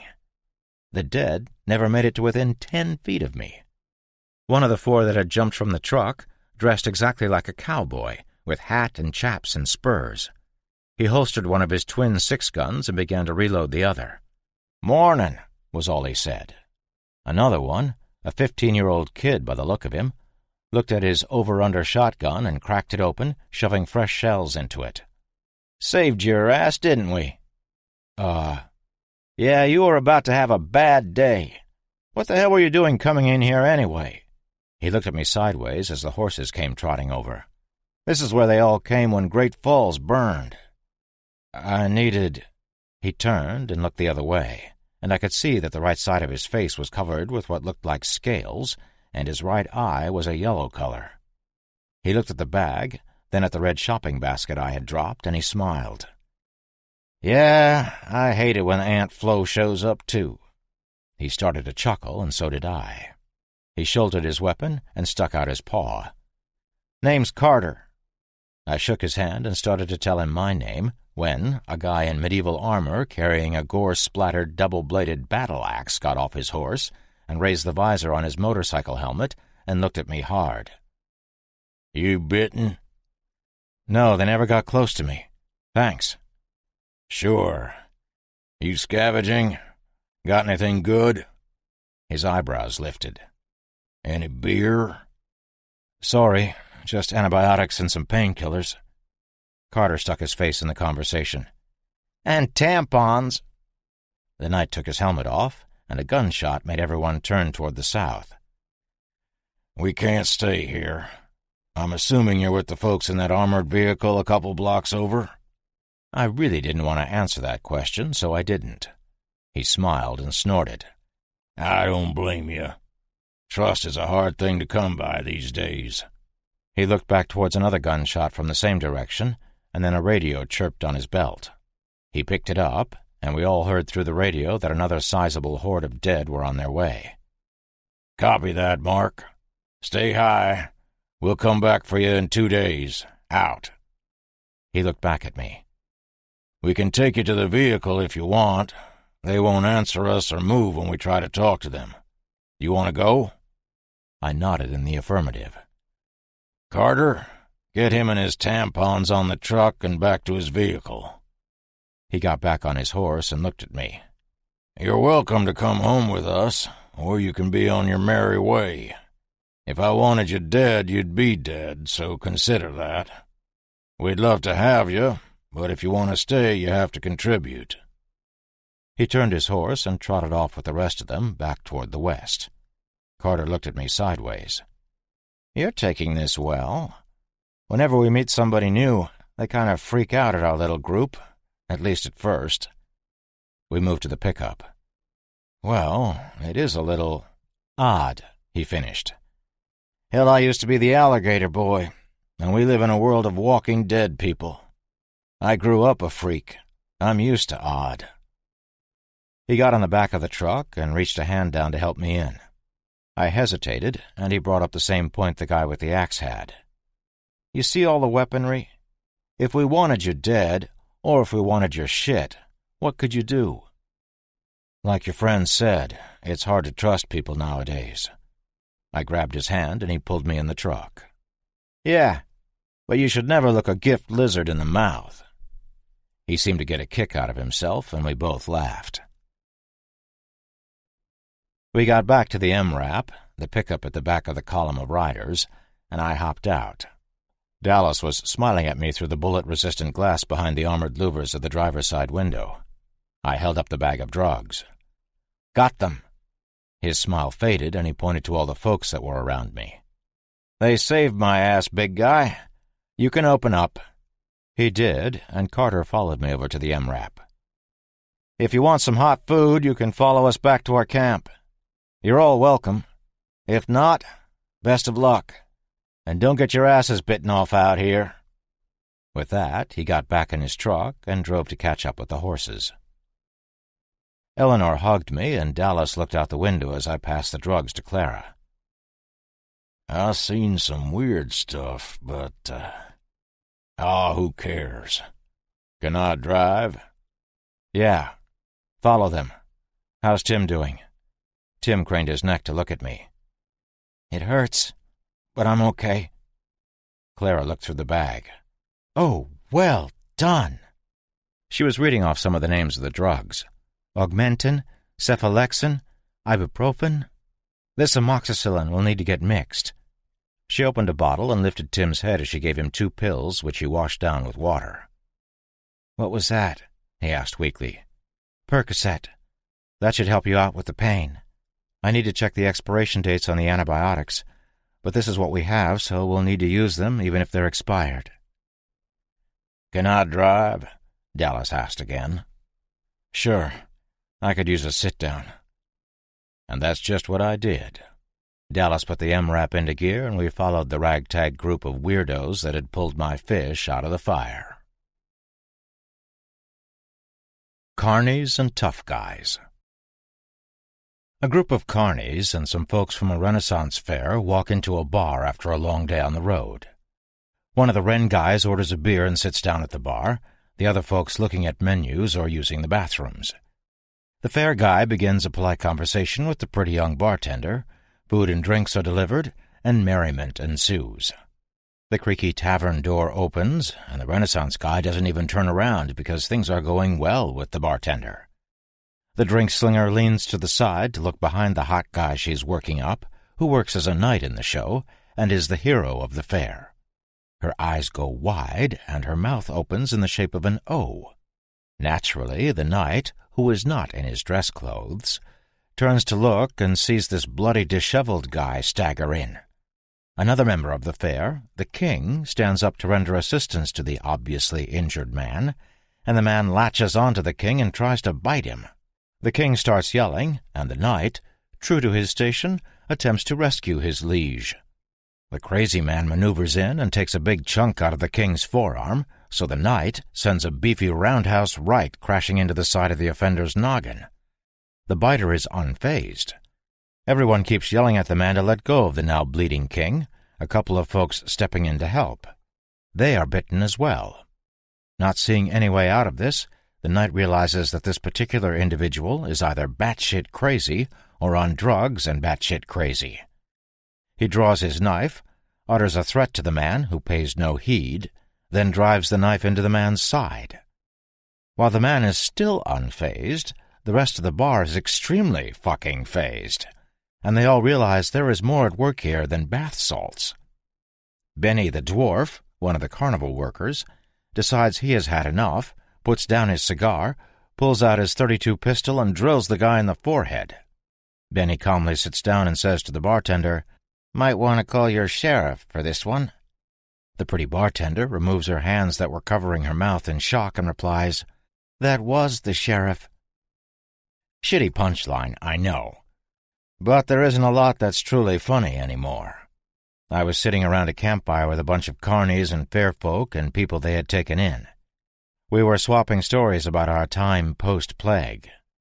Most of the folks told exactly the same story with little nuances in the details. When my turn came along, I related what had happened. Of course, I left out the minor detail on why the government wants me. They didn't need to know that. When Dallas related his tale, one of the guys that didn't look like he belonged with a group of carnival people scoffed and said one word. "Bullshit." "What was that?" "I said bullshit. There's no way you traverse the entire country from west to east, then halfway back again. I've been out there. I've seen what it's like." The guy stood, chucked his coffee in the fire, and stormed off. "Don't mind him," Carter told us. "He's one of our military guys, and as such is skeptical that you were able to make it as far as you did." I looked at Carter. Military guys? I don't have to tell you that where there are army guys, the government isn't far behind. "Oh, yeah. You don't think we could have done all this without help, do you?" He spread his arms out, indicating his camp. The camp housed almost 200 people. Built into the side of a mountain, they had augmented a natural cave system to fit their needs. There were dozens of rooms, including a great room where everybody gathered for meetings. The cave was complete with hot and cold running water in the form of an underground stream and geyser. Outside the caves was a fort-like structure, the likes of which you may have seen if you watched old movies about cowboys and Indians. It's what I would think Fort Apache would look like, with high wooden walls that were trees jammed into the earth, the tops cut to points. 3 towers made of the same wooden poles were at mismatched intervals down the wall, catwalks running between the towers. The whole thing encompassed a motor pool area with several cars and trucks, including 2 buggy-looking things that I had never seen before. One of the guys called them flips. They were armored and looked really cool. Also in the large area was a huge circus tent, under which we now had our fires. These people had done well for themselves. Dallas looked at Carter, then at the back of the guy who was walking away. I guess I can see his point. A big guy came and sat down on the spot the army dude had just left. It was the guy who had been riding the horse and had saved my ass earlier. He had presided over the inspection of our bodies for bites when they brought us in. Absolutely everyone that came back on the fort remained in a quarantine zone, which was a mini-fort in and of itself, until they were checked out. They had no doctor, but a couple of the military guys had some medic experience. He told us his name was Michael, and he was the knight that had tried to save his king that I mentioned above. He had a girl with him, and she was the cute bartender. They had been traveling, as fair folk do, and hooked up with a carnival out of Florida called Harrod Shows. The plague struck when they were in Mercy's Bar in Great Falls, and they had escaped out of that hell and into the mountains to the west. They had suffered losses, as has everyone, but the biggest loss was their friend and leader, the king. A group of mixed-matched military had stumbled across them, and they had pooled their resources, doing well in the year since the dead had begun walking. Of course, we still have issues, Michael told us. He related a story about how, when the group was on a run to collect and scavenge, they came across a group of bikers calling themselves the Devil's Reapers. Apparently the Reapers were not the friendly type, and moreover did not like to share. So, naturally, a gun battle ensued. The 4 Reapers were killed, but there must have been more of them because since then, on several occasions when the carnies went out on a run, they encountered groups of well-armed Reapers who always shot at them on sight. On one such run, the survivors had seen about 150 bikes riding down the highway. A few of the carnival group had been lost to zombies, and some more to the Reapers, but for the most part this was a thriving camp. I figured this was a good place to hole up while Tim was on the mend, and Clara was a better medic than anyone else in camp, so we decided to stay for a few days. I was able to earn my keep by helping fix some broken-down stuff. Eleanor helped cook, Clara, as stated, helped with the medicine, and Dallas did some repair on the walls. The lion that had attacked us had been one of 2 that were released into the wild when the carnies had reached the Red and White Rangers station in Benton Wildlife Refuge. Michael gave a personal apology to all of us, especially Tim, who had to be under lock and key with constant monitoring for the first 2 days we were in the compound. Michael said they just couldn't leave the lions to die in the cages, but they obviously couldn't bring them along. The carnies had met the hodgepodge group of military guys at the Rangers station as well, which is when they had all decided to throw in their lot together. It had worked out for the most part. There were questions on who should be in command, and Michael had come up with the idea that all things non-military would be commanded by one of the civvies, and the military ops would be commanded by Captain Barry of MARSOC. MARSOC pretty much means, don't fuck with me. They are Marine Special Operations Command. There were also a few Army Rangers, 2 Air Force guys, and some Green Berets, who tell me they are Army Special Forces. 23 guys altogether if you include some National Guardsmen. Oh yeah, and Remo. I asked Remo what he did, and he simply replied, "Teacher," shouldered his rifle, and took off. That's the only word he's really said to us or anybody else since we got here. I got into a conversation with some of the Rangers about the baddest of the bad in the military, and soon all the other military guys were in on it. It was yet another friendly conversation around the fire with some boasting and bragging and exaggerated facts. Remo was, of course, not present. So in the midst of hearing about how the Rangers would beat the crap out of the Marines in a game of Tango Down, I asked what Remo really did. "He's a Marine Scout instructor," Dex, one of the MARSOC guys, said. "Yeah, he told me he was a teacher, but what does it mean?" Dex looked at me. "It means if you get the option of picking a fight with him or a pack of wolves, you choose the wolves." "I disagree," Barry said and spit in the fire. "Dead quicker with Remo." Everybody at the fire nodded in agreement quickly. Dallas joined in the conversation, and we got to talking about how tough truckers are. Everybody was having a good time, and then Dallas mentioned Alcatraz. He had mentioned the prison before, and how there were dozens of people there trying to fortify and make it. But this time he added that there was a group of military there as well. Every single man and woman sitting around the fire stopped talking and looked at Dallas. "What?" he asked, looking around. "What's wrong?" Captain Barry shifted in his seat. "There's a group of military on Alcatraz?" "Yeah, that's why I'm here. I'm collecting the wife of one of them. Clara's Commander McInerney's wife." "There's a Navy commander there? How many men are with him?" "I don't know, maybe 150. The Florida had her own crew, and there was a bunch of SEALs with them." "The Florida? The USS Florida?" "Yes, sir. If that's the same as the sub, then yeah." Then, oh man, did the questions start flying. Why didn't you tell us this before? Do they have communications? Are there any other vessels? What was the condition of the sub and the crew? I felt it best to vacate the premises and escape to go see how Tim was doing. Tim was up and speaking to Clara about his boo-boo. Can you really call a lion bite a boo-boo? If you want to emasculate your buddy who just got attacked by a lion, you can. And that shit works. "How is he?" I asked Clara. "He's fine. A bit of a baby, but he's fine." She looked right at me. "Thanks to you." Yeah. Pretty sure a lion bit me. Have you been attacked by a lion? No? Then I reserve the right to bitch about it." He pointed to the bandage on his arm. "Lion?" I smiled in spite of myself, and Clara laughed out loud. "Well, you've got me there." We chatted for a bit, and an hour later Eleanor brought her endless legs by to see how Tim was doing. An hour after that, Dallas showed up with Captain Barry and the shorter of the two Air Force guys, and it was a party. We all sat down in folding chairs outside under the tent. It was warm, and I could smell the smoke from several fires. It was great. Then Dallas dropped the bomb. "Clara, we's leaving tomorrow." Everyone looked at him except the Air Force guy, who was looking at Eleanor, and Barry, who was looking at his shoes. "We have a plane," he said. "It's a C-17 Globemaster III. It can take a contingent of up to 54 people who want to go to San Francisco." He looked up. "It will have to be tomorrow, though. The Reapers are close to the airfield, and it's only a matter of time until they find the plane. The airfield is hidden as well as you can hide an airfield, but the Reapers are branching out from wherever their base is, and they'll find it eventually.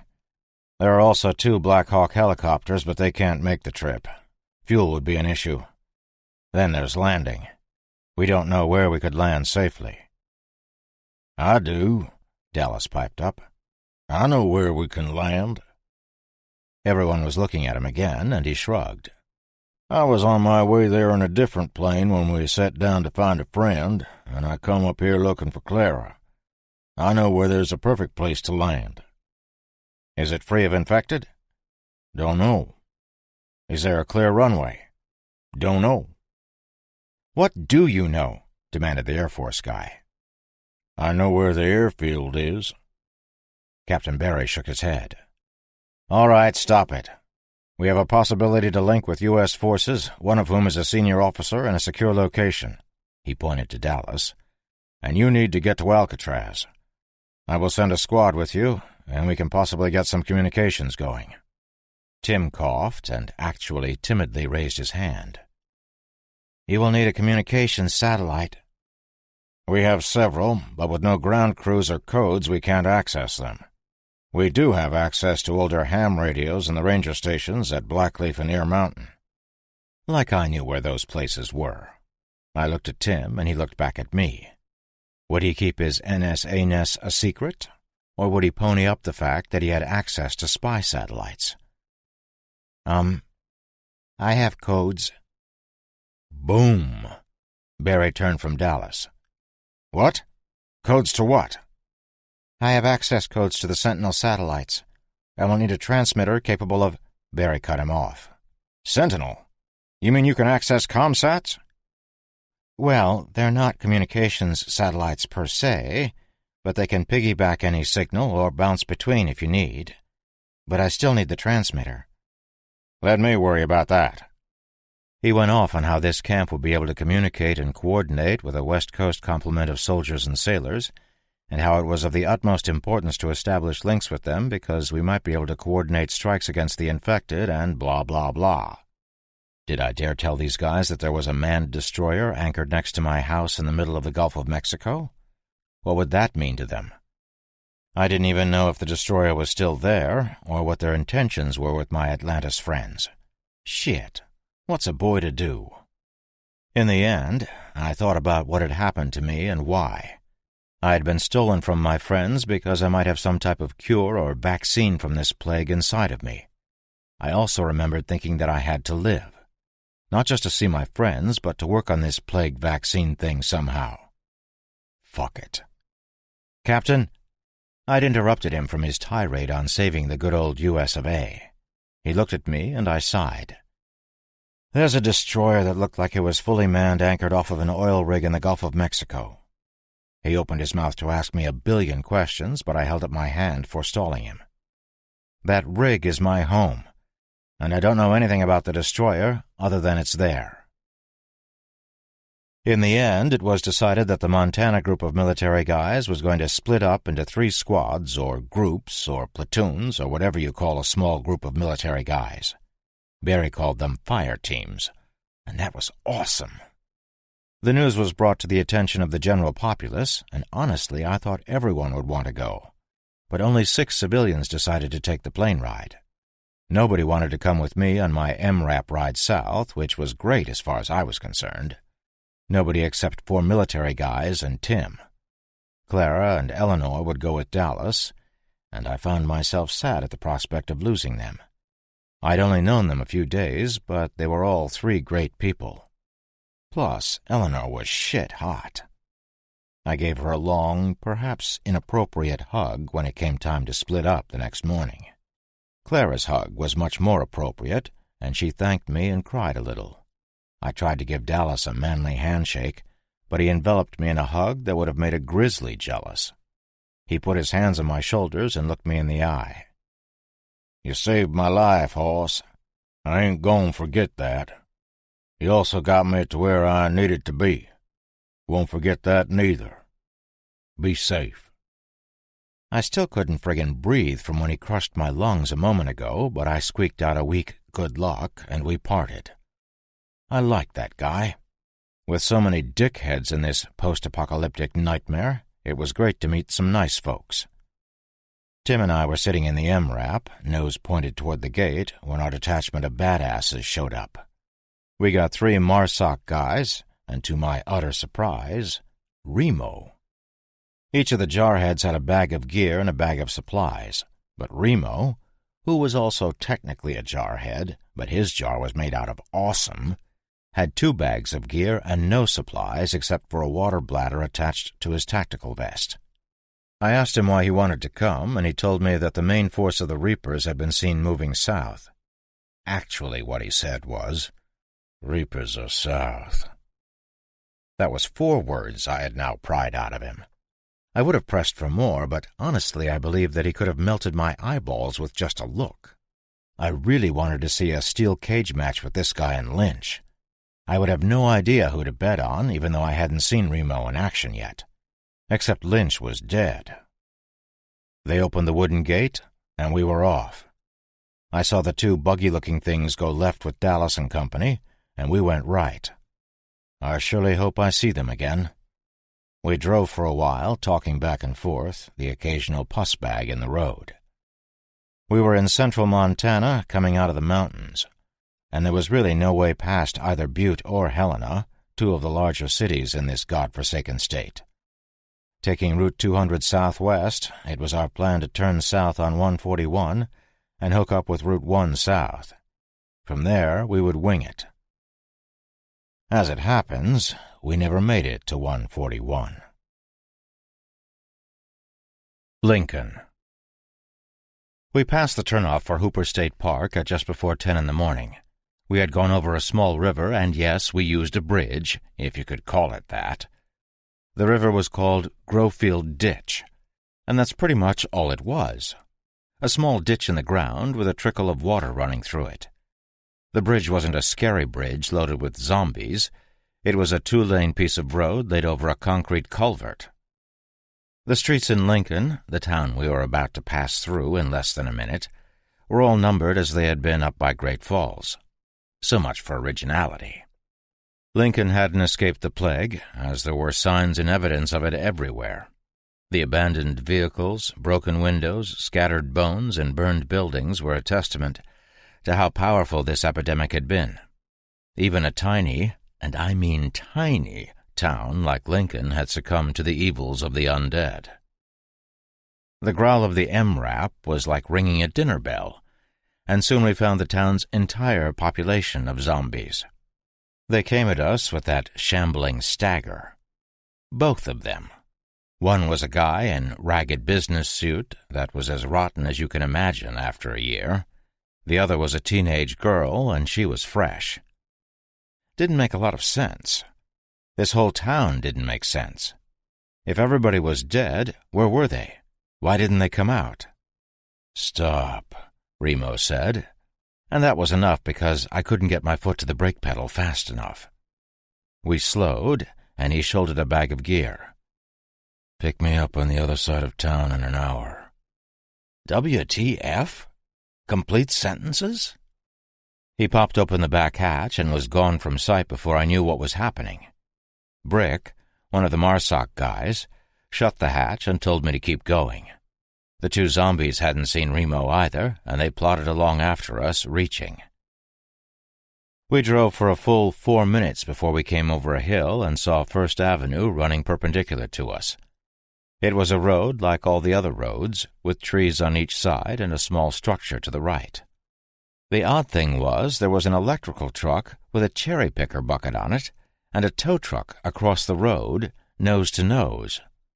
It looked exactly like a roadblock, and before I could even think that, one of the MARSOC guys yelled at me to stop and back up.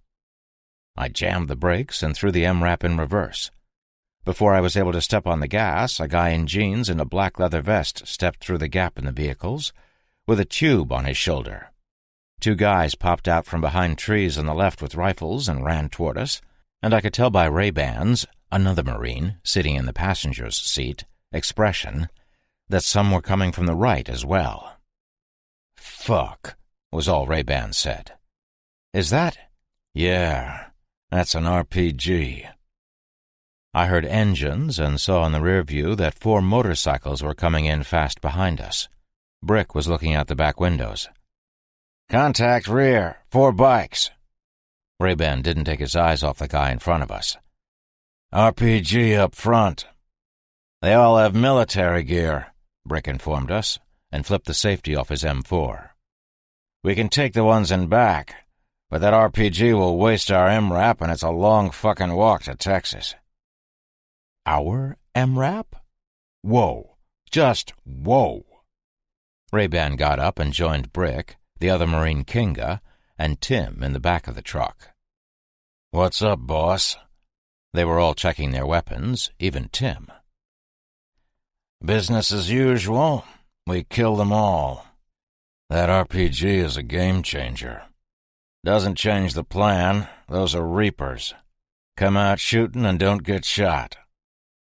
I joined them in the back just as a guy on the driver's side yelled into us, "Yoo-hoo! Do you have any Miracle Whip?" I checked my HK-416, fear making my heart pound. I have no idea how these guys did this kind of thing every day, even before the plague. They were dropped into situations where everybody wanted to kill you, and they did it for shit pay. Ray-Ban pointed at Brick, then pointed left. He pointed at Kinga and pointed right. He pointed at the two of us and whispered, "Stay behind me. Don't fucking shoot me." We nodded, and I stood from my crouch. The guy who had asked for salad dressing, "Yeah, Miracle Whip is a salad dressing. If you find a rotten jar of it someplace, look at the label," called out again, "You coming out, or are we coming in? Any chicks in there?" He knocked on the door. "Don't worry, we can open this up. We have a can opener." I looked out the front window at their can opener. The guy with the RPG was looking bored. He got a sudden smile on his face, and I knew we were screwed. I was about to turn and scream to Ray-Ban to open the door when Remo stepped out from between the two trucks, pulled the big dude's hair back, and jammed his big-ass knife into the guy's Adam's apple. He didn't slice across. He jabbed down and sawed right for half a second, more or less decapitating the guy. Fucker was dead before he knew he was under attack. As he fell, Remo grabbed the RPG, spun it to his left, and fired it. We all heard it streak to wherever he pointed it. There was a significant boom, followed by small arms fire from outside. Screams started before Ray-Ban pushed the door open, leapt out, and fired into the guys that were looking in all directions behind us. They did a little dance before falling to the ground, clutching at themselves. The other two Marines went right and left, but the RPG and Remo's M9 had already taken the rest of the bad guys out. One of the guys in the RPG blast zone was screaming, but I hadn't seen what he looked like yet. Remo was leaning against the MRAP, unwrapping a stick of gum. I leaned next to him, and he held out the pack to me. I grabbed a stick, and Remo pulled his M9 and shot one of the Reapers that had been trying to stand. The guy was 100 feet away, and Remo drilled him in the chest. The best word I can think of for the way he had shot the guy is nonchalantly. Yeah, I can rock an adverb. "Clear," he said as he chewed his big red. "Clear," I heard from the other three Marines, almost in sync. Brick ran over to the guys who had been hit by the RPG. One was goo, and the other had stopped screaming and was just kind of rasping. It was this ragged breath cough thing, and I will never forget that sound. Ray-Ban trotted up to the guys he had shot, and I heard two more shots as I made my way to the RPG guys. It was bad. I had seen this kind of thing before when I had first met my pal Ship, and these redneck douches had been ravaged by a few claymores. I heard retching and turned to see Tim with his hands on his knees back by the MRAP. The goo guy looked like goo. There wasn't a lot left. The other guy was a real mess, but was at least recognizable as human. His right arm and leg were hamburger. Think about that for a second. Hamburger. It is exactly what his arm and leg looked like. Strings of meat with some bone fragments sticking here and there. He was a good 20 feet from where the RPG had hit the ground, and his other leg was bent under him. He was holding his guts in with his left hand and was doing a shitty job because a purple loop of intestine slid out and hung like one of those strings of hot dogs you used to see in the deli section of the supermarket. The guy made this sound like "ugh" about 3 times, and he died. Fuck him. What do you think he was going to do to us? I doubt a game of checkers was an option. We checked all the other bodies and took care of them before they turned. One had started to stir, and he put one hand out to push himself up before I drilled him. They all had these cool black vests with a scythe and the words Devil's Reapers on the back in red and white. Remo strode back to the bikes and sat on one. He looked it over, then got off and scrunched down next to it. It looked like he was working on it. He strode back to us and said, "My bag is back there." He thumbed over his shoulder back towards town. "And there's something I need to take care of. Don't touch the motorcycles. 15 minutes. He began walking down the street toward town and moved off the road into the trees. I thought about dragging the Reapers' bodies out off of the road, but screw that. They could rot or be eaten by whatever. They did have some good shit. 3 M4s, a squad automatic weapon, various pistols, and the RPG. There were no extra warheads, grenades, for the RPG, but there was considerable ammo for the other weapons, and we took it all, plus the guns. I strolled back to the bikes with Kinga. Remo said not gonna, just checking shit out. We got to the bikes and looked at them. I couldn't see anything out of the ordinary, but Kinga got down on one knee and inspected it. He huffed and gave a low whistle. "What?" "Remo booby-trapped it. He's got a frag on the head with a wire to the spoke. Look." Indeed, there was a wire, but I had to get down and look closely to see it. Kinga looked at me with a half-smile. "Boom. Hee hee." Walking back to the MRAP, we heard a series of small explosions from Lincoln and noticed some oily black smoke pouring into the air. We waited inside the truck for almost 15 minutes, and suddenly Remo was there, knocking on the back door. "What was that about?" Brick asked Remo when he was inside with us. 3 trailers full of rotters parked back there. Looks like the Reapers were waiting to find the camp and then drop an infected bomb on it."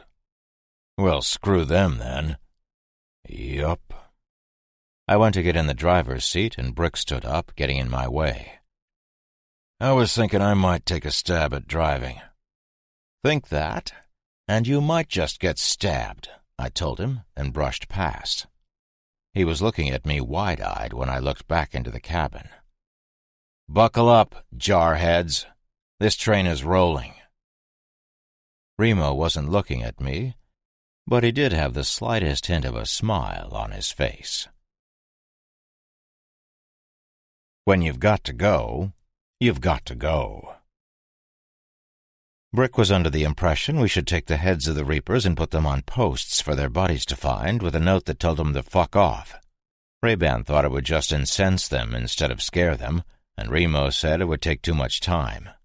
Brick then said we should mess up their bikes, but Remo put the kibosh on that too, citing that he had left them a present, and he wanted someone to open it. In the end, we just moved west on the 200, following the road through the mountains, and then south on Route 141 until we hit Route 12 west. 12 intersected with Interstate 90 south. This would bring us eventually to the city of Butte, and we wanted to stay far away from that, so we decided to hook south until we reached Interstate 15. The little town of Deer Lodge was on the route, and we thought that might be a good place to find some fishing rods for some fresh fish. There were rivers everywhere, and a fishing excursion with the toughest men on the planet watching my ass sounded pretty nice. We took a left on Beck Hill Road, which the map told us would bypass a few miles of highway, including a bridge. Freeze Out Lane, no shit, continued where Beck Hill turned under I-90, so we took that, and then a few other roads until we saw smoke in the distance. The smoke was coming from behind some low hills, so we parked the MRAP and went forward on foot, Tim and Kinga staying with the vehicle. Ray-Ban, Brick, Remo, and I snuck up the side of a small hill and looked down on the town. The smoke was coming from barrels with fires in them. The entire town looked to be an armed encampment like I had seen in Havre, and my heart actually jumped a little. If 2 pissant Montana towns could hold out, then maybe there were more with many more people. Maybe we could eke out an existence waiting for the pus bags to rot away. I started to stand, feeling some genuine joy for once, and Brick grabbed my load-bearing vest and yanked me back down. I looked at him all pissy, and he pointed to some of the people, obviously human, walking in the town. They were human. They weren't stumbling or lurching. They were walking around like humans would. I didn't get it until Brick gave me his binoculars and pointed again. I peered through the glasses, and then I could see what he was on about. Most of the people walking around had black vests on. This was a Reaper town, probably their home base. I heard, "Son of a bitch," come from Remo. He was looking through his own binocs, and I followed his gaze. 2 of the Reapers were dragging a guy out into the street, hitting him with black clubs. When he would hold his hand up to protect himself, they just clubbed him harder. They hit him and hit him until he stopped moving. Looking at the small town through the binoculars, more of the same was happening, albeit not as bad as the stick beating. The streets were mostly empty, but every now and then some Deer Lodge citizen someone would need something, and they would have to brave the streets to get it. Oftentimes, someone in a black vest would shove them or swat them. There wasn't a zombie in sight. So the Reapers had taken over the town and cleared it, or they had taken it after it had been cleared. Either way, you took your life in your hands walking out into the streets as much from the bikers as from the zombies in another shitty town. 36th and I can see, Ray-Ban said as he lowered his binoculars. It should be tonight, when they're drunk. WTF was he talking about? Yeah, but there could be 100 in the buildings that we don't see. Look there." Brick pointed toward a large parking lot near what looked like a hotel. There were dozens of motorcycles parked there. Maybe Brick was right. Maybe there were 100 bikers. But what did we care? We were going way, way around this crappy town. Brick took his binoculars back from me. "I'm not crazy about the ones we can't see." "I'm not terribly fond of the ones we can see," Ray-Ban huffed. "Remo?" Remo was looking through a larger pair of binoculars. "We fucking kill 'em all." So, I guess we weren't going around the town. We got back to the MRAP a few minutes later, and Kinga was asking how it looked. Now, we had been looking at the place for maybe 10 minutes. I had seen that there were buildings and bad guys between the buildings and no zombies. That's what I saw. These guys proved their badassery to me once again when they hunkered down, started drawing in the dirt and citing that this was 100 meters from there, so it would be a good cover spot, and that this rock is the water tower, and it's 20 meters high with 2 Reaper spotters on it. This is a possible barracks because we saw this dude come out, and when the door was open, we saw a bunch more of the Reapers in there. There are guards here, here, here, and here. Don't know about a rotation schedule.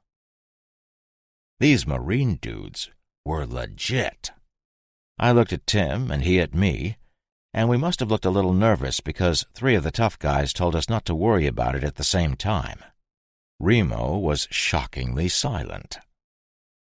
Ray-Ban got up off his haunches and pitched a rock into the dust. "We can't just roll in there and nuke the place. There's civvies. I doubt they have NVGs, but we should still be cautious during the incursion." Once again, I don't want you, dear reader, to think that I'm a total douche. I've done some badass shit in the past year. You know that because you've gotten this far in my journals. I am not a pussy. I am also not a friggin' Navy SEAL or one of these MARSOC boys. Hell, I wasn't even a Boy Scout. I was getting better at the whole military thing, but the bottom line is that I didn't think I would survive a running gun battle with these Reaper assholes. There were just too many. Don't get me wrong. I know that my escorts are more than capable of killing 10 bad guys each in the blink of an eye. But all they need is 1 stray bullet, and their force is cut down by 25%. Not to mention that, while I consider myself somewhat capable now, I can't compete with 100 well-armed dickweeds that have probably been killing people for fun for a generation or 2. I didn't want to complain, and I certainly wasn't about to tell these guys that I was taking my MRAP and going home, but come on. What could I do? Turns out the decision was made for me. We ended up pulling the truck back and parking it in the garage of the deserted ramshackle local fire station. Why was there a fire station on the outskirts of a small town sans fire truck? No idea. "You 2 stay here," Ray-Ban told us. "If we aren't back in 24 hours, you take off and head for the Gulf." Damn, he sounded cool. The 4 of them took off without so much as a backward glance. Not that I could have seen said glance in the dark. As soon as the professional killers were outside of ass-saving distance, the creepiness of a rickety old firehouse in a pitch-black post-apocalyptic world amped up to a gazillion. Tim and I decided we would be better served waiting inside our bullet-resistant, zombie-proof truck. We heated some MREs right in the MRAP. Tim got chicken pesto, and I got sausage with gravy. People in the movies are always bitching about how airplane food and MREs are awful and they taste like dust or worse, but that simply isn't true. Try prison food. Ketchup on something that looks like spaghetti. The sausage with gravy MRE, from the menu H case, is effing delicious. We cleaned up, played a couple rounds of Crazy Eights with a deck of cards I had traded for in the last camp, and I realized that the delicious sausage meal I had eaten was wreaking havoc on my innards. I told Tim I had to drop a deuce, and he laughed like hell, telling me he had never heard that before. I didn't think it was funny, but grabbed some toilet paper, checked our surroundings, and went to look for the toilet in the firehouse. The bathroom was on the 2nd floor, and I creaked up the stairs with Tim close on my heels. No way was I going anywhere alone, possibly ever again. We passed the fire pole on the way to the bathroom, and I thought that there was absolutely no chance I was not sliding down that to get back to the truck. The bathroom door was stuck open with one of those little rubber wedges when we found it. There were 2 stalls and a urinal. The first stall had no toilet, just a hole where one used to be. The second one did have a toilet, but it was so disgusting that I opted to poop outside. I thought about using the hole in the floor, but that just didn't appeal to me. We exited the bathroom, walking back to the unsteady stairs. I tested the fire pole by shaking it, and we both slid down it. It was epic. I checked out some windows, the area looking particularly zombie-free, and we moved outside. Being in prison with a cellmate, there isn't even the illusion of privacy, so I was used to squatting with other guys around. Tim kept a lookout while I took care of business. When I was done, we made our way back to the MRAP. I opened the door to the firehouse garage, heard this whooshing sound, and inky blackness took over as the ground rushed up to meet me. Reapers. Thirsty. In this friggin' apocalypse, you would think hunger would be the biggest issue, but I always seem to be thirsty. Pain throbbed through my melon before I could attempt another thought. The just-bumped-your-head-on-something extremely solid and unforgiving kind of pain. The one that sucks for a minute and subsides so that you have a dull throb. This didn't subside. It threatened to turn me into a quivering pile of jelly. This was bad. And remember, I've been shot in the head. I opened my eyes, mistake, and light assaulted my senses through my rods and cones in the form of a sharp spear of torment. The little bastard in charge of the pain shut-off switch was looking to get a raise, and he threw that damn lever as far into the on position as my optic nerves would allow. It hurt so bad I was nauseated for a moment. Yep, you guessed it. Sausage and gravy came out all over the floor. I had the nerve to turn my head to the side to puke, and that sent further requisitions of suffering to the pain guy. In triplicate. I rolled back on the cot I was on and waited for a moment for everything to equilibrate. I dared to open my eyes and then wished I had kept them the F closed. I was in jail. Bars on the window, bars for a door, bars for a wall on one side of me and several other cells, all occupied. For a split second, I felt extremely safe. Every person in the cells looked to be in the same shape I was in. I could see through the cell next to me and into the one beyond, and the 2 guys in there were bloody and beaten. Another 3 cells were across from me, and the inhabitants were in the same state. I heard a door open, and 2 guys strode in laughing and talking. They sauntered down the corridor between the 6 cells and came to look at me. "Hey, he's up." "Yeah, I thought he was going to wake up dead." They both chuckled. Pricks. "Water, please." "Oh, man, you must be really thirsty. We're sorry about that. Have to take precautions and whatnot." He produced a key ring and began thumbing through the keys. "Diamond and Giggles are really sorry about the whack to the head. They did a number on your buddy, too, but he wouldn't tell them where you were coming from or where you were headed. At first." He found the correct key and unlocked my cell. "You see, this is our town. If you live here, you have to pay taxes. If you're passing through, you have to pay a toll." He got down on his haunches next to me on the bunk. "You understand that in today's world things are different from before? I mean, you get that, right?" "Yeah," I croaked. The speaker, a guy of average size and curiously absent of tattoos, stepped into the cell. The gigantic guy with him leaned against the cell doorframe, looking exceptionally mean. "Here." He passed me a bottle of water. "Drink up." "Thanks." I took the water and took a giant pull on it. It was cold, and that sent spirals of agony through my freshly smacked melon. "So, my boss wants to know a few things. First, what's your name?" "Where's my friend? Is he okay?" "Whoa, pal, that's not how it works. Not only is it rude to answer a question with a question, but I'm the one who needs to report to a higher power here. Any further instances of non-compliance will be dealt with in a manner in which you will not be pleased. Have I made myself clear?" The huge dude snorted. "Yes." He pointed at my arm. "I see by your ink that you've bumped the proverbial head with the law in the past. Where'd you do your time?" "Cedar Junction, Walpole, Mass." It wasn't true. I did my stint in a medium-security prison, and Walpole was for the bad boys. "Ah, May I ask what you were in for?" armed robbery with a side order of beating the shit out of a couple of cops." Again a lie, and I'm sure you can see where this was going and why. "Interesting. And why are you riding around in a military vehicle? Where did you get it?" "Took it off some National Guard in Idaho. They didn't need it."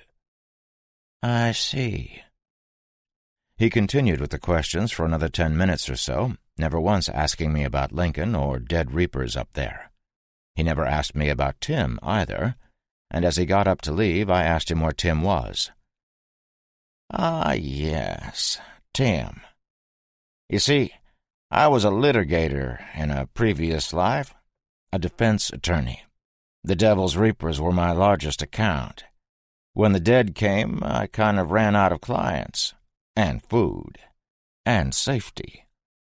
The Reapers took me in and made me one of their own. I realize that the backstory is a little boring here, but it's important. As a lawyer, I was able to spot lies a mile away, and while you seemed to be telling the truth, your friend was as full of shit as a Christmas goose. My brothers were going to persuade Tim to speak by removing his fingernails with a pair of pliers, but I asked them to hold on and found this in his pocket." He held up Tim's Baldy Mountain ID badge. "Crap." Young Tim finally acquiesced and told us about his escape from the facility, grabbing that vehicle, and how you saved him from a throng of those things on the road and have been inseparable ever since. "Good work, Tim." Miner here, he thumbed at the guy with him, was upset, disappointed. "Hurt that I was left out," the huge guy added. "Ah, yes, hurt that he was unable to attend the questioning. So he decided that Tim should lose at least one fingernail. Who am I to prevent that? After all, I'm still a probie. Your friend is sore, but he'll live, at least for a bit longer." "What does that mean?" "Oh, you needn't worry about that," the guy told me, and shut the cell door. "What you should worry about is the next line of questioning. While you appear to be telling the truth about things, you were still caught sneaking around in Reaper territory." He made a show of looking me over. "I don't see any Reaper ink or colors. Pure and simple, you were trespassing, and there's only one penalty for that." The huge dude snorted again. "Actually, there's only one penalty for anything." They locked the door and laughed and talked on the way out. I lay back and put my head on the cot, the realization of a biker-enforced death penalty sinking in quickly. "They're going to kill you, you know that, right?" Someone had read my mind, or I was hearing my thoughts louder than usual. I didn't even open my eyes. "Everybody dies." "Yeah, well, they're going to make you fight a bunch of the dead in a ring. You like that, smart-ass?" "No, I like quiet. Shut up and let me think about fighting zombies." I didn't mean to sound like a dickhead, but I just wanted to sleep until they killed me. "Screw you, pal. I'm just trying to help you." This time I did sit up on an elbow. "Help me? If you want to help me, break me out of here." I looked through the bars to the cell directly across the corridor from me. The guy in there looked less beat up than the rest. "I appreciate the heads up, but it doesn't change my situation." The dude squinted at me. "You look like one of them anyway. I heard you telling them you were in jail before. Where did you really get that big truck the guy was talking about?" This guy was not about to let me get any rest, and my head was killing me. In addition, his questions and demeanor screamed informant, which I had seen before, so I played it up. "You should drop your eaves better, Chief. I met the guy with the truck on the road. He was taking a piss and almost got overrun, and I saved his ass. He asked me if I wanted to ride, and I said yes. He's a decent guy. That's it." "Why didn't you just let the dead get him and then take the wheels?" I rolled my eyes. "Because then I would have had to sort through his infected parts to get the keys, all the while fighting off the ones that ate him. As it turns out, the thing doesn't need keys. I thought about just taking the truck from him, but like I said, he ain't a bad guy." I put my head back on the cot and turned toward the wall. Other than some whimpering down the cell block, the place grew silent, and sleep took me soon. The sounds of a scuffle and a guy shrieking "no" over and over woke me that evening. The bikers dragged him away unkindly, smacking and pulling him while he fought to escape them. I sat up on the cot and my head throbbed. The guy in the cell across from me, the inquisitive one, was gone. Two of the bunch of reapers stayed behind and came to my cell. Both were armed with shotguns. They stood in front of the door and looked at me, then at each other. "Him?" "Yeah. Come on, Chief. Somebody wants to meet you." I stood, and waves of pain undulated through my noggin and the back of my neck. It passed rather quickly, and I shuffled like a zombie to the now open cell door. The darker-haired one, short but powerful-looking, pointed to my right, and they escorted me down the corridor. A guard waited for us at the reception area, and I noticed 2 DLSD vests hung on a metal coat rack, forgotten and dusty. Deer Lodge Sheriff Department. We left the police station, moving into the street. It was lit up with 55-gallon drums with stuff burning in them. The air was warm, and the 55-gallon streetlights made the place look pretty, the flames creating dancing shadows on the quaint brick structures. Armed reapers were walking the streets talking, but not many average citizens were around. In about 100 steps, we were in front of what passed for City Hall in this tiny town. It looked like an old brick school. The smaller of the 2 bikers pushed me from behind. It was just a little push, a move-your-ass type of thing that tagged me on the shoulder and made me take an elongated step forward. It really pissed me off. My head hurt. It hurt a lot, and I just wanted to go home and see my friends. Screw the government, screw the zombies, and right now screw these damn bikers. I wanted to see my oil rig and feel safe. Really not expecting any trouble, the smaller one went to push me again. I could just feel it. He leaned forward to push my right shoulder with his left hand, and I twisted, moving forward and to the left. It was his turn to take an elongated step, and I turned around and folded my arms, looking at him. "Look, dickhead, I'm old enough that I can walk without your hands on me. If you're cruising for a piece of ass, I don't swing that way." The taller of the 2 smiled, obviously entertained, but the little one did something I didn't expect. He scowled and pointed the shotgun at my face. Then he did something I never would have thought he would do. He pulled the trigger. Nobody will ever get used to being shot or even shot at. Anybody tells you different, they're full of shit. Speaking of shit, a teeny bit may have squeaked out of me when that gun went off. Yet again, the shot went wide.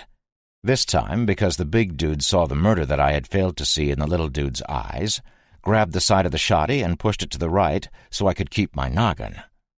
So I kept my noggin. Most of it. The barrel of the weapon went off maybe 10 inches from my left ear. It was loud. Fucking loud. I cupped my hand to my head. Remember, I already had a throbbing melon, and fell to one knee.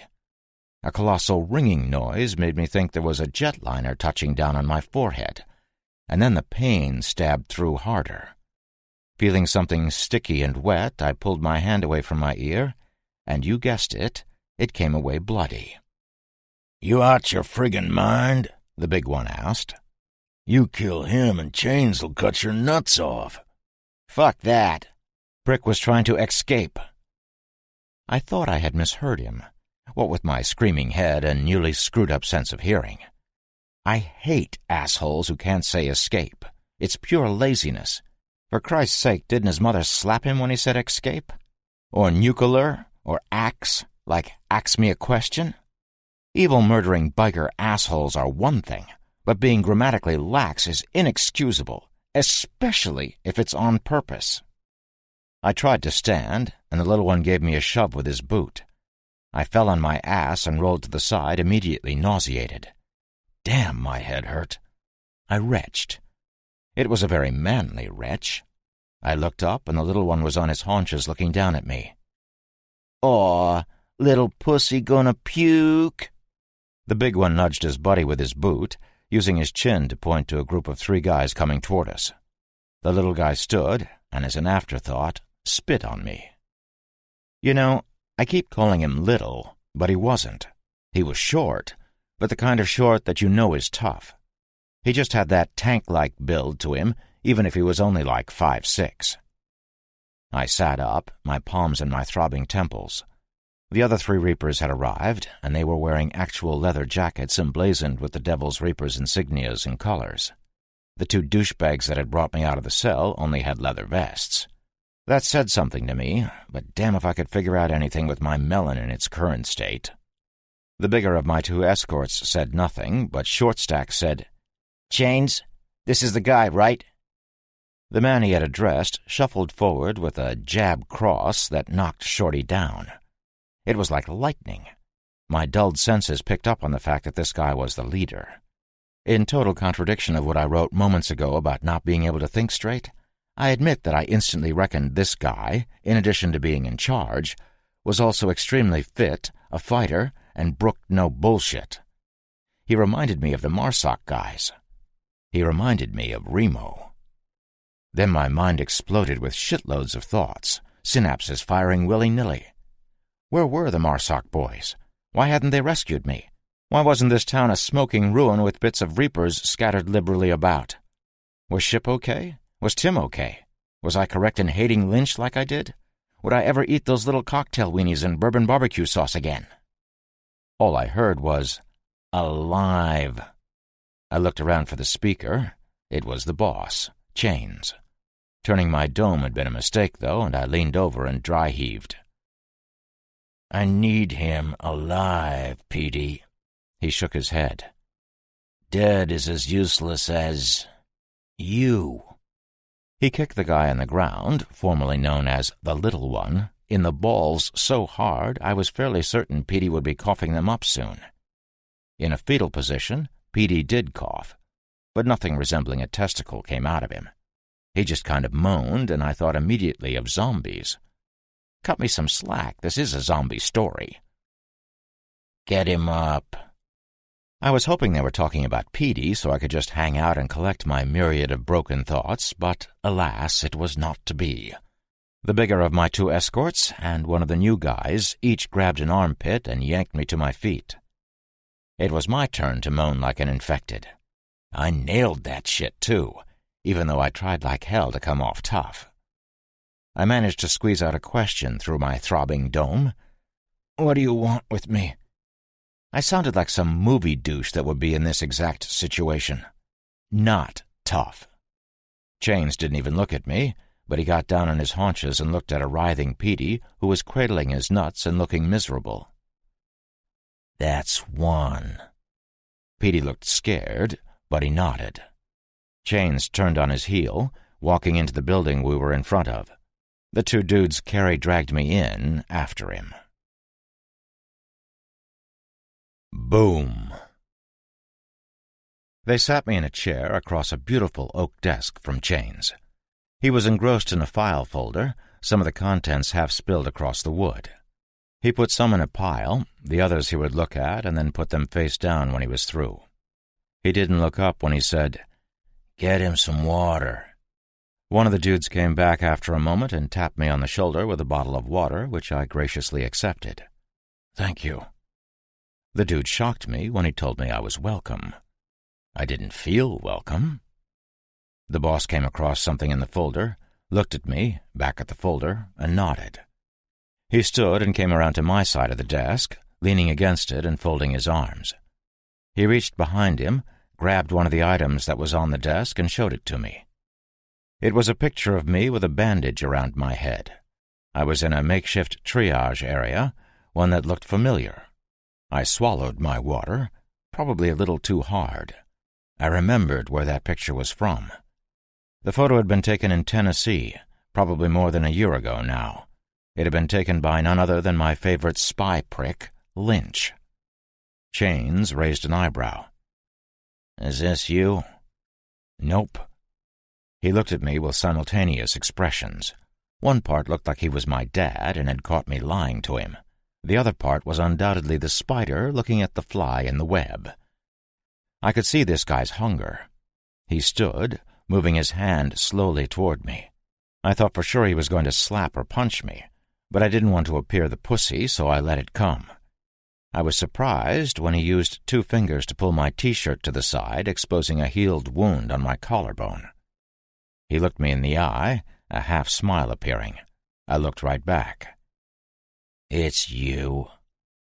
"That guy's fucking ugly," I said, pointing to the picture. "Clearly I'm prettier than he is." He reached down and lifted my leg, pushing up my jeans and pulling down my sock.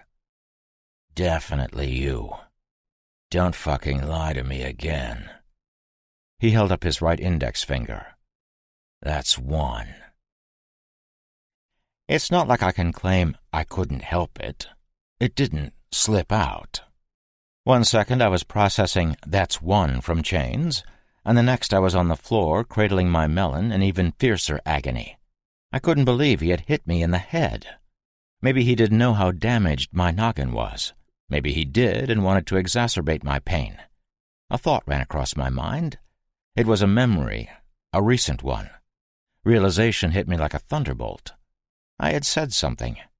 I had answered his "that's 1" with a question. "How many do I get?" Surrounded by 3 bikers who were probably itching to kill me, I had back-talked the meanest of them instead of keeping my mouth shut. What a friggin' dumbass! The 2 guys were lifting me up again, and they dumped me unceremoniously back into the chair. "This asshole is public enemy number 1? Don't worry about it." Chains got up and moved back across the desk. "Lot of people looking for you. Why?" He sat back down and pushed a laminated document, obviously waterproof, toward me. I picked it up and tried to read it, but couldn't focus right away. When I was able to concentrate, I saw that the sheet had a photo of me and some information on who I was, even the scars I had, but not what I was wanted for. There was a blue and white seal with a bird carrying a plant in one talon and a bunch of arrows in the other. Department of Homeland Security. What the fuck? Lynch.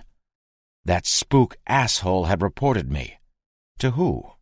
The president? Why was the government, what was left of it, working with crazy-ass murderers? I looked at him. Where did you get this? They're all over the place. Flyers pushed out of a plane. Read the bottom. I looked down and saw the word reward, and everything made sense. I nodded. So I'm a payoff. Yes. He steepled his fingers with his elbows on the table. He looked just like my 8th grade biology teacher, Mr. Harris. I fucking hated Mr. Harris. Why do they want you? What did you do? I was deciding how to answer that when Chains stood. Apparently I was taking too long to come up with a viable answer. I held my hands up in supplication, and he raised an eyebrow. I can neither confirm nor deny that I may have appropriated some shit that wasn't technically mine. It was just lying around. How was I supposed to know it belonged to the government? That piqued his interest. He sat back down and looked at me, thinking. I could see the wheels turning. If the shit I had stolen was worth more than whatever Homeland's reward was going to be, I could be a lucrative find indeed. He popped the inevitable question. What did you take? You know, at the beginning I didn't know what it was.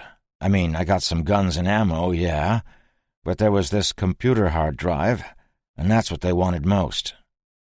My best line of bullshit yet. There was no friggin' hard drive. I'm actually giggling a little as I write this. Where is it now? Baldy Mountain in northern Montana. I got picked up by some Alphabet Agency guys. They never told me which one, and they took me to Baldy. Then the place got overrun and I got out. I found Tim on the road, and then I met you wonderful people. And then you hit me in the head. A lot. I rubbed the back of my neck for emphasis. Tim is the geek you were with? The one with the armored truck? Yeah. He crinkled his face a little. It wasn't dignified. Why didn't the dudes at the mountain just tell the people who chucked out these flyers? He pushed another flyer at me. I got the impression they didn't get along. Something about differing opinions on how to run what's left of the country, about who should be in charge. Apparently they didn't like the president's orders. President's dead. Nope. Not as of a week or so ago, anyway. I had no idea if the president was alive, eaten, or just mostly eaten, but I wanted to sow as much confusion as possible. So do we need this prick or not? That had come from behind me. One of the apes with guns. You do, I said immediately. The assholes looking for me don't know the hard drive is lost at Baldy. Chains raised his eyebrow again. And the guns? They took 'em. But there's a shitload of guns at Baldy, and 100 years' worth of ammo. Problem is, there's a shitload of dead fucks in there, too. A gunshot sounded from down the street, then another, then another. Chains didn't look at all disturbed. His eyes flicked from mine to one of the gorillas. Check it. Be quick about it. He looked from his stooge to me and back. And check the pens. Pens? Writing implements? WTF was he talking about? The guy left, and the boss leaned back in his office chair and looked at me hard. You met my lawyer. He can smell bullshit a mile off, and he says you're on the up and up. He folded his hands. You also met Six-Pack. He was planted in the cell next to you. I knew it. Told you. And he says your story didn't change. This was looking better for me. Problem is... Uh-oh. I just don't trust you. Another gunshot. Chains looked at the window. The second gorilla moved toward the window, looking down at the street. Got one down there. Where's our guys? An explosion ripped through the night. It was down the road some, but still close enough to shake the building. Gorilla number 2 turned from the window. That came from the west. I don't know if... The top of his head, all of a sudden, ceased to exist. Actually, the sequence of events went something like this. He said, "Dunno if." His melon popped like an overripe grape, spraying his dome back across the floor and ceiling. The window he had been in front of blossomed a hole, then shattered. He dropped, and I leapt for his gun. I know the hole in the window came first. I do, but I swear that's how it looked. I spun the weapon to get the drop on Chains, but he wasn't there.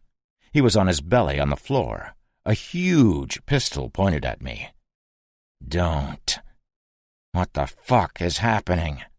How should I know? I'm a hostage, remember? The door opened, and 3 guys came running in. One was Petey. Get down, the boss yelled. The 3 of them dropped to the floor, and army crawled over to us. Chains, one of the dudes, not Petey, said. We've got deaders, and somebody is shooting at us. So shoot back. His giant gun was still pointing at me. How many deaders? I don't know, but Danny and Big Red ain't answering the radio. Everybody was yelling, and then Petey dropped the bombshell. So this asshole shows up in his armored truck, and we suddenly have people shooting at us? Why does he have a gun? Now everybody was quiet and looking at me. Yeah, it's the fucking SEAL team I had hidden in the glove compartment, asshole. They were stashed next to the zombies that are hitting us. Airstrikes are next, you douche crust. I rolled my eyes, perhaps a little overdramatically. I was going to help you pricks, but screw. Take your gun. I slittered across the floor to Chains, who stared at it for a second. I had thrown the us in there to see if I could buy some trust. Fat chance, I know, but still. If Remo and the Jarheads, holy crap, awesome band name, were here, lots of folks are going to die. Hopefully, Tim and I weren't about to be lumped into that group. I felt as if I were actually on fire from the look that Petey was giving me, but if I was about to die, I wouldn't go down without a fight, even if it was only verbal in nature. One of the guys got on his knees and looked toward the window. He crawled over to it and used the reflection in a piece of broken glass he picked up to see out the window while keeping his head down. Smart. A bullet came through the plywood, sheetrock, muscle, and bone, skipping off the floor and shattering a glass something across the room. The guy slumped forward, chin on chest. Not smart. Motorcycle engines were roaring up and down the street, gunfire was roaring from several directions, and my ears were roaring from the fear and tension. Another round came into the room, and it was way closer than I would have liked. Petey looked up at me, eyes wide, and began backing up. He rolled over next to the guy who had just bought it, his shotgun pointing at the ceiling. I didn't think this was overly smart, but I also didn't think Petey was overly smart, and I didn't like him either. A third round hit the desk, and Chains yelled something. I heard a bike crash, and then more screaming, as the remaining douche belly-crawled over to Chains, who was now talking into a radio. "Danny? Red? Where are you two assholes? If you're high, I'm gonna kill both of you, I swear to Christ!" Chains continued to yell obscenities into the walkie-talkie until screaming began from inside the building. The last guy suddenly rose quickly, bringing the desk with him, standing it up on its end. It was a big desk, but this was a big dude, hopped up on adrenaline and who knows what else. He began shoving shells into his shotgun, but he only got 2 before he was out of ammo. "Nobody's answering." The boss looked at the radio. "They're either dead or they're going to be. Sonny, Petey, let's get the hell out of here and figure out what's happening." "What about him?" Petey demanded, looking at me. "Take him, and if he gets out of line, fuck the reward. Do him." Petey actually looked like a nice guy when he smiled. Granted, that smile meant he was absolutely going to shoot me. No matter what happened, I would get blasted trying to escape or trying to get the gun from him or whatever, so that's exactly what I planned to do. The smart guy, the one with the big hole in his chest, opened his eyes and expectorated a large gout of blood. His next move was to grab for Petey, but the live guy was having none of the dead one and deftly brought the butt of his shotgun up under Mr. Holy's chin. The dead guy's teeth clacked together, and he bit off half of his tongue. Petey quickly reversed the weapon and turned the deceased biker's head into mist. What with bullets flying from an unseen enemy, bikers shooting dead bikers, and undead moving about in their secure town, Chains looked only mildly annoyed. "Out the door, down the stairs, out the back." Oh, and explosions. Forgot the explosions. Another large blast came from somewhere close. Dust fell from the ceiling, as did some of Gorilla No. 2's gray matter, and Chains was the only one of us who didn't look around like his ass was on fire. He reminded me of every tough military guy I had met since leaving prison. He reminded me of Remo. He reminded me of Lynch. I had to wonder if he was military-trained, and probably would have, if gunfire, screams, and a few more smaller explosions didn't scare me. I didn't hear moans, so I was hoping that whatever undead force was on the hunt wasn't sizable. A few dozen infected would cause chaos, and I might be able to escape in the ensuing confusion. A few hundred, and I was most likely chow. The 4 of us inched our way to the stairs, then made our way down. The back door was made of wood, with a glass window taking up most of the top of it. The shade was drawn, and Sonny, the bigger of Chains's 2 goons, moved forward and peeked out past the shade. He backed up quickly, 2 sets of arms bursting through the glass to grab a snack. Petey fired his shotgun into the 2 pus bags trying to gain entry, and to his credit, he got both with his buckshot. Zombie A and Zombie B tumbled backwards, and nothing else came in. Sonny looked out the window and looked back at us. Now Chains looked a little nervous. "Is it clear?" "No." "How many?" "Looks like a Raiders game just ended and everybody's heading for the parking lot." Holy shit. I mean, holy shit. What a fantastic analogy. Why did these bikers have to be evil bikers? Why couldn't they be bikers that brought you cake? With analogies like that, Sonny and I could hang. We could be buds. Petey had that adoring smile, and Chains with his nonchalant attitude to his world falling apart. Well, these guys were akin to people I like to be around. Don't get me wrong, I was going to have to kill them all, but still, the point is valid.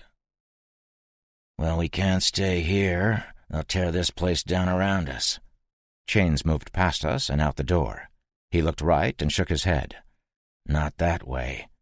We all exited the building and ran left. We were in kind of an open alley with a Harley on its side. That drag mark you've seen countless times came from under the bike and moved off into the bushes. Why some infected just hork a guy down where he falls, and others like to drag their victims off, is still a mystery to me. Maybe they like to eat in privacy? Regardless, we could hear that wet, ripping sound, and we knew what that meant. The sounds of chewing, multiple chewers actually, spurred us into action. We jogged down the alley thing and turned a corner, right into a band of undead that were shuffling in our direction. Either we were in amongst them, or they us, and it didn't really matter once the biting started. Sonny was bitten almost immediately, but he still fought well. He fired 4 shots from his shotgun, and it clicked empty. There were probably 10 plus a baker's dozen infected, and he had killed 5 before one caught his shotgun club and another got in close and tore his throat out. Petey was jacking shells and firing at noggins as fast as he could, and Chains was using his massive revolver. Both were crazy loud, but neither was effective enough, and I realized the dead were going to reach us if I didn't act. I reached over and pulled the little automatic pistol out of the back of Chains's belt, the one that I had slid to him earlier. He didn't even turn around. Stepping between the douches, I began firing as well, and I didn't miss a single shot. When I ran out of targets, I turned to see Chains hand-to-hand with 2 dead bastards, and I shot one in the dome while Chains broke the neck of the other. He looked at me, then at himself, then back at me. We had gotten them all, but more were on the way. Petey was loading his shotgun with shells from a bandolier across his chest. He looked up at me briefly, then back at his weapon. I really thought you were an asshole. Maybe... I shot him in the face, spun to shoot Chains, but he was already pointing his gun at me. He lowered it. You know, I really don't like you. He clicked the hammer back on his cannon. Why do the alphabets really want you? I told you. He held his left arm out. That circular mark of doom, just starting to bleed, was on his forearm. I felt bad for a split second. I'm immune. He raised his eyebrows like we had been beer buddies for 20 years. No shit? No shit. He sighed. Then don't fucking die. He put his weapon under his chin and blew his head off. Seriously, the top of his head came off. I heard crunching behind me, spun, and saw 2 dead bastards coming for me across some gravel. I shot one, and the slide on the automatic stayed back. I discarded the weapon and went for Chains's gun. It, too, was empty, so I opted for Petey's gun, and did this super cool roll to get away from the dead thing that was reaching for me, while at the same time grabbing the gun. I brought it up quickly, and only had time for a chest shot on the first one. It flew back out of my immediate field of vision as I had to adjust for the second one. The shotgun's kick was again substantial, but so was its damage, as the head of the infected on the business end of the weapon ceased to exist. The lifeless form collapsed, and I swung the barrel of the gun toward the one I had shot in the torso. I pumped out an expended shell, a fresh one entering the chamber. I remember hearing the casing hit the ground, and thought it was odd that I could hear it over the din of the carnage near me. It was at that point I was hit by a freight train. All teeth and claws, this thing tore at me like it was a tiger, and I was something that a tiger would eat. My weapon clattered to my left, and it was all I could do to fight the thing off. It was strong. I heard screaming and realized that it was both the infected on top of me and me. I took a nasty punch to the nose, becoming stunned for a half-second, and the thing wrapped both of its disease-ridden hands around my throat and squeezed. Fucker was choking me out. Cool went right out the proverbial window, and I began to panic. Air had taken vacation from my windpipe, my lungs burning after just a moment or two. Where the hell was my adrenaline buddy now? I'm sure my eyes were bulging too. They must have been about 8 feet out of the sockets, because that's the only way I could have possibly seen a zombie with a ragged hole in its chest cavity staggering toward us, its entrails dragging behind it. This was not the first time I had had a runner atop me shrieking, but it was the first time one of them was trying to compress my esophagus to the thickness of a credit card. It leaned in to bite my nose off, so I felt it prudent to jam a forearm between us. I was starting to see stars, no shit, and the diseased prick astride me began to look like he was falling away down a long green tunnel. Or maybe I was. Either way, seconds were critical here, so I didn't delay. The last time this had happened to me, I had done something truly spectacular. This time I was in worse shape, so I brought my left hand around, grabbed the side of the prick's noggin, and jammed my thumb in its eye. It was my turn to squeeze, not that this asshole had let up, and I felt the eyeball go under the onslaught of my digit, goo squirting down on my face. Aqueous humor, if you remember from Baldy Mountain. Dickhead could have cared less, and actually squeezed harder if it were possible. I noticed the dead one had gotten close enough to get down on his knees, and was looking at me like an entree when everything went black. Pain. Ow! Thud, thud, thud. Ow! Thud, thud. Ow, damn it! Thud, thud, thud. For fuck's sake, ouch! Is he bitten? I don't know, but he's damn heavy. Pussy. Screw you. You carry him. He's dead weight. I can carry me. What? That was him. Put him down. The guy that had been running with me over his shoulder put me down. I was ecstatic to see that it was Kinga. I looked left, and through my haze and the darkness I could see Brick. Well, 2 bricks. I was seeing double. That shit can happen. I put my palms over my throbbing eyes. My head was throbbing, too. Hell, everything was throbbing. My neck was sore and my throat dry. I tried to clear my head by blinking and realized that I couldn't see out of my right eye. That was unsettling, so I reached up to probe it with my fingers. I found it was crusted with blood, which is when the cuts on my face started to sting. Not for nothing, but the damn zombie apocalypse really sucks. What the hell took you assholes so long? The 2 Marsoc guys looked at each other. Brick thumbed at me and spoke to Kinga. This fucking guy. He looked at me, smiling. They were both smiling. We ain't the ones who got our asses handed to us by a teenage girl. Nope. No. I did not battle a girl. It was a man infected with the most horrible disease ever. This particular man was the exceptionally massive mutant spawn of a couple of Lees, Bruce and Muhammad Ah. Okay, so you didn't get that. Bruce Lee and Muhammad Ali. It was funny, you're just dumb. Bottom line is that the infected asswipe that had tried to make me dead was not a 90-pound chick. Both of those dick noses pointed to my left. I glanced over at an overturned 55-gallon drum that had been being used as a lamppost. Around it, drenched in gore and full of holes, were the zombies and bikers that I had just battled against, battled with, and subsequently killed. One had been, in fact, a young blonde girl. Crap. The fight felt like it was 5 years ago and 5,000 miles from here, but the carnage was a mere 50 feet away, and the proximity spoke as to the time as well. We can't stay here, Brick said and pointed. Shadowy forms were stumbling their way toward us. Can you stand? Damn right I can stand. I stood. Well, halfway. I promptly fell back on my ass. I dry-heaved, sending tendrils of agony through my head and into my shoulders. Shit. Help me get him up. Brick looked at his watch. We need to be at high 2 in 5. They helped me up, and I've got to tell you, I didn't like it.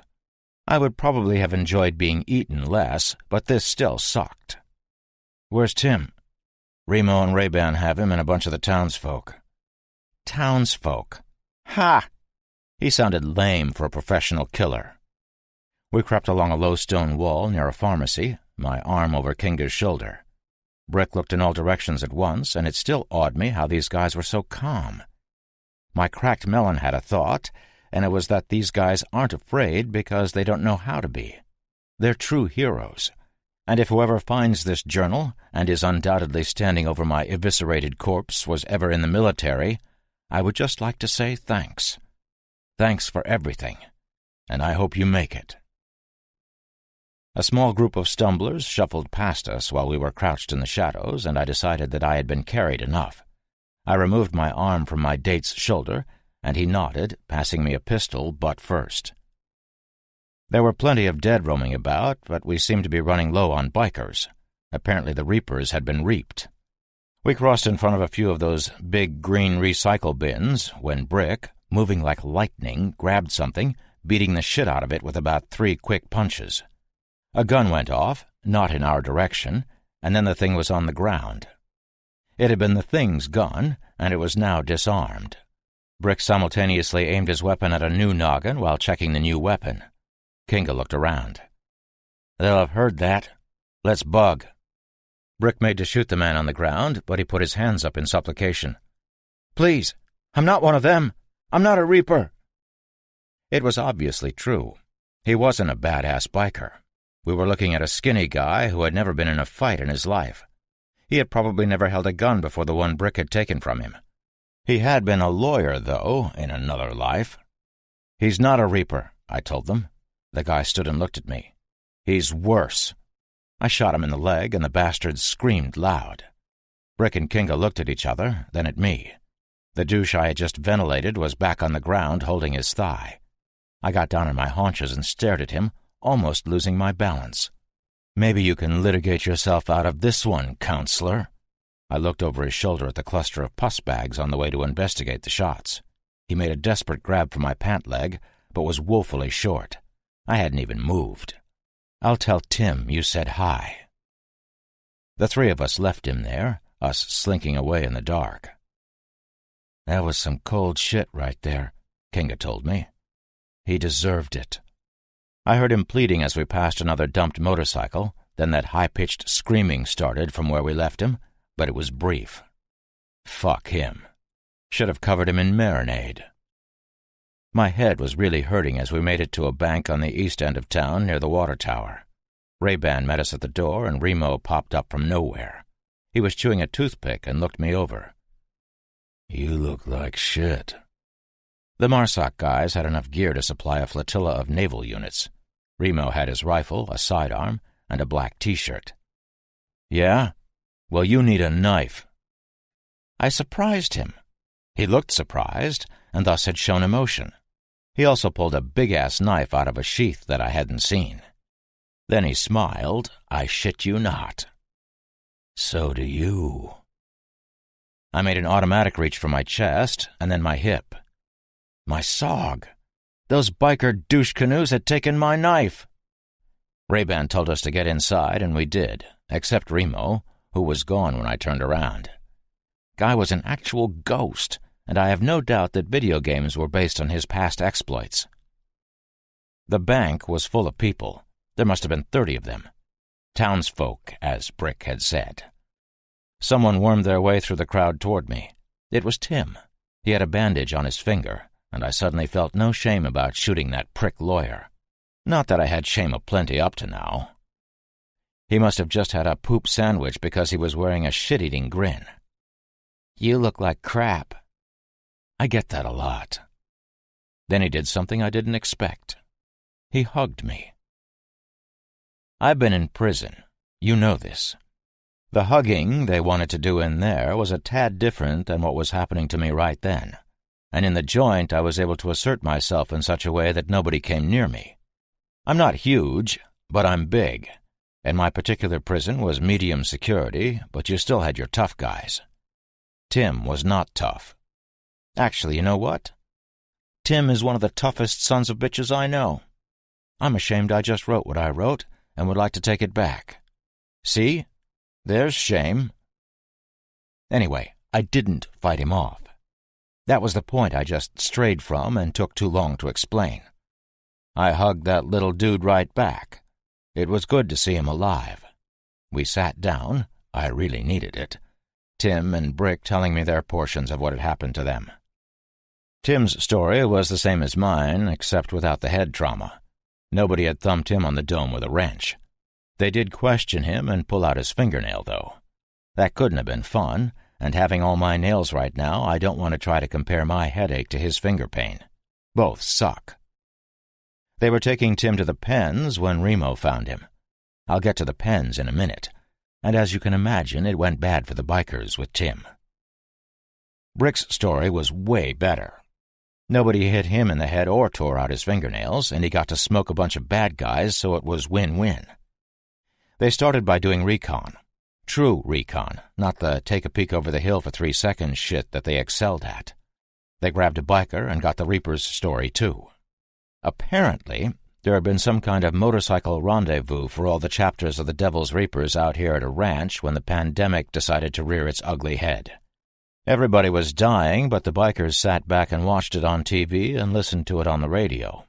After the cops were either dead or running, the bad guys came out in force and grabbed up what they could, arming themselves and killing anyone that got in their way or looked funny or was minding their own business. When the story was done, so was the biker's usefulness, and Kinga ended him silently. They now knew what they needed to accomplish and split up. Brick had gone with Kinga, Ray-Ban would take the guys on the tower when the time was right, and Remo just killed everything he saw. Brick and Kinga found a bunch of the townsfolk, can't stop saying it now, during their recon, and extracted them as they could, storing them in the bank like a week's pay. That's what took so long for them to rescue my ass, getting the people out. They couldn't get everybody, but they got who they could before they unleashed their nasty surprise. Remo saw some bad guys pushing Tim around, making him walk in front of an infected. The Thing and Tim were tied to a pole together, the zombie just out of reach of my pal. Well, vice versa, really. They were apparently going to feed him to more infected, and that's when Remo found 2 more tractor-trailers full of zombies. The pens that Chains had mentioned. He dispatched the shitheads, destroyed the infected hitched to Tim, and brought my nerdy buddy back to the bank. They set some generators up to go boom, then killed the bunch of assholes who came to check on the hubbub. Remo let the infected loose from the pens, radioed to the Marsoc boys that the feces was on the fan, and then the killing really started. They straight up murdered every biker they saw, using zombies to do the heavy lifting and wreak havoc. Ray-Ban did the guys on the tower as silently as possible, then used his incredibly sexy M14 EBR sniper rifle to deal death from above. He still won't tell me how many bikers or zombies he killed, prick. He's the one who blasted the guys in the office with me. I asked him if he had known I was there. His only reply? Nope. But he had seen me come out into the alley and almost get eaten. He didn't want to smoke the teenage infected that had tried to choke me out for fear of hitting me, but he had shot one of the gorillas, not Petey, and I hadn't even seen it happen. He let Kinga and Brick know where I was, and they got to me just before Ray-Ban would have made the fuck it call and shot the little bitch that was killing me anyway. Zombies and bikers and tough guys, oh my. The boys moved out, quietly removing threats or wounding and allowing zombies to remove threats. So I told them my story. My story was lame. As I was telling my lame story, a pack of undead had found us, and a woman pointed to the window and screamed. There were only a few, but these people weren't used to infected. Wow, that was a stupid statement. Like anybody is used to these things. Anyway, they started banging on the bank window, and all of a sudden a shadow shows up, kills them, and fades back into the darkness. It was like watching Batman. Not the 1970s or 80s or 90s pussy Batman, the mid to late 2000s Batman that killed everybody. One guess on who it was. We sat there for a few hours, and I got tired. Tim and Kinga had tried to keep me awake, stating that head injuries were bad, and sleeping with a possible concussion wasn't the best thing. I told them to screw, and that if I were going to survive a zombie apocalypse, giants, bikers, rednecks, rogue militaries, underground installations, and a super spy, I would not allow sleep to kill me. So yeah, with all this shit going on, I took a nap. Wrapping up and moving on. When Tim nudged me awake, the sun was shining through the tall glass front windows of the bank. I sat up fast, reaching for my rifle, which was a tremendous error on my part, as I no longer had a rifle. In addition, the pain and nausea centers of my body decided to collaborate on a paper entitled, "Don't Sit the Fuck Up," and were looking to me to publish. I put my head down on the sleeping bag and put my hands to my forehead. Ow! Tim looked at me like a stern, self-righteous physician. "You really should have stayed awake. Sleeping with a head injury can be a serious thing." "Got news for you, Timmy," I said through my hands. "We're all already dead, and this is hell." Tim looked thoughtful for a second, then smiled. "I'm glad you're still you." "I'm not. Everything hurts." I swallowed, or tried to, "and my throat is—" I looked past my palms, noticing that Tim was holding out a cup of water and some pills. I graciously accepted them and swallowed the pills on the first try with the entire cup of water. I looked at my hand. "What were they?" "Percocet." Damn. Tim wasn't screwing around. He had given me the good stuff. "So, Remo, Ray-Ban, and Kinga have been out clearing the town all night. They have 13 Reapers in the jail and have taken care of all the infectoids." "Infectoids?" "Whatever. He could have that one." Kinga radioed back to Brick to let him know that a group of Reapers came in at about 1 this morning on their bikes, totally unaware that our guys had taken the town. Marsoc took care of it and added some of the bad guys to the jail and some to the morgue. "And the town?" "Totally safe and with the homeowners in control. Well, those that are left. The Reapers did a number on this place. Our guys found a bunch of girls in a room in the barracks." He looked away. "It was bad." "Wait. Remo allowed prisoners?" "It was his idea. He thinks that the town should have a trial." I perked up at that. "That's a good idea. Although I can only see one penalty for those assholes." A guy appeared to my left. "May I sit down?" I palm-pointed to the floor next to the sleeping bag I was on. He sat. "My name is Ed Parsons. I was the town assessor. When the Devil's Reapers showed up after the plague started, they killed the sheriff and the 3 deputies he had." It was almost like I had just heard this shit. Blah, blah, zombies ate my dog, blah, blah, bikers killed my goldfish. Sorry, reader, if I seem a tad insensitive, but my head hurts right now. I've heard all this guy's bullshit before, and I just refigured out that if you're reading this, then I'm probably dead. So I'm pissy. Parsons was going to be the new mayor. Death penalty for all bikers. Thanks for saving us. Will you please stay and help us? That last one was new. Usually people either couldn't wait to get rid of me, wanted to incarcerate me, or wished my demise. Deer Lodge was kind of nice, other than the cliché road warrior-type biker gang. I was typically the one disaster seemed to follow, but this place had been pre-disastered by the Reapers, so who knew? But I couldn't stay. I had to get back to my homies. I told Parsons he was out of luck on me hanging around, and he smiled and said he understood. No hard feelings, thanks, handshake, bye. Remo showed up with Kinga a moment later and told people they could go home. Some were filing out of the bank when a beautiful apparition appeared on the other side of the glass. It was not a busload of porn stars, but it was close. It was my MRAP. I smiled and put my head back down on the sleeping bag. This was going to be a good day. They let me rest for a day while the jarheads taught some of the folks in Deer Lodge some tactics. The bikers had appropriated an incredible arsenal, and the military guys showed the ordinary folks how to shoot as well. I thought for sure at least one of the Marsoc boys would stay behind, but they all said that wasn't part of the mission. Brick had radioed to the Carney camp to let the other military dudes know that the Reapers had been dealt a huge blow. They weren't completely gone, but their numbers were now significantly lower.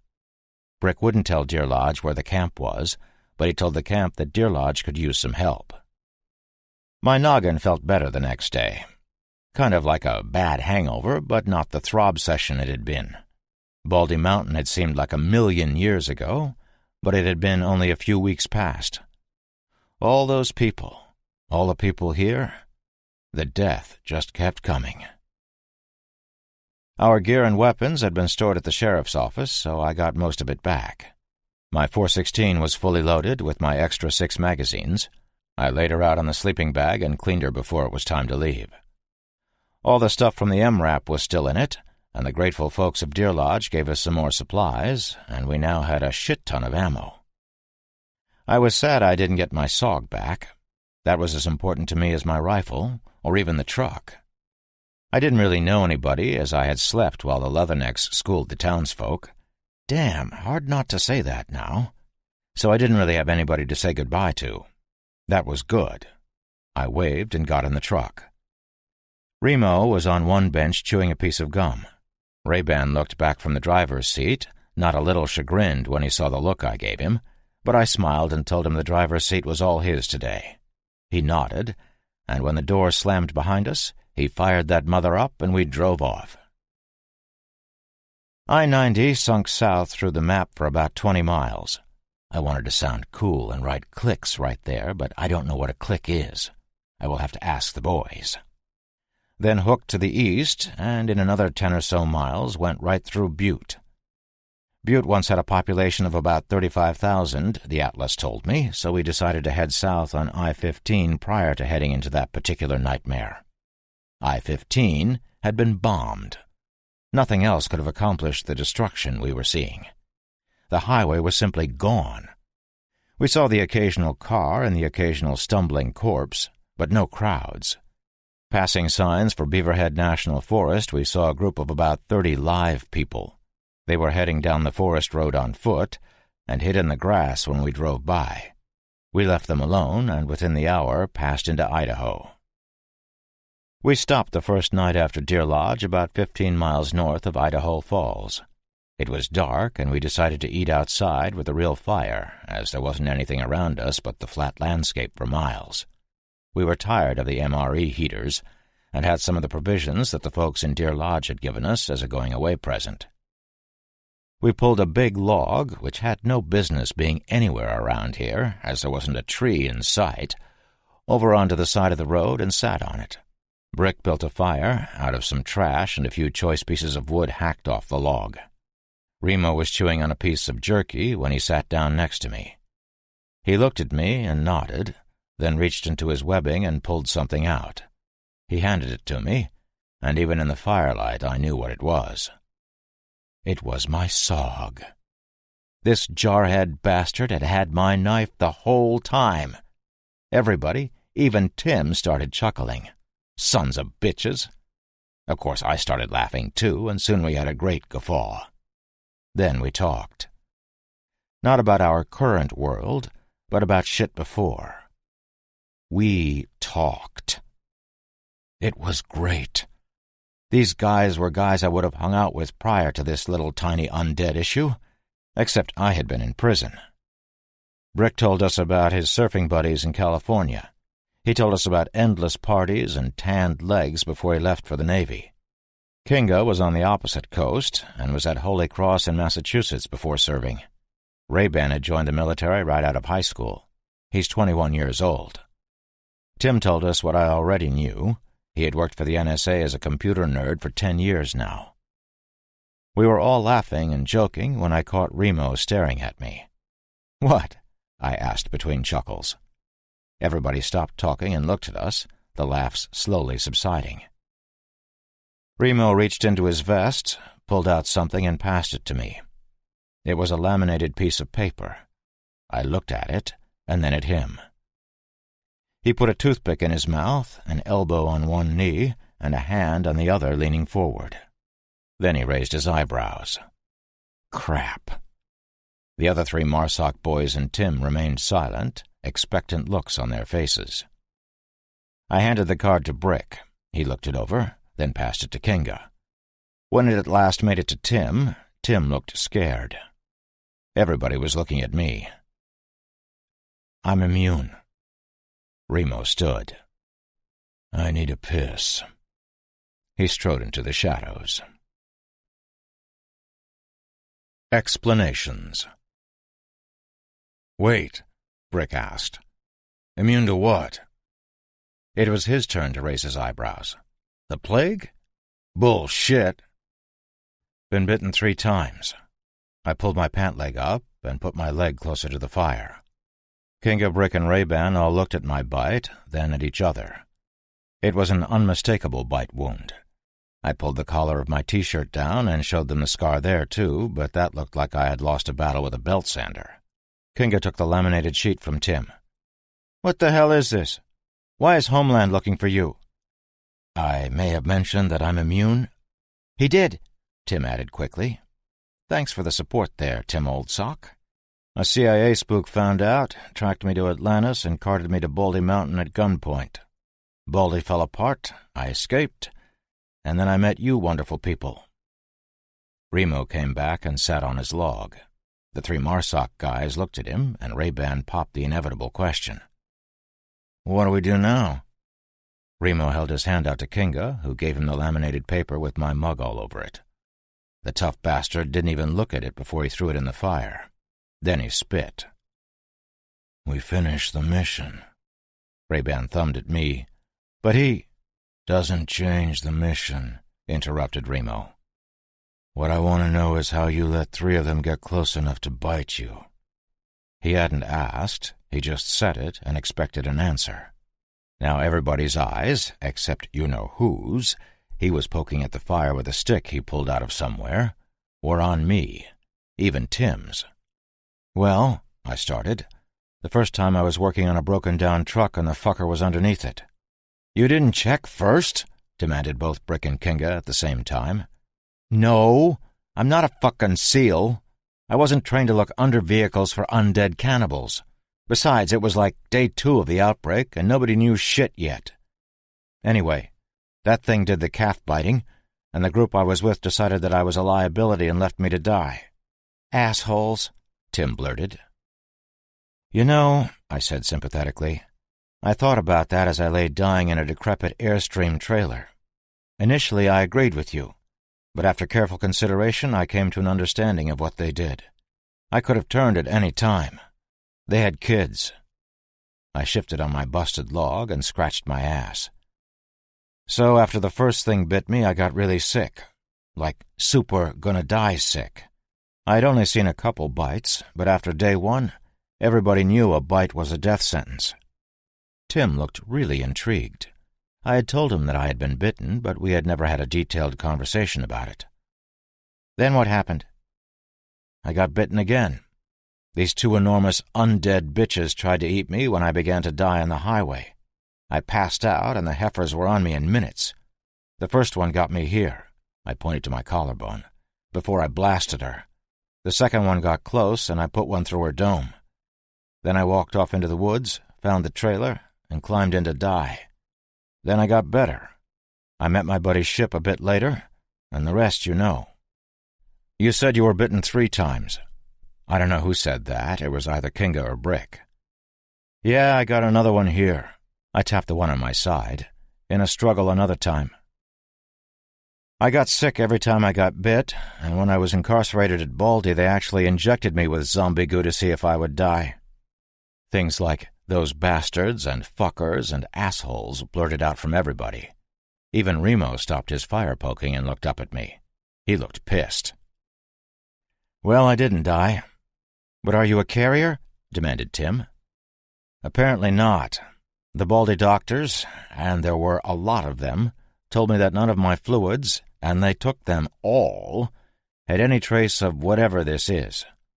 My liquids are the same as everybody else's. Then there's the fact that I bit one of the doctors. Remo whipped his head up at that one. He whipped it. And he didn't die.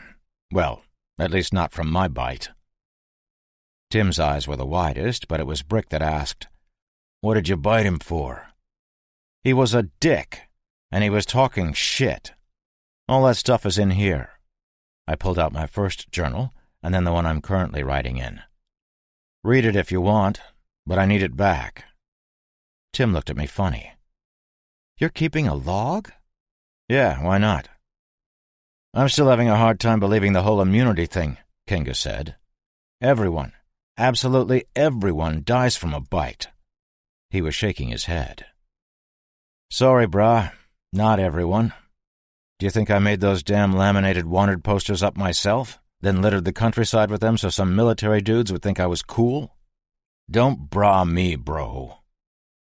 Remo reached for my first journal, nodding in acceptance when I gave it to him. I'm going to get some rack. He stood up and got on the MRAP. What a line of bullshit. This guy was so tough I'm sure he thought sleep was for pussies. Now the MRAP, having 2 fold-down stretcher bays and 2 banks of seats you could sort of stretch out on, was somewhat accommodating for sleep, but only for whoever got into a stretcher first. There were 6 of us, so 5 guys could sleep lying down if one guy was on the floor between the benches, but somebody had to sit in a driver's seat for the first watch. I volunteered. I had gotten a good snooze with my busted head back in Deer Lodge. Tim said it was a good idea that I didn't sleep too much, even though I had gotten some sack time, if not quality, already. We finished eating and got back in my truck. Remo gave us a nod as we entered.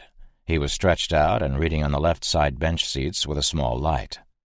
Brick, Ray-Ban, and Kinga threw 1 or 2 fingers, and Brick was the odd man out. He got the floor. Tim and Kinga took the stretchers with Ray-Ban on the opposite bench from Remo. Everybody was asleep in minutes. It's boring and lonely when you're alone with your thoughts with nothing to do for a few hours. Reminded me of prison. I thought about my friends back on Atlantis and couldn't help but wonder about the destroyer that I had seen tied up to her when Tim and I had used the spy satellite. I thought about Lynch and what had happened at Baldy, both what they had done to me and the clusterfuck they had pulled on themselves. Lynch made me think about Dallas and his spooks. Dallas's Lynch and mine couldn't have been a coincidence. Then I went off on a me tangent. Did I have the right to keep myself away from those who could use me to figure out what the hell was going on and how to stop it? With all the tests the doctors and nerds did on me at Baldy, they had never come up with anything. One of the doctors had said that if this thing was a virus, it was damn difficult to figure out where it was. It had to be in the bodily fluids, but they couldn't find it even in captured undead specimens. They had looked for odd bacteria and fungi in addition to viruses, and had found nothing. That was about the extent of what I knew, but I still mulled it over until Remo scared the ever-loving shit out of me with a tap on the shoulder. He handed me the journal. That was some funny shit. How much of it really happened?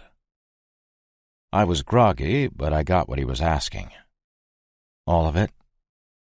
And that Lynch guy was a real badass, huh? He was. He called himself an asset. I prefer ass-hat. If you read the second journal, somewhere in there I say I wouldn't have minded seeing you and him duke it out. Huh. He nodded to the side like he wanted me to follow him. What's up?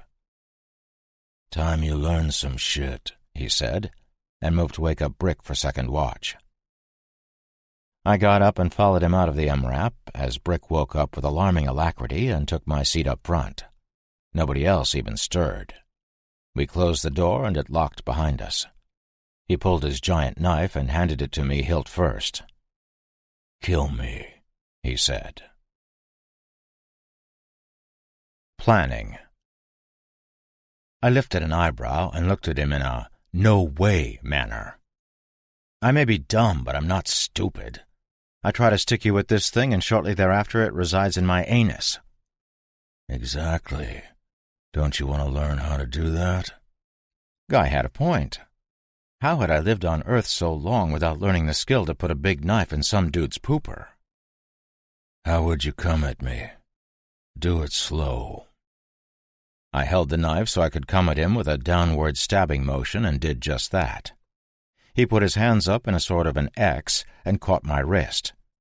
Ever so slowly, he rolled one hand over the other, gripping my wrist with his right hand and using his left forearm to push down just above my elbow. He did it gradually so as not to hurt me, and show me what he was doing at the same time. Grip the wrist here and exert pressure above the elbow. Below the elbow and you lose most of your effectiveness. I ended up facing down. He took the knife from me, and I was looking at the butt end of it half an inch from my face in half a second. Now you try. Slowly. He came at me with an exaggeratedly slow attack, the knife coming down toward my skull the same way I had done it to him. I mimicked his movements and, to my surprise, had him face down with his arm bent up in a moment. Now pull the knife from my hand with a slight twist, but don't grab the blade. This last part was trickier, but he walked me through it until I had it. He sheathed the knife, and we worked at it without the knife again and again, over and over until I could do it quickly and effectively. It was awesome. We worked a few more techniques, as he called them, until I could defend multiple forms of knife attack. He taught me to attack the weapon, not the man, if I could. He said that club attacks were almost the same thing, and we would learn those as we moved south. And we did. We moved overland to bypass Idaho Falls to our east. Like almost everywhere else, the dead had claimed it. The Reapers may have been more evil than this plague, but at least they had kept Deer Lodge zombie-free. Moving southwest, we crossed over Route 26, west of a town called Blackfoot, then did the same at Pocatello, where we crossed over Interstate 86, then swung south. There were small rural roads that we took until we reached Interstate 84. We stopped there to have a powwow. Salt Lake City was to the south, then Provo. Two big cities for the middle of nowhere. Provo had about 100,000 people pre-plague, but Salt Lake City, when you figured in all the surrounding boroughs, was a headliner with about 1.2 million. We hadn't seen any infected in 2 days. We were cooking chow when we decided that we would have to go overland to the west, then hook south and run parallel with Interstate 15. That was about 200 miles of flatland to the west of the Rocky Mountains. State parks all over. That could be good or bad. Last time I had stopped at a state park, we had been attacked by lions. Lions were better than a million zombies, though, and Remo continued to instruct me on how to defend myself and kill bad guys at each stop. Another issue popped up as well. We would have to swing east at some point as I-15 moved right through Sin City. Las effing Vegas. We ended up deciding on south to Route 89, then east just north of Grand Canyon National Park. We would be immediately north of Arizona by then, and ironically, that's where we ran out of gas. Diesel, actually, but you get the point. Big Water was the town. It had a population of less than 500, but it had diesel pumps. This shit place was about 3 miles from Lake Powell, and that was a big tourist trap. All 500 Big Water people seemed to have better places to be, and not a soul, living, dead, or undead, was in the area except us. Yes, dear reader, I realize that the undead have no souls, but kindly shut it, this is my story. We didn't recon the buildings, as anything in them would come toward us anyway, and we had no intentions of entering any of them except the gas station. We spotted the gas station on Route 89 just before noon. It looked like it had been buttoned up for the weekend, not the better part of a year.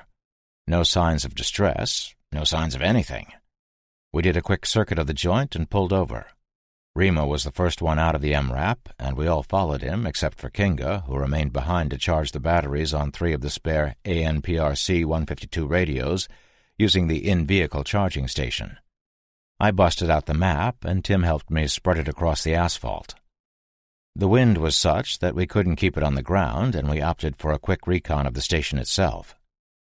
Brick banged on the door 5 times, and we waited for the obligatory stumbler to come, well, stumbling. Nothing came. Using a crowbar from an outer container on the MRAP, actually it was a military tool that looked really fun to play with, Ray-Ban busted us into the place. We cleared it in under a minute. It wasn't that big. It was also completely untouched. No power, so all the milk and other refrigerated items from the convenience fridges were gone over, but there was tons of other stuff, including, you guessed it, Mountain fucking Dew. I grabbed a 20-ouncer and did half of it in one tilt. Nectar of the gods, I shit you not. I put the dew down on one corner of the map that Tim was spreading on the counter by the cash register. I snapped into a Slim Jim and we studied the chart. Route 89 to 98, overland to 264, through the Hopi Indian Reservation, south on 87, west on 40. Holy shit! I remember Dallas talking to me about traversing the U.S. from west to east, and that took 3 months. We were going north to south, and I had been away 5 months at least already. I looked out the window at the MRAP, then back at the scale of miles on the map. Shit. "Team huddle," I said aloud. Everybody perked up and came over. I passed out Slim Jims. "We need a plane." They all looked at me, then at the map, then back at me. It was friggin' funny. We have another 1,000 miles to go, give or take, and we're averaging about 40 miles per hour when we get good road. That's... I started counting on my fingers, but Tim piped up damn quickly, 25 hours. I couldn't believe it. Is that all? "Yeah, but the further south we go," Brick said, "it will be much harder to stay away from populated areas." Better think on a couple of weeks if it all goes well. That's if we can keep in the diesel. "Speaking of which," Ray-Ban dangled a set of pump keys from his fingers, but with no power we would have to figure out a different way. "Place has got to have a generator," Tim said. "I'll go check out back." Brick grabbed his arm.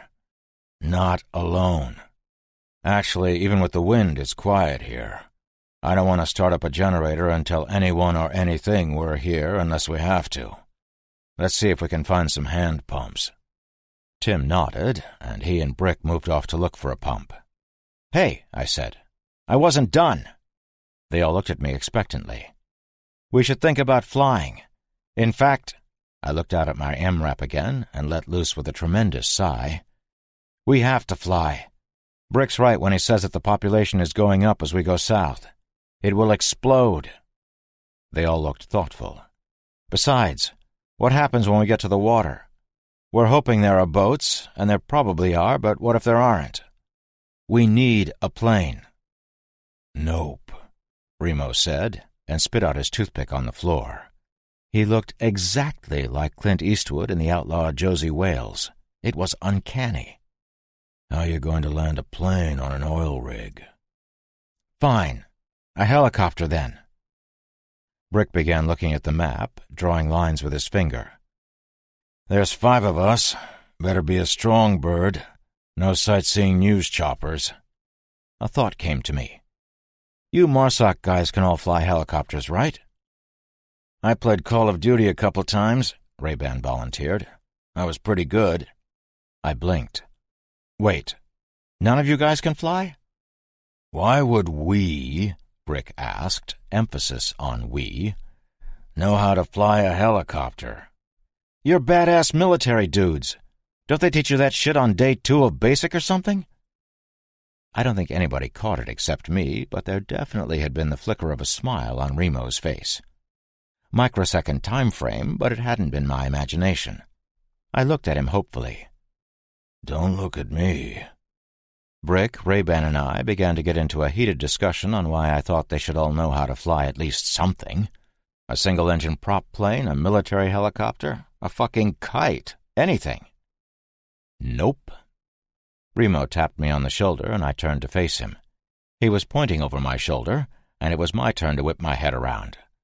Tim had his hand up. "I can fly." I was astounded. "You can fly what?" "A helicopter or anything up to a multi-engine fixed wing. I have a commercial rating." This guy! I love him, I shit you not. True blue, dyed-in-the-wool hero. Yay, nerds! "How many hours do you have in a helicopter?" Brick asked Tim. "Almost 1,000. They didn't let us out much at Baldy, and one of the things they encouraged was training." He shrugged. "I like to fly, so they trained me." Brick pointed at Tim. "That's good." Brick looked at the map, then ran his finger in a line southwest. "Closest base to us would be Camp Navajo, and it should have a shitload of everything we need, assuming it hasn't been looted. It's a training facility for all kinds of shit. I did my crew-served training there, as well as M203 and desert survival." Ray-Ban nodded. "I did M203 and M249, desert too." "Sweet numbers," I said. "What the hell do they mean?" "Grenade launcher and squad automatic weapon. You've seen the SAW. They were on the walls at our camp." "Oh, yeah. I've seen them in other places, too. Sorry." "Yeah, but Navajo is right outside of Flagstaff. Remo said. "That's a city with more than 100,000 people. Some of them must have tried to get to the base for safety, and that base is huge, so I don't see the base personnel being able to keep them out. When we did our desert training out in the middle of nowhere, the only deterrent I saw was a threatening sign on a chain-link fence as we drove in. No way Navajo could possibly defend the entire perimeter." Holy shit! Remo had said all that at once. An entire paragraph. I mean, I think I got it all correct, but still, just writing it freaks me out. This was unnatural. "So it will be a tough incursion. We'll have to plan and—" "There's another base." Tim had interrupted Brick mid-speech, a small breach of etiquette, but it looked like Brick was going to overlook it. "Joint Base Jackson Gray." Everybody was looking at Tim now. "It's here." He put his finger on the map, just like Brick had. "Just north of Tuba City, Arizona. We're—" Tim looked at the scale of miles on the map. 100 miles away, give or take. City had a population of about 8,000, but the base is north of it, and it was a quiet area. We could head due south on Route 89 and be there in a few hours if 89 is clear." "Never heard of it." Brick's brows were furrowed as he looked where Tim had touched the map. Ray-Ban shook his head. "Me neither." I looked at Remo expectantly. He nodded in the negative. Back to his silent self, apparently. We all redirected our gazes back at the Timster. "It's there. We used to communicate with them all the time. We got spare parts for our helicopters from them. They have a huge machine shop way bigger than we did at Baldy. But I was ordered to check on them using my Sentinel sats when they didn't respond to us a few months ago." He sighed. "It looked abandoned." He perked up a little. "There were several helicopters there, though. 4 Chinooks and some other smaller birds." Ray-Ban looked at Brick. "Operational range of a Chinook is about, 200 miles?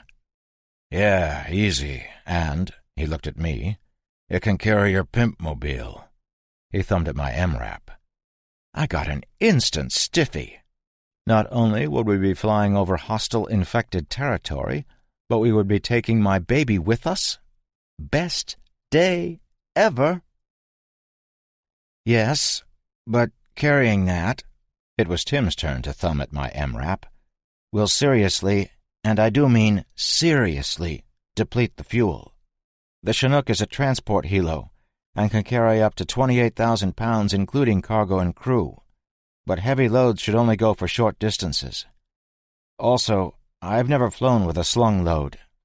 He looked at me and looked down, saying in a weak voice, "I wouldn't recommend carrying the truck all the way. Besides, what are we going to do, put it on the oil rig?" There are several ways to just straight-up wreck a Woody. One is cold water. Another is imminent danger. The third is when the group's smarty-pants nerd tells you that you have to leave your sexy, zombie-proof armored vehicle behind when a certified killer has just told you it can come with us. Well, shit. "Okay," I said. "The MRAP stays at this base, then. That's a bitch, but I think flying is the way to go." Brick and Ray-Ban nodded. "Agreed," they both said at the same time. Remo got up and left. I didn't see his face, but I knew he liked the truck as much as I did and was sad to see it go. The 4 of us talked logistics for another 2 minutes or so until a loud thud came from the plate glass window right next to us. I could admit a little pee might have escaped right then. Yes, it was an infected. Yes, it was a runner. And yes, Remo dispatched it in about 3 seconds from behind with his knife. He yanked its hair back and drove his knife down into its esophagus as it pounded on the glass, a great gout of thick crimson spurting onto the pane. Rather than fall to the ground and bleed out in a matter of seconds, as etiquette demands, the thing spun and launched itself at our buddy. Nobody, not even Remo, saw this coming. The thing grabbed him by his T-shirt and tried to gnaw his face off. The uninfected got his forearm across the infected's ruined throat, and in only a few terrifying seconds we could see through the blood-smeared window that the thing's strength was spent. It collapsed/was thrown to the ground, no doubt gurgling before we could get outside to help. Before we could react at all, really. My eyes were still wide from the initial impact of the thing against the glass. We got to him as he was coup de graceing the infected by driving his blade into the creature's eye. He stood, a disgusted look on his face. "Ripped my shirt." He went to drag his forearm across his face, and I screamed at him, "Stop!" which he immediately did. Frozen with his arm in midair, he looked at me. I pointed at his appendage. It was literally dripping with tainted blood. He looked at his arm, then at me, giving me a curt nod. "Let's wipe that shit off of you, okay, Chief?" He nodded again. That was about the time we heard the screaming. Big water. Population? Lots.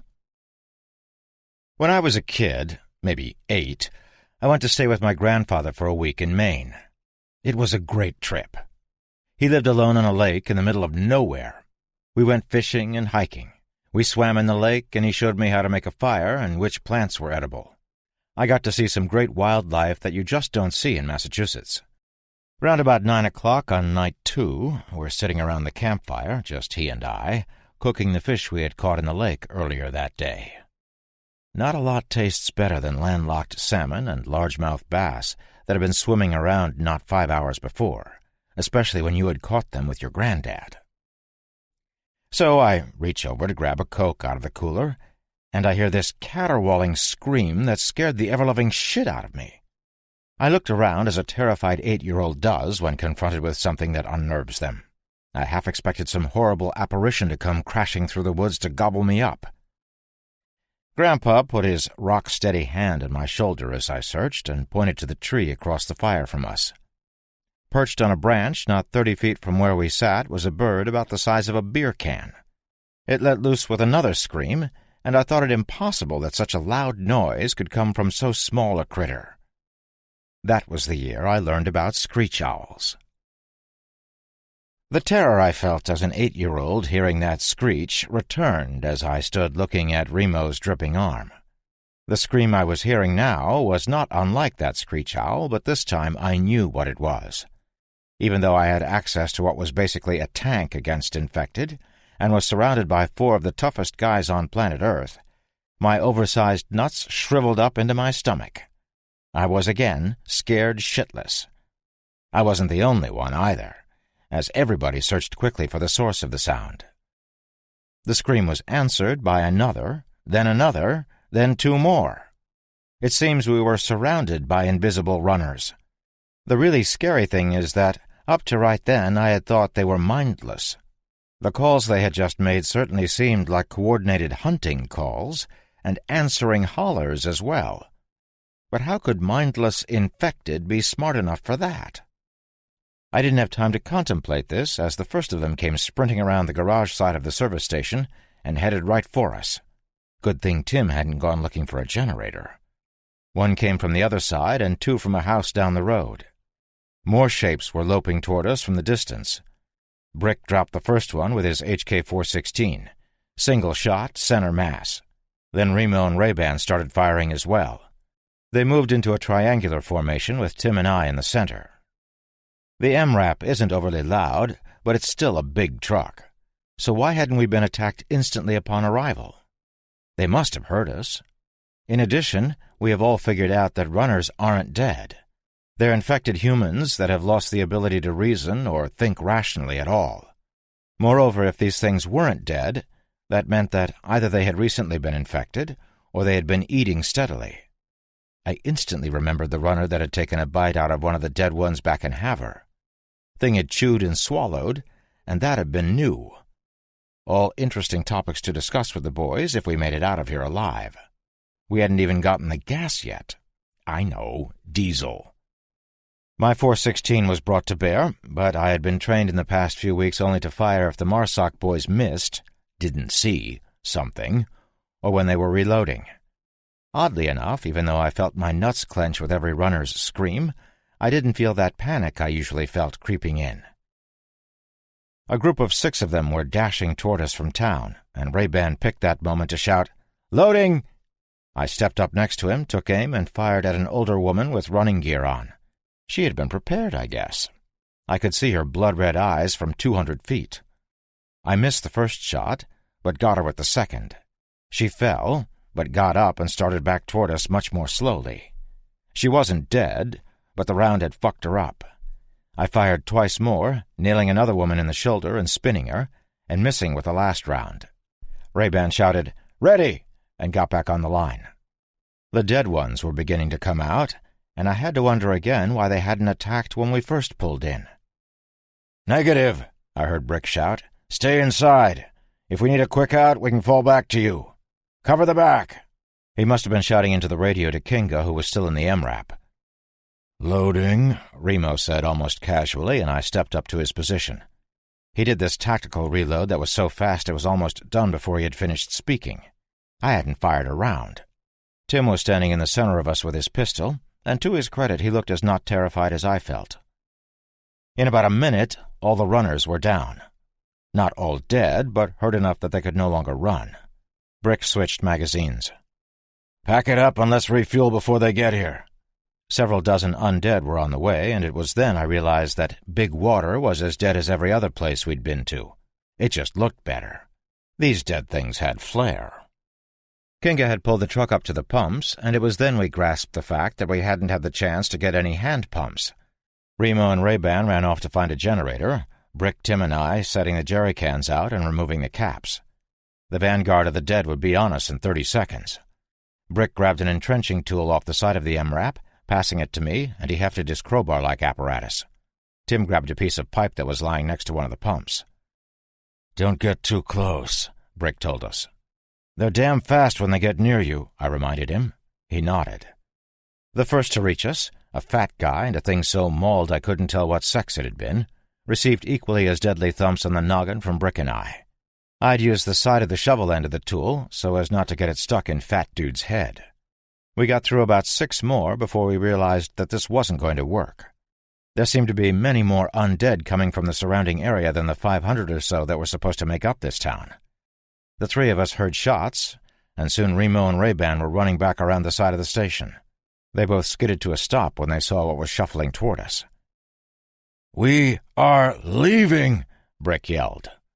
We were sprinting back to the MRAP, Kinga waiting with the door open, firing Ray-Ban's EBR.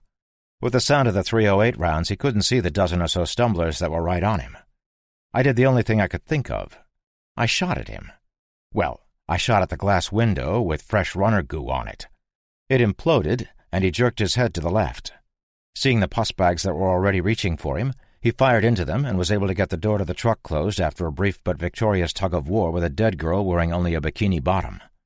The dead bastards began beating their rotting fists against the side of the vehicle until they noticed the 4 meat popsicles in the middle of the road, then started toward us.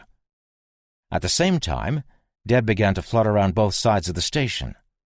We were in some deep shit. The MRAP fired up and Kinga took right off. He barreled down the road, turning anything in his way into bad-smelling strawberry jam. But while I was looking at the new stains on my MRAP, all the stainees and their pals were looking at me. They looked hungry. Except the ones that had come apart at the seams when they got run over. They looked like the aforementioned strawberry jam. It didn't take long for Kinga to turn the truck around and flatten some more pus bags on the way back to us. He made it just as the main force got to us, but we had already dropped quite a few of the vanguard. I had an extra 2 magazines on me, but we were starting to burn through ammo. A particularly skinny woman pushed up to Brick and he hit her with the butt of his rifle. She didn't give a shit and latched onto his forearm with her nasty paws. I was in mid-swing with the entrenching tool when dead bitch's head snapped back, goo shooting out of her as Tim's 40-cal round exited her melon. I overswung and took an involuntary step forward, right into the reaching claws of a half-naked young guy with horrible wounds on his neck and shoulder. This guy had no doubt been one of those dickhead tool bags, complete with gold chains and 50 selfies on his phone of himself and the other shitheads he hung out with. Shirtless, muscles flexing, and baseball caps on sideways. The claws were on the left hand only. The right arm was nowhere to be seen. I wonder if he was popping a selfie as the thing tore his arm off. The thing fell forward, teeth first, to rob me of my schnoz. Off balance, I was able to get the blade of the tool in front of my face, and his teeth smashed into the other side of it, both of us going down in a heap. I kicked away and tried to roll back into the relative safety of my friends, but the dead douche grabbed my .416, and the sling choked me when he started pulling me back toward him. I spun and tried to fight him off, but Tim shot this one too, and it let go of my rifle. If anything, there were more of the dead here than 3 minutes ago. Kinga drove right past us and skidded to a halt. The back door to safety opened up, and we rushed over to it, Kinga firing his rifle over us at the closest ones. "Save it!" yelled Brick. "We're good." We piled in the back of the truck, Remo closing the door in a bunch of dead faces. The truck jolted forward a little, and we were off. No, dear reader, I haven't forgotten about the lack of fuel in our vehicle, but driving away from this particular event with almost no diesel in the tanks was better than hanging around being trapped in the MRAP with 1,000 fists pounding on the steel. The only road was the one into town, and we barreled down that for another quarter-mile before the MRAP began to shudder. "Fuck!" Kinga yelled from up front. My mine-resistant baby shuddered a few more times, sputtered, and the engine quit. We were smack dab in the middle of the residential section of the crappy town, and its residents all decided to come out to see us. We grabbed what ammo we could, as the majority of the dead folks were coming from where we just were, and they were slow. We didn't want to hang around, though. Another scream rent the air, and there were scrabblings up front as a speedy infected climbed up on the hood of the truck like a four-limbed spider. It threw its head back and screamed so loud I thought it would pop, then launched itself at the front window trying to bite Kinga through the bullet-resistant glass. Its vile fluids spattered the window as it tore at the glass. Kinga recoiled appropriately and moved to the back with us. "Remo, how we looking back there?" Brick demanded. Remo, looking through the back door double window, spit out his toothpick. "Environment is target-rich." "How close?" 60 meters. Brick wiped his forearm across his ebony forehead. "Last guy out shuts the door. We might be able to get back with fuel. We head for those houses and see what we can find. You two," he pointed at us, "make sure your safeties are off and don't shoot unless you have to. Ray and Tim, you carry the food." They each picked up one of the bug-out bags we had previously packed with food and water. Brick and I had the ammo bags, and Kinga was positively covered in ammo already. Remo had his knife. "Remember the one on the roof?" "Yeah, like we all couldn't hear the bastard up there trying to scratch through the steel with his fingernails." 40 meters, Remo said, like he was informing us it was tea time. "Do it!" Remo threw the door open and kicked out with his boot. He jumped down, leaned over, and stabbed a pus bag through the eye, then let out with another side kick to the right. I heard a sickening crunch, and another dead woman fell forward into view, her leg bent wrong. She reached out to grab him, and he shot her in the forehead with his sidearm. He spun, swinging the knife in an arc, catching what used to be a young girl in the top of her dome while simultaneously shooting out of my line of sight. An upward palm thrust sent the tongue of one of the things flying out of its mouth before he pulled the knife from the little girl and jammed it through the eye socket of now tongueless. This had all happened before any of us could get out of the truck. "Clear. Well, for a minute." He casually lifted his handgun and shot the runner that had leapt screaming from the roof of the MRAP. He had caught it in the throat, and it gurgled as we filed out of the armored rear door. It reached for him, and he kicked its filthy claws away, shooting it again just below the left eye. We spread out and surveyed our surroundings. Ray-Ban took care of the last dead man in the area with his knife. "This way," Brick said quickly, and we followed. We ran through a small housing development, the homes way too close together for a town of so few. The first house had an above-ground pool in the backyard, and it was occupied. A bluish-gray man with no shirt on reached for us over the pool wall. Poor bastard would probably be trapped in there forever. We continued on, not seeing any dead in front of us because, hopefully, they were all behind. Continuing on blindly, we rounded the corner of the next house, and my hopes proved fruitless. Brick ran into a group of 6 of them. 2 latched onto him and leaned in to eat, but the Marsoc guy was having none of that, and fought them for all he was worth. Both were down before we could come to his aid, and I drilled a third that had grabbed his shoulder with my shovel, cleaving its rotten dome down the side. The front half of its face fell to the overgrown grass, the thing taking another step before collapsing. Brick destroyed another before Kinga and Ray-Ban were able to dispatch the remainders. More were coming, and again I had to think that there were more than 500 people in this shitty town. The place was eerily silent as well, except for the moans of the things that had given a slow, plodding chase. Our hushed voices echoed between the houses a little when we dared communicate. We made it through the residential area, only killing one more of the things. A structure larger than a house loomed before us. It was a brick school with no front door. We could see shuffling forms through the broken windows on both floors. Deciding to skip school, Brick brought us past a drugstore and a hardware store into a small parking lot. We caught our breath next to a green dumpster once Kinga had cleared it. "They don't give up," Kinga said, pointing. We turned to look and noticed that a smaller group of infected were closing from behind the school. "Circle back through the neighborhood," Brick told us between breaths. "Break into 2 teams, one to distract and one to fuel up. Distraction team meets back up with the MRAP when it starts. 1 civvy with each group. My group gets to distract. You 2, with me." He looked at Ray and me. He shook Kinga's hand and nodded to Remo. "Come on," Remo said, and he jogged off to the right of the way we had come with Tim and Kinga. I remember thinking right then that I hoped I would be able to write about what happened to us later that evening. "Hey, assholes!" I shouted. "Eat this!" I extended my middle finger as high as it would go.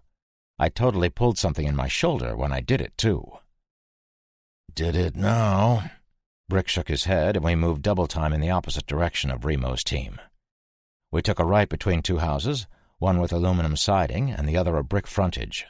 The houses were maybe 15 feet apart, which didn't make any sense to me, as there was more land here than you could ever need. Why did these folks want to be on top of each other? As I pondered the possible reasons for the proximity of the homes in this neighborhood, a mottled, filthy arm snaked slowly out from a broken window. Ray saw it and tried to juke around it, but we were moving quickly and the thing latched onto his tack webbing. The arm was attached to a dead teenager, and he came through the window without letting go of Ray. Ray-Ban gave the thing a side kick, but it didn't concern itself with the trivialities of a broken collarbone, and threw its other arm around his leg. This was enough for him to stumble, and they both went down in a heap. The dead boy really wanted a piece of my buddy, and he was lazily snapping his jaws as Ray held his rotten head in check with a hand on the kid's throat. I grabbed the kid's hair and stabbed down with my sawg into air. The boy's scalp peeled off like an orange skin. Tossing my nasty prize to the side, I stabbed a second time into bare skull, and my knife skidded off. The thing was still snapping as Ray jabbed his own blade into the right side eye socket.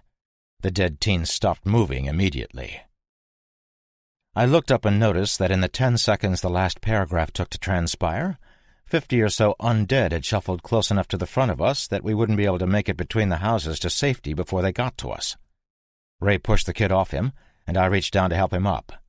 "Back," Brick hissed, and he meant we needed to retreat the way we had come. Ray stood and started yelling. The re-killed dead kid wasn't re-killed, and it latched onto Ray's leg. The thing pulled its mouth to Ray's calf and bit him. Ray kicked it off and stomped on its head. My knife had failed to penetrate the kid's dome, but Ray's size 12 made nasty black and gray shit spew out of 3 sides of a crushed skull. Brick began firing behind us, and right then I knew we were all dead. Ray wasn't thinking that, and he grabbed me, pointing to the window the kid had come out of. He gave me 10 fingers and yelled to Brick, "First Sergeant, up!" I didn't see what was happening or even think of what could be on the other side of that dark window. I accepted the 10 fingers and pulled myself into the house, cutting my shoulder on a shard of glass. I quickly cleared the room. It was a bathroom, small, maybe 8 feet by 12, and I was standing in a tub. The door was open, and I immediately closed it, spinning around to help Brick through the window. I got him in and reached out to help Ray. The dead had closed, and they were reaching for him as he reached up to me. Ray climbed, and I pulled like hell, but several hands began pulling him back. Ray didn't look scared, but crazy pissed off as he kicked for all he was worth. Brick leaned out and shot the 2 puss bags that had grabbed our pal, and we managed to yank him through the window, falling on shards of glass that were littering the floor. The dead outside really wanted in, and the ones that weren't fighting each other to futilely gain entrance through the window were beginning to bang on the side of the house. I didn't bother putting my ear to the door to see what was on the other side. I just yanked it open. We didn't have time to dick around. Those infected bastards knew we were in here, which meant they would be in here in short order. I was really hoping the zombie teenagers folks weren't home. A quick pan right and left told me the hallway was clear. I took a step to the right, Ray limping out to the left. "This way," I hissed. seeing the hallway in my direction open into a kitchen. The other way must lead to bedrooms and no door. I moved forward, trusting that my Marsoc buddies would cover my rear. The banging on the house was getting unnerving, but it didn't mask the creak of a floorboard around the corner to my left. I held my left fist up as I had seen these military boys do countless times, and although I wasn't looking at them, I'm sure they froze as I did. I heard that odd rasping sound that the dead sometimes make just before a horror that used to be a younger woman stepped into view. She saw me at the same time and lunged, grabbing me by the shirt and my single-point sling before I could react, even though I knew she had been there. I let go of the rifle and brought my right forearm crashing across my body into her forearms. There was an audible snap as her left ulna broke, and she let go with both hands. I brought my forearm up as her head came forward, and I caught her perfectly under the chin. I gave her a right side kick to the knee, and as she started to fall forward, I brought my left boot up, catching her under her chin again. Her head snapped back, and her frail body followed. She ended up on her back. She tried to stand, and I kicked her as hard as I could in the forehead. Her eyes rolled back in her head, and she stopped moving. I had just used some of Remo's training, and I felt great. So great that I didn't see the second monster until he was pulling my face toward his. The sound of Brick's sidearm was deafening in the hallway, and it was a dinner bell for the critters outside not already aware of us, but if he hadn't shot this thing, I would be missing a large chunk of face. Let's not forget I'm pretty, and I would like to thank Brick right now for preserving my pretty. Destroyed, the thing's legs just evaporated, and it fell straight down. The bastard didn't let go even in second death, and I went with him, landing chest first, technically weapon first, then chest, on his stink. Dead guy was big. I fought with his clenched fingers for a few seconds before I was able to pry them off. We all heard a window break in front of us and knew that we had issues there. Brick pushed past me and into the kitchen, taking a quick recon. He moved left and we followed. The side door, now behind us, was wide open, but we could see what was out there and opted for the front door. What was out there had seen us too and was now doing the moan shuffle in our direction. Brick made it to the front door, but looking through the two small front windows, I could tell it was a no-go. The penguins were waddling fiercely out front. "Shit! Back!" Brick yelled. Ray sprinted to the side door and closed it in the face of a fat guy with one cowboy boot on, big belly all but eaten through on one side. The glass in the door was pushed in immediately, hands reaching for us. The left side front window gave way with a crash, and this one was lower, allowing access. The dead began to crawl in instantly. The window over the kitchen sink was full of dead faces, as were the three small diagonal panes in the front door. I moved back into the hall searching, and just as the side door crashed in, spilling infected on the shitty linoleum, I reached up and yanked on a string with one of those little cones on it hanging from a trap door in the ceiling. The door pulled down, exposing a ladder stair, and I yelled for the two jarheads to come quickly. Not waiting, I unfolded, then climbed up the ladder thingy and panned my light around. A plywood floor covered the ceiling joists, and there was a cooler, camping light, and two sleeping bags in the corner. Trash littered the floor. I continued panning the light when Brick hit me in the ass. "What the hell are you doing? Move!" I climbed the rest of the way up, Brick following. I stormed up onto the floor, finishing my sweep of the attic. 6 feet or so high, angled with roof joists and a plywood roof. Basic storage, not a lot, but decent room for stuff. Ray made it to the top of the slanting stairs, but had to kick off something that thought he would be tasty. It started to follow him up, but Brick drilled it with his pistol. It fell back into the crowd that had gathered, and we saw what deep shit we were in. "Here!" Ray almost yelled, and passed Brick his multi-tool with the Phillips head ready. Ray fired his M9 twice before I was able to join him. Brick got down on his stomach and began to unscrew the access ladder. There ended up being 6 screws on either side, and he was able to get 4 before one of the more industrious creatures, luckily juked a shot from both Ray-Ban and myself, pulled itself up and grabbed Brick's arm. Brick looked into its face and was rewarded with a close-up of its head snapping back when I popped it in the melon. "Fuck this! Get back!" Ray shouted. Brick scrambled out of the way. Ray holstered his SIG and pulled his HK-416 around to the front of him on his sling, switched to full auto, and gave both the dead things and the stairway an extended burst on full auto. He fired into the spot where Brick had been attempting to pull the screws, turning the hinge and the wood around it into shredded aluminum and splinters. The thing crawling up the ladder twisted slightly, but remained on the ladder. I shot it in the face, and Brick fired full auto into the other hinge while Ray yelled, "Loading!" I don't know how, but the stairs stayed attached. I got on my ass and began to kick, and on the second kick, the right side came loose, and the access fell away with 2 dead women on it. I looked into the sea of dead faces, and they looked back, hungry. Brick stared down, too. "We're in some pretty shit now." We heard something move behind us over the moans below. We all raised our weapons, aiming our tack lights at 2 stacked steamer trunks.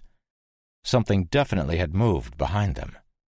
"Cover," said Ray, and he took 2 steps on the plywood. He gripped the handle on the top trunk, looked at us, nodded, and yanked it away. 2 sets of terrified eyes stared back at us as we stared disbelievingly at them. A little girl and a little boy. Filthy, skinny, and scared, they held on to each other as they looked at us. "Are they infected?" I let my rifle dangle, then pushed it behind me so it was on my back. "No." Both kids looked at me. Hey, we're not going to hurt you. We're the good guys, okay?" I grabbed a granola bar out of the pouch on my belt. "You hungry?" The girl perked up and looked like she was about to stand, but the boy held her fast and narrowed his eyes. He had a ball-peen hammer in his left hand. "Kids, it's okay," Ray said. "We won't hurt you, and we aren't infected." I looked at Ray-Ban as he took a step forward. On the plywood where he had just been standing was a bloody boot print, illuminated by the side window. Twins. "Roger that. Kids. 2.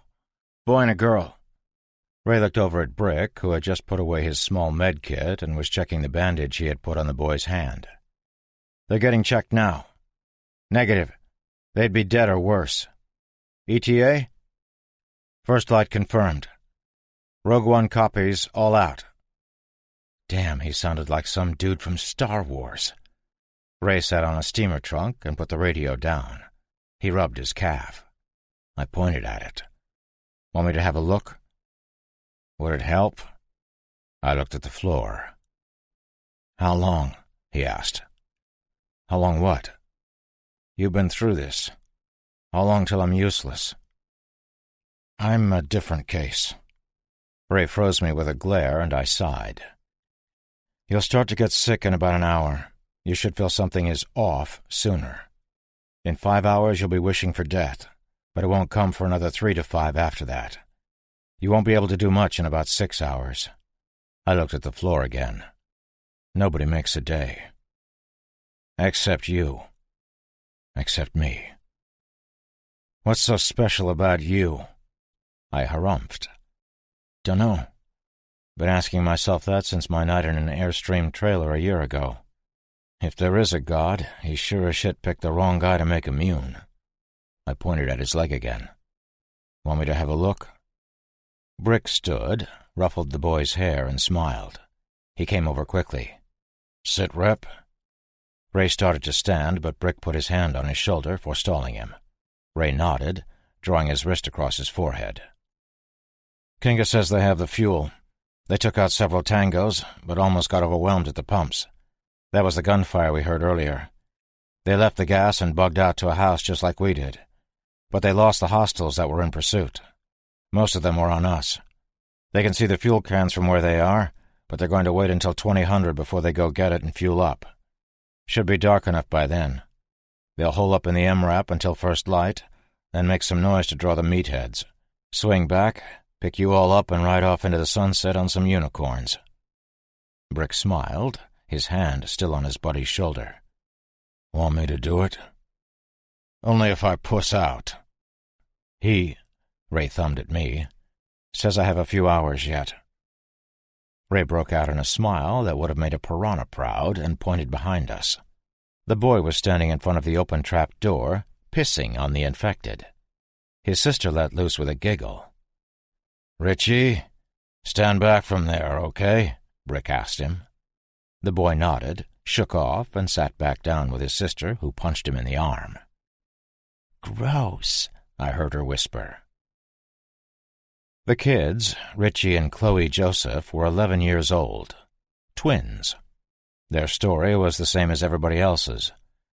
Their older brother Tommy had come home from a night at the movies with some friends.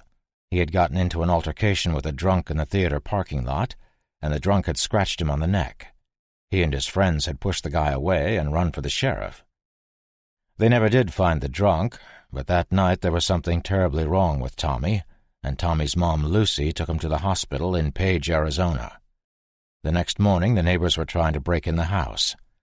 Their dad, a bit of a prepper, had gotten them upstairs and told them not to come down no matter what until he came up into the attic for them. The poor kids had been up in this attic for almost a year. I admired their resolve not to go down and check things out. They wouldn't have made it if they had. The kids were pretty much through their food and drink. 3 cases of bottled water and 88 MREs were all that was left. They would have begun to get thirsty in a week. The boy was prepared to go for a supply run, but they kept hearing movement in the house below them. 2 more days, and Richie was planning on a run anyway. One of the more interesting things about these kids was that they had 2 moms. Tommy's mom was not their biological mother. All 6 people, the twins, Tommy, their dad, and their 2 moms, lived in this house together. They didn't seem to think anything was different about having 2 moms and a dad, and who am I to judge? This is Utah. "The scariest part was that we could hear the zombies making noise all the time," the little girl said. "That sound they make. And some of them are fast, too." "Zombies?" I asked. "Yeah," Richie said. "I seen Resident Evil. I know what a zombie is." He pointed toward the open trap door. "Those are zombies. I saw Mr. Magruder from the garage shoot Steve Joseph in the stomach with his Mossberg, and Steve just got up and bit Mr. Magruder when he was reloading. Only zombies can do that." "Saw it how?" The kid pointed to the louvered vent in the side of the house. I moved toward it, and the louvers were the type on little rods and thus could rotate open and closed. I was able to peek outside. The dead were everywhere, spread out and searching. They usually grouped together, and what I didn't understand was why they weren't all in this house trying to get to us. Don't get me wrong, there were a fair amount looking to eat us, but I would think that with the racket the dead beneath us were making, all the others in town would be trying to chew on us. I could see some of them walking in and out of houses all the way up the street, obviously searching. It didn't make any sense. Even if they were looking for Remo's group, everything I knew about them told me that they should all be here where the noise was. I sat back down on an overturned Home Depot bucket. "Do you guys want to come with us when we leave?" "No!" Richie almost shouted. Everybody was looking at us. Okay. We won't make you come. Just think about it, okay?" "We're waiting for someone to rescue us," Chloe told me. "Sweetie, that's us. We're here to rescue you." Chloe nudged her brother. "See?" "Yeah, but they're strangers. I need to protect you. They got guns, Rich, and food and a truck." That seemed to work into the boy's head. He stood up and pointed his hammer at me. "Fine, but you gotta call the state police in St. George and let me talk to them first. I want to speak to Sergeant Reed. He's my dad's uncle." I looked at Brick, and he came over and got down on his haunches. "I'm sorry, kid. I really am. They," Brick pointed to the same louvered window the kid did a minute ago, "are everywhere. There's hardly anybody left. I swear I will try a call to the cops, but I promise you, they aren't there." "Where are they?" he demanded. Chloe stood and took the hammer with no effort. "Dead, stupid, and probably trying to eat each other. We're going with them. We can't stay here anymore." Richie let loose a big sigh. "Where are you guys going?" It was my turn for a shit-eating grin. Atlantis. Sunglasses down.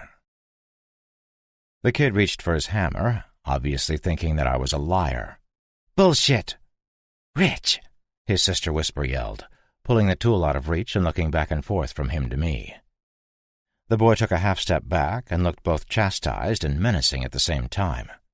He pulled that shit off, too. I was in an attic with 2 tried-and-true badass killers 2 feet above 100 undead cannibals, and this kid was the scariest part of the bunch. Atlantis is an oil rig in the Gulf of Mexico. Lots of people, lots of guns and food, no infected. They looked at each other, then at me. These 2 kids, not even teenagers, had survived a year in an attic waiting for a rescue that was never coming. They were filthy and just about to starve, but looked healthy nonetheless. I was impressed. More than that, the jarheads were impressed, and that was hard to do.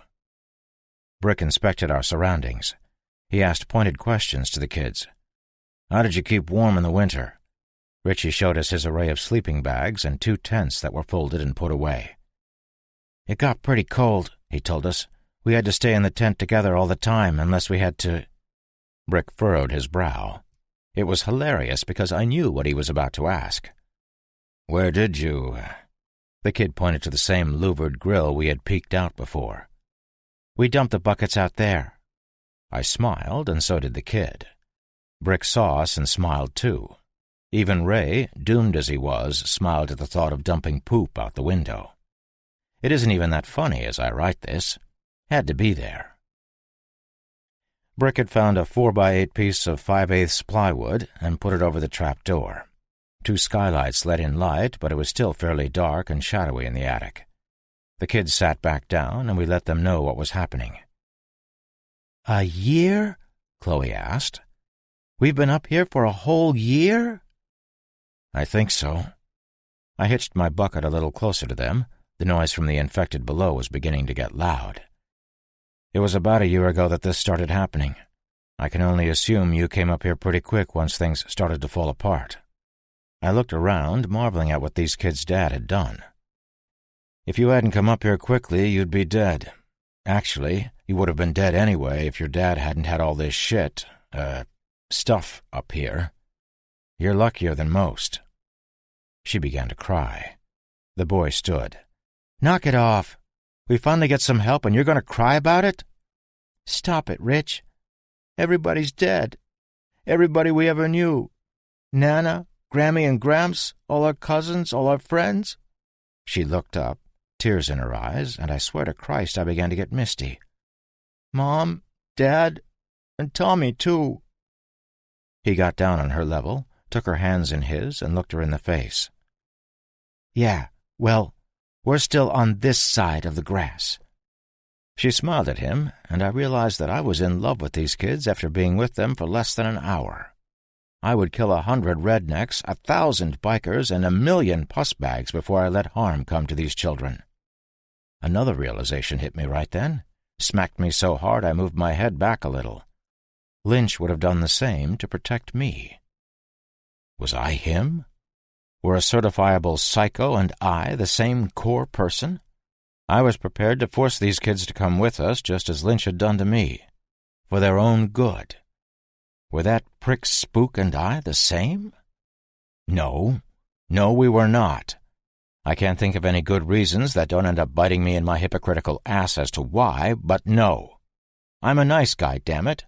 I'm nice. If nothing else, I had that on him. He was a douche. I suddenly wanted to hear some Led Zeppelin while spooning a hot fudge sundae into my head. "Rogue 1, Rogue 2, how copy?" Ray grabbed his radio. 2, this is 1.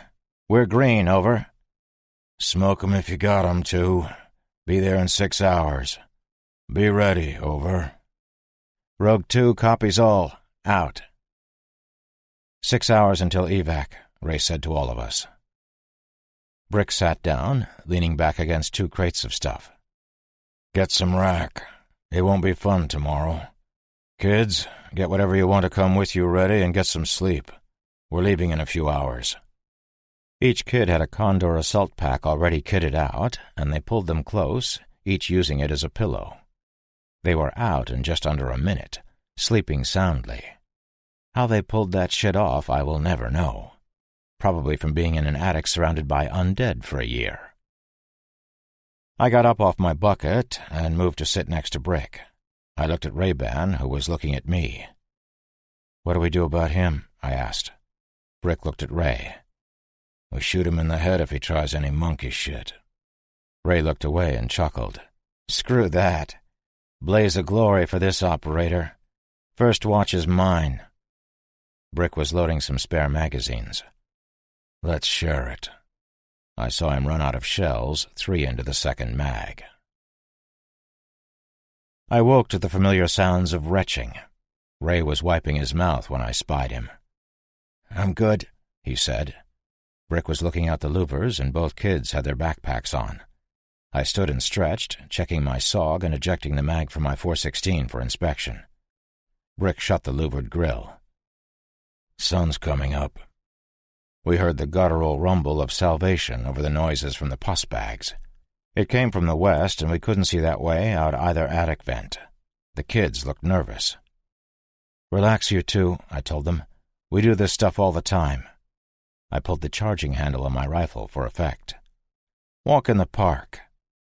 "Last guy to walk through the park got eaten," Richie said as he adjusted the strap on his pack. Shit. Unprecedented backfire right there. Brick was standing next to us. He got down on his haunches, and we got down with him. "Okay, kids, this is how this is going to go. Above all, you have to be quiet. Don't say anything, nothing at all, unless you see one of them that's close and none of us sees it. I'll go first." He pointed at the plywood covering the attic trap door. "Get you two down, then the other 2 members of my team will follow. Always stay between me and one of them. And no matter what happens, don't run unless the 3 of us are all dead. Oh, and this is probably going to get really loud." "Do we get guns?" Brick smiled. "Not yet. We don't have enough to spare. And no more talking at all." He looked at Chloe. "Do you understand what to do?" She nodded, terrified. "And you?" He looked at her brother. "We good?" The boy's nod was much curter. Brick went through all the hand signals he might use, and the kids both nodded again in understanding. We could hear the things below us moving off, certainly wanting a taste of tinned marsoc that was in a freshly fueled MRAP. Yeah, I know, a lot of capital letters right there. We gave it a half hour and made a phone call. "Rogue 2, Rogue 1, how copy?" "1, this is 2, 5 by 5. Towing hostiles from your location now. Pied fucking Piper. ETA back to you 1 hour at most. Recommend you exfil immediately upon next comm. Triple squelch over." "Confirmed, triple squelch. Rogue 2 copies all. Good luck. Out," Ray said and threw up. He shook as he passed his radio to Brick. "Just in case." It was hot in that attic, but Ray was sweating a different kind of bullets. He didn't have too much longer before it would be difficult to walk. A few minutes later, Brick and I removed the plywood and looked down into an empty hallway. Well, empty except for the shit the dead leave in their wake. Nasty fluids, chunks of themselves, bits of clothing. You've seen it.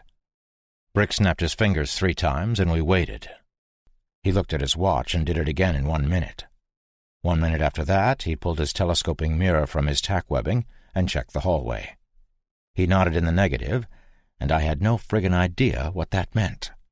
No hostiles or not clear. I mean, I'm kind of new to this whole military thing. I'm learning, but come on. I motioned that I didn't know what he meant, and he looked at me like I took the short bus to school. He pointed down and gave a thumbs up. Way better than nodding, no? What seemed like an eternity later, the radio squelched 3 times. Brick squelched back and turned off the radio. He looked at the kids, put his finger to his lips in a shh motion, and dropped into the corridor. He scanned both directions, looked up at me and nodded, motioning for me to drop him the kids. I passed the boy down first, then his sister. I looked at Ray. He was sitting on the Home Depot bucket, elbows on his knees, looking down. "Ray, we're moving out." "Ray?" He looked up at me. His right eye was blood red. A single tear of the red fluid rolled down the crease between his nose and cheek, seeming to halt for a moment on the crest of his upper lip before dropping to the floor. I watched as the corpuscles in the white of his other eye positively exploded, turning it into a crimson orb almost instantly. "Might stay here for a bit," he said, and looked down. "Good luck, and stay alive." "Good luck to you too, pal. Want me to tell the guys anything?" "Nope." I nodded, not that he could see me, looking at the plywood floor as he was, and dropped soundlessly with Brick and the kids, suppressed cig at the ready. Brick stared at me and raised his eyebrows. I looked down and nodded in the negative. When I looked back up, this guy who had just lost one of his most trusted allies and friends was already moving off with the kids behind him, his suppressed handgun pointing forward. The house was nasty with all the zombie detritus, and I finally noticed how equally filthy the kids were. Can you imagine being stuck in an attic for a year? Anne Frank kind of shit. We came to a corner of the hall, and Brick did a quick recon, looking in both directions. He immediately backed up and quick-pointed back the way we had come. All four of us spun and hurried to the room at the end of the hall, Brick rushing past and taking the lead again. The door on the left was the bathroom we had come in initially. The one on the right had a closed door. Straight ahead was open and inviting. It was a small bedroom, and the door had a pink and white sign with Chloe printed on it in cursive. We moved under the open attic trap door, and I was 2 steps past it when hell came calling. A thump sounded close behind me, and I spun quickly. Ray-Ban crouched there, shaking and heaving, flexing his fingers. The floor creaked behind me, Brick or one of the kids stepping on an unfriendly floorboard. Ray whipped his head up and glared at me. It wasn't Ray, but it wasn't dead. The thing gave this growling hiss, then launched from its crouch. It hit me all claws and teeth as I fired. My hesitation had slowed me just enough, and my shot went wide. The round penetrated the sheetrock, and it must have hit something particularly vulnerable in the room beyond, because there was a small but exceptionally loud explosion of glass from the room. I didn't have tons of time to spend worrying about what I had shot, because the thing that had been my friend and had saved my ass on several occasions was now trying to see what my face tasted like as it threw haymakers. Then it started to scream. That awful, terrifying shriek that will make anybody shit themselves came from it as it tried to chew on my pretty face. I fought it hard, but it was wicked fast and damn strong. He scratched my face and arms, the deep furrow on my left forearm dropping blood in my face. The thing made one fist with both hands and raised it above its head in what was going to be a caveman thump. Fucker was going to Jim Kirk me. Never got the chance, though, as a flying hammer took it in the mouth, breaking teeth and snapping its head to the side. 2 shots sounded from behind me, the Marsoc runner toppling backwards. I crab-scrambled in reverse, and Brick gave his former buddy one more tap to the dome, sealing the deal. The whole event had taken less than 10 seconds, but in that time the end of the hall had filled with the slower variety of infected. Brick helped me up, and we got in Chloe's room quickly, shutting the door. We pushed her bed against the entry, wedging it closed. Thumps sounded on the other side of the door soon after. Lots of thumps. I guess these were the less industrious of the pus bags and hadn't been fast enough to chase down the M-Rap. Brick tore some remarkably beautiful curtains from a window and threw the sash up. He checked both directions and slipped out into the yard. 20 seconds and we're screwed. He reached for the kids, and I helped them out. I heard firing outside as I looked back to see a panel in the cheap door splinter and a dead face stare at me. They were making short work of my barricade, and I slid out the window. Brick had gone to the rifle, and there was no doubt that every infected in Bigwater was now moseying in our direction.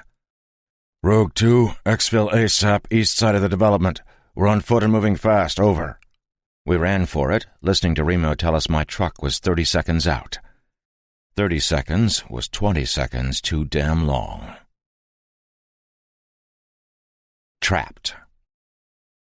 There was no moving fast. There was no moving anywhere. The dead came from all directions. We were between 2 houses, maybe 40 feet apart, and again I had to wonder why they had stacked these houses so close together when there was so much area to be had. All I could think was that we should have left well enough alone. These 2 kids were going to be torn apart because we had brought them down from their sanctuary.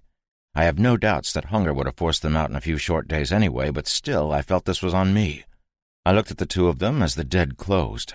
I knew for sure I had killed them. Brick was selecting targets and popping domes on single shot, and I followed suit. He performed a tactical magazine switch, and I remembered our ammo situation. 3 shots later, and his rifle was hanging on his single-point sling, dangling while he pulled the suppressed Sig Sauer he had just put away. I did my best to imitate his reloading technique and pulled it off, but not as quickly. I had 16 shots, and I was out. "Move forward, but stick close," Brick yelled, and I saw that the window we had just come through had dead arms sticking out of it, reaching for us. I glanced behind and noted that the pus bags were 40 feet away, arranged 20 deep, and spanning the width of the houses. The ones in front were 20 feet in front of us, but there were gaps in their line. I clicked empty, and I thought the pride I felt for dropping a solid 20 of these dead fucks wasn't misplaced, even though I would be eviscerated in moments. The good thing, there were too many of them for any of us to rise when they were through. There would be little left, and I considered that a consolation. Brick tried to holster his pistol, but he caught the suppressor on the leather, and it dropped to the ground. He pulled his entrenching tool, and I drew the best weapon on planet Earth, my SOG. The MRAP pulled up in front of us, 60 feet from our position, and the back door exploded outward, spilling Remo and Tim. Remo had the EBR rifle and began dropping undead as he moved forward slowly. Tim shot a few as well, but it was too little too late. Brick looked at me. "Get him out. Shoot that gap." He pointed his tool at a 5-foot break between the dead, then ran headlong into them, hacking. He had cleared another 5 feet for us. I grabbed Chloe's hand, and we ran. We almost made it, too. We were at the very end of the procession, most of the infected turning as we ran past. One shot its stinking paw out and latched onto the strap of Chloe's pack. She screamed, and before I could react, Richie put his left hand on the thing's wrist and used a right palm heel strike to snap the creature's arm at the elbow. It was so rotten it came right off. His sister gave a sidekick to the thing's midsection, knocking it down, and we were through. We reached Remo and Tim. Tim was out of ammo, too. "Mag's in my pack," Remo said casually. "Top's open." "Tim, get them in the truck." I reached into Remo's black backpack and yanked out a mag from my HK-416. Slapping it in, I glanced at Brick, who looked like a cross between a gravedigger and a samurai, slashing with his shovel, kicking, punching, then poking with the tool. The kids and Tim ran for the vehicle, but all the dead were far from them. They were damn close to me, though, and Brick was hand to hand. The bass boom-boom of the EBR was louder than my HK, and both Remo and I moved forward as we mowed the things down. I saw my partner charge his weapon. The mag switch had been so fast that I had missed it. One of the things encircling Brick locked its mid on the entrenching tool, and that momentary lapse in speed was enough for the others to swarm my buddy. He went down swinging, disappearing beneath the throng. I started to run forward, but Remo put his hand in my chest. There were just too many, and he was 50 feet away from us. Several of the infected decided we were tasty-looking and began their slow plod toward us.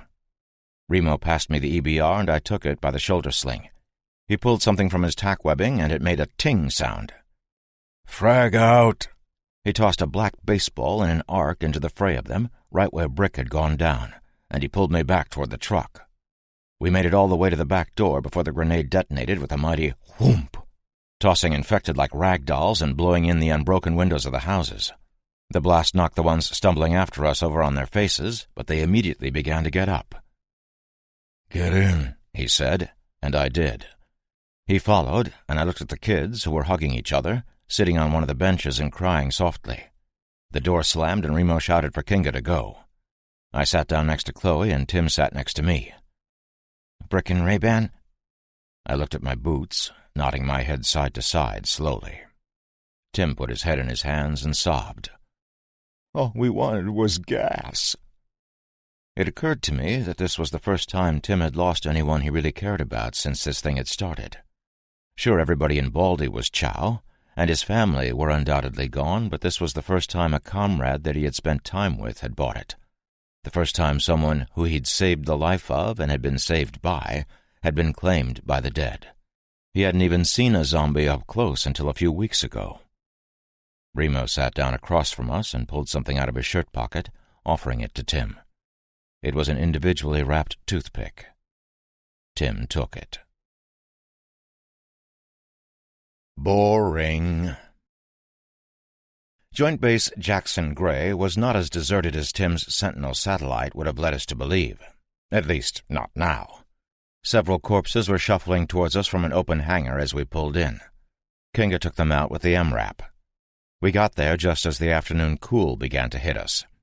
It had been hot during the day, but it was getting cold at night. I didn't know that the Southwest could get chilly in the summertime until I had experienced it in the attic in Utah. Here in Arizona, it was friggin' hot in the daytime, but really nice in the late afternoon.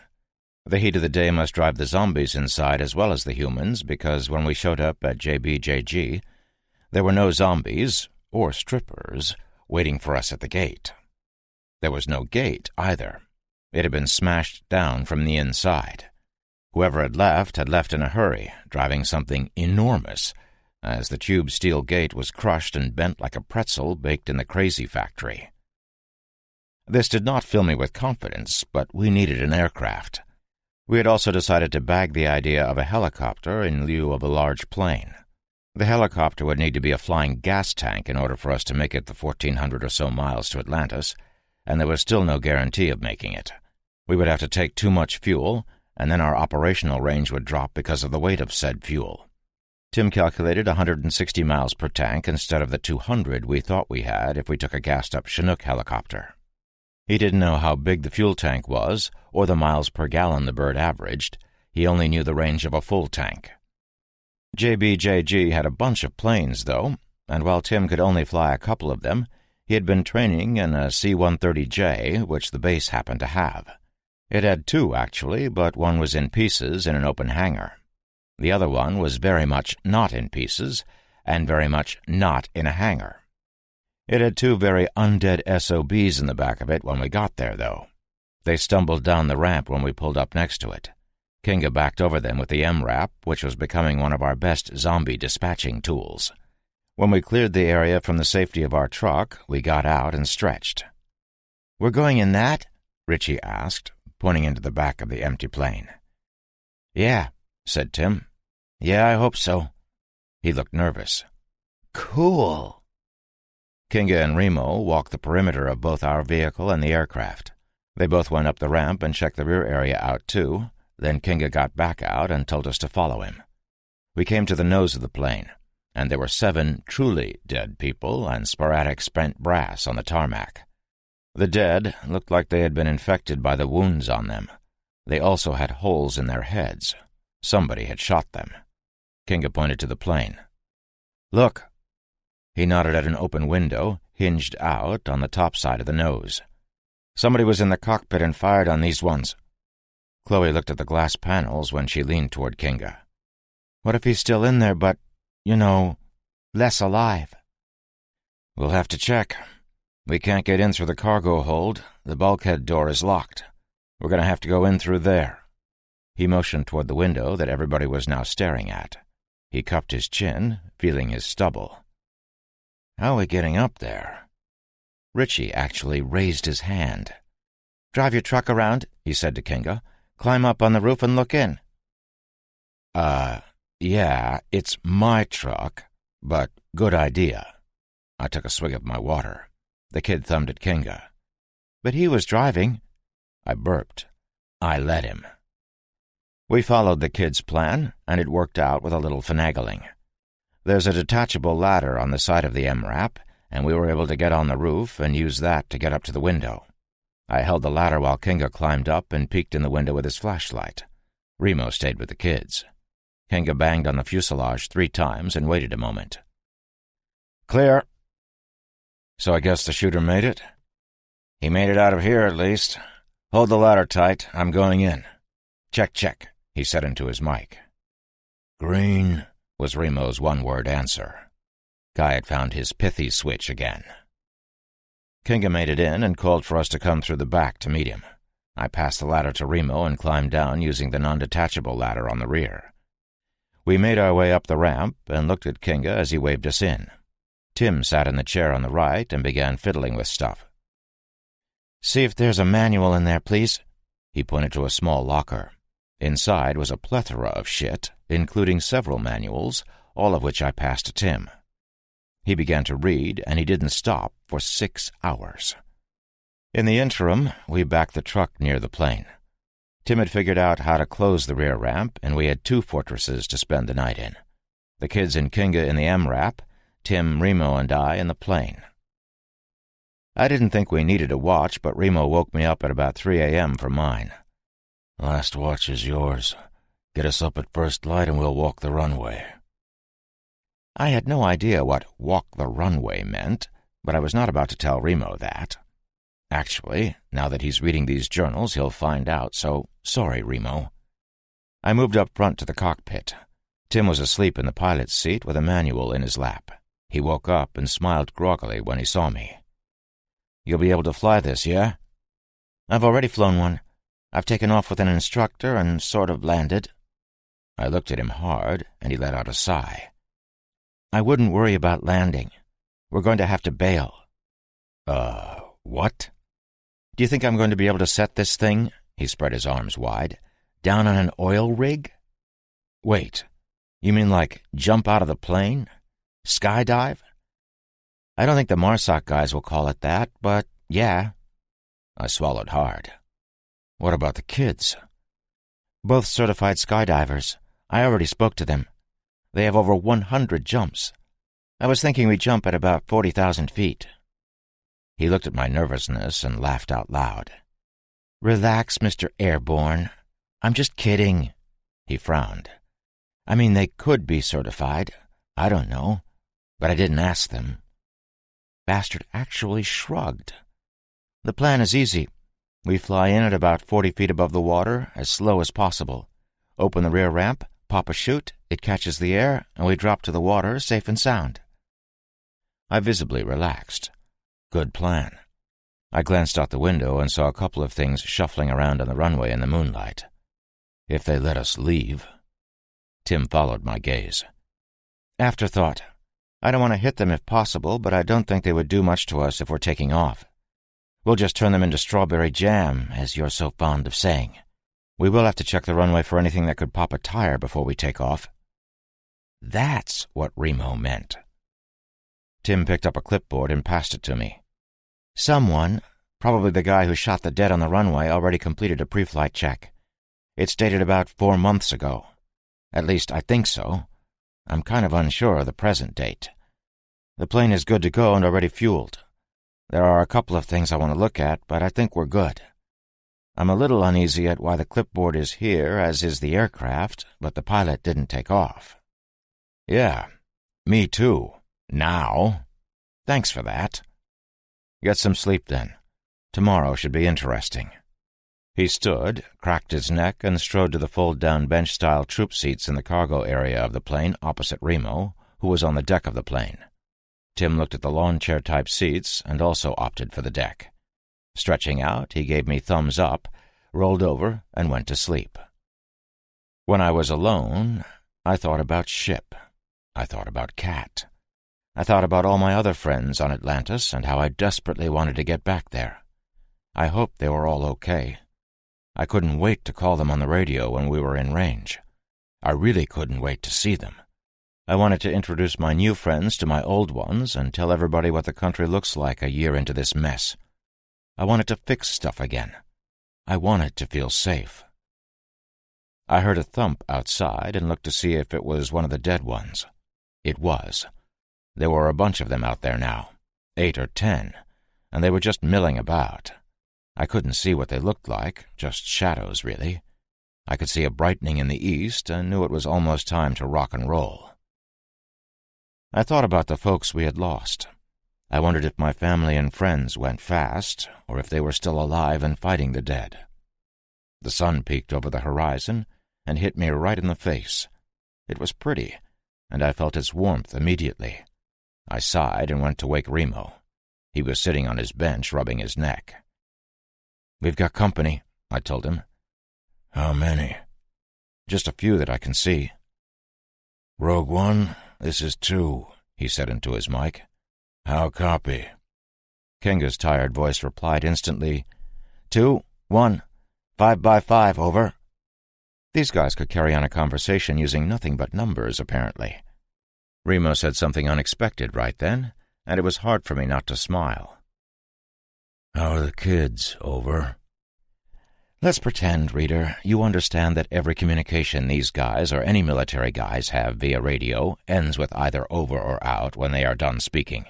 I'm tired of writing it every 5 seconds, and if you haven't caught on by now, you're dumb.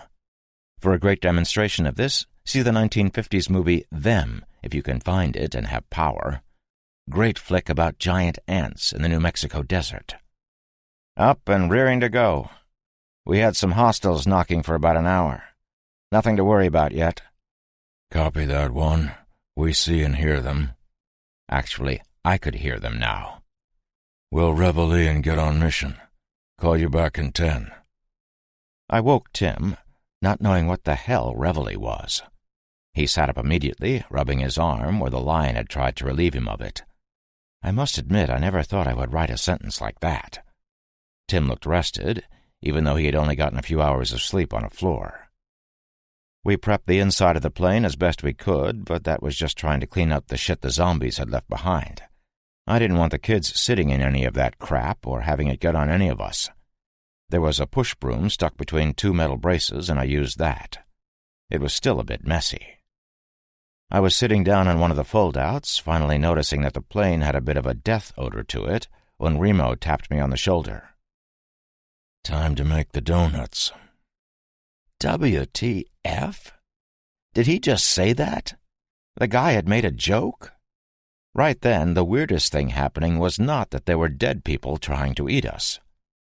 I nodded and began to check over my gear. I had 1 full mag in my rifle, 1 full mag in reserve, and a mag with 4 rounds in it. I had a total of 7 rounds for my sidearm. Shit was getting bleak, but hey, my knife was beautiful. I told Remo I was ready, and he called Kinga. Rogue One, this is Rogue 2. We are ready for Operation Tow Truck. 2 jokes. The time-space continuum was broken. Rips in the fabric of reality and shit. Rogue One copies. Commencing drag-away. Call you back when we're far enough away. Huh. Decidedly unmilitary talk, but hey, what do I know? He called back in 10 minutes and told us we were clear. Tim lowered the ramp, and we walked the runway side by side until the puss bags decided to come back. There were 9 of them. Kinga had run over another few. We dispatched them quickly, one of them getting almost close enough to grab me before Remo shot it. After we dragged the bodies off of the runway, we met Kinga and the kids at the plane. It took 15 minutes to load everything from the MRAP into our new ride, including the kids. I drove my beauty to the open hangar and parked it about 50 feet away from the maw, not wanting to go in there for hell or high water. I had previously written a note and put it in a plastic baggie, which I attached to the door handle with a zip tie. To whoever finds this vehicle, it's yours now. Don't be a dick and use it to hurt people. This thing is completely zombie-proof, but it isn't a tank. Medium arms fire can penetrate the glass. You'll never get a flat tire, and it runs on diesel. I wish you the best of luck, but if you've made it this far, luck has been on your side. Hope it doesn't run out. I was 100 yards away from the aircraft when it started up. It's a fat plane when you're standing behind it, and I liked looking at its butt. The C-130 has 4 props, and they started quickly. I could feel the wash from this far out. They were loud, but the area was clear, and I was enjoying my stroll. I saw Remo dart out of the plane and look around for a sec before he saw me. He waved his right arm frantically, pointing at me. I assumed he wanted me to hurry now that the vehicle had started up, so I started jogging toward him. I was perplexed when he raised Kinga's EBR, aiming it at me. Even more so when he pulled the trigger. LAPES. Lapes. I'm unsure if anywhere in these journals I've ever written, I felt the bullet go right past my head. You probably know by now, if you've put in the time to read all of this stuff, that I've actually been shot in the head. Grazed is the word, as it didn't penetrate my skull, but did leave a significant scar. I was shot at pretty much on a daily basis for a while, and I've returned fire too. Being shot at sucks. Being shot is worse. Hopefully you are reading this while both of us are sitting someplace safe where the infected can't get to us. You're probably also thinking to yourself that these journals are bullshit, and I'm playing myself up to look cool. I'm not. Wait. No, I am cool. I'm just not amping up the story. Everything I've written has really happened. More than likely you have just shot me in my zombie dome and are reading this, but I really do hope it's the first option. Regardless, take your hand, make a flat palm, and move it quickly past your ear. Don't hit yourself or it stings. I know this because I just did it. Do it a few times, and you're bound to hear the sound of your mitt whipping past you. Take that sound, add a whining "soo" to it, and that's the sound of a .308 round almost drilling you in the melon. Now add a half-pound of shit to your drawers, drop to the ground, and the experience is complete. Now, as previously discussed above, I am cool. I do not cower or faint or plead. At least I haven't yet. Not that any of these things make one cool. It's how you act during the times when those actions are not being performed but should that makes you fashionably attractive. So Remo shoots at me, I drop to the ground fumbling for my weapon, and he shoots again. This second time, I feel more than hear a bit of a thump behind me. Keep in mind that about 250 feet in front of me is a freshly started C-130J Hercules aircraft, and it's loud. I glance at the thump and see two infected, one about 15 feet away on its back sort of rolling around. The other is also on the ground, on its front, just touching my boot. It has a hole in its right shoulder that if it wasn't spewing infected fluids, I would be able to put a broomstick through. It is a runner, and it is exceptionally messed up. Now these damn things, runners, really don't give a shit about pain. However, where their dead cousins are not bound to the same results of trauma and injury other than to the brain, these speedy sons of bitches will drop or fall over or in some other way go down when shot. At least, usually. What they will also do is expend their very last energies in an attempt to rip into any living thing in close proximity until death comes. Actually, proximity has nothing to do with it. They'll bleed out trying to get to you if you're a half a mile away. Also, once they expire, they tell death to take a hike, get up, and come for you. Slower, but significantly more durable. The point is, this horrid thing that had its nasty paw on my Ultima desert boot had no intentions of doing anything other than playing jump rope with my lower intestine. Having a deep-rooted love for and burning desire not to share any or all of my innards, and not wanting to supply the equipment for a game of rope jumping, I hastily withdrew my size 13 from its vile grasp. It attempted to stand, and the top portion of its noggin popped straight up in the air, the creature stiffening and collapsing onto the exact spot I had just scuttled away from. I looked behind it and noticed a few of its undead counterparts making their way toward me from the hangar I refused to enter prior. The other runner was still lying on its back, coughing blood, Remo's shot having taken its center mass. It was time to vacate the premises. I got to my feet and ran to the plane while Remo covered me. The rest of the infected were of the slower variety, so I made it with no issue. Kinga was on the ramp with his rifle and a frown when I got there, and he shook his head in disgust, turning his back on me and entering the aircraft. Remo jogged up the ramp as it was closing, taking a seat next to Richie and Chloe on the fold-out bench seats, checking their seatbelts. "Buckle up," he yelled to me over the prop noise. Kinga returned to us from up forward, carrying 4 sets of headphones and wearing one. He passed them out to each of us, the kids too. Then he lit into me. He pointed at me after he showed me how to switch on the headsets. "Next time you run off by yourself and the infected have you, I'm just going to watch. And for Christ's sake, don't turn off your fucking radio. Ever!" He strode down the cargo bay to the cockpit. I could feel his boots on the aluminum. It was at that point, chastised by the MARSOC guy in front of the kids, that I realized I had royally screwed up. Guess I'm not as cool as I thought. Remo wouldn't even look at me. Damn, what a douche. Me, not him.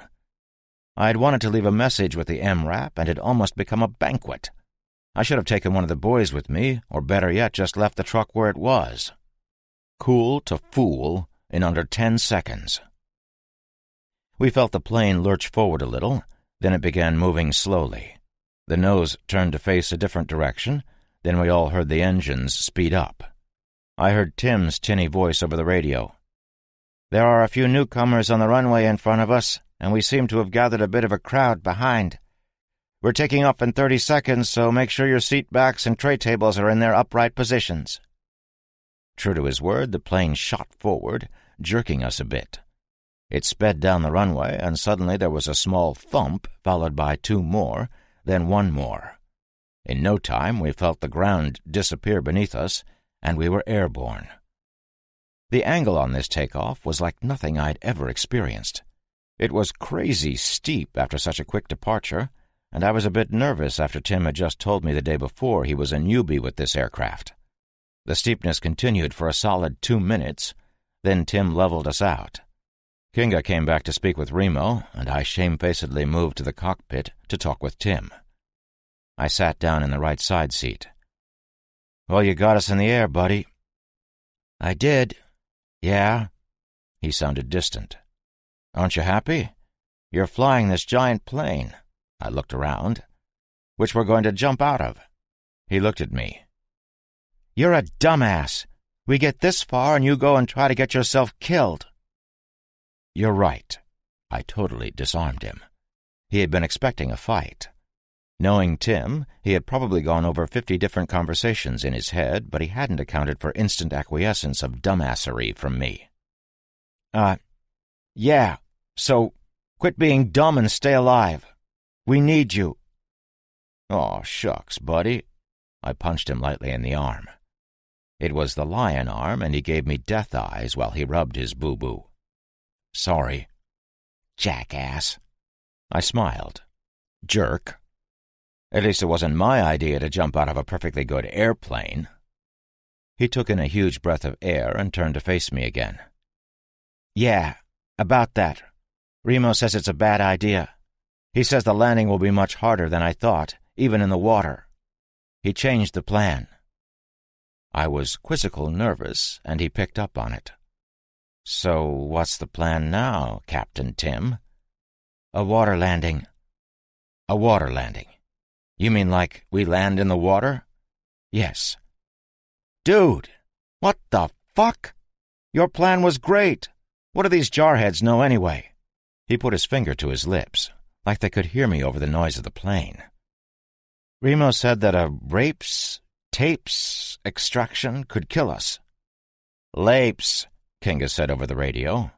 "Low-altitude parachute extraction system. Lapes. And we can hear everything you say. You're on the radio, dickhead." "But I like Lapes," I yelled into the radio. "Lapes sounds good. In fact, Lapes is now my favorite.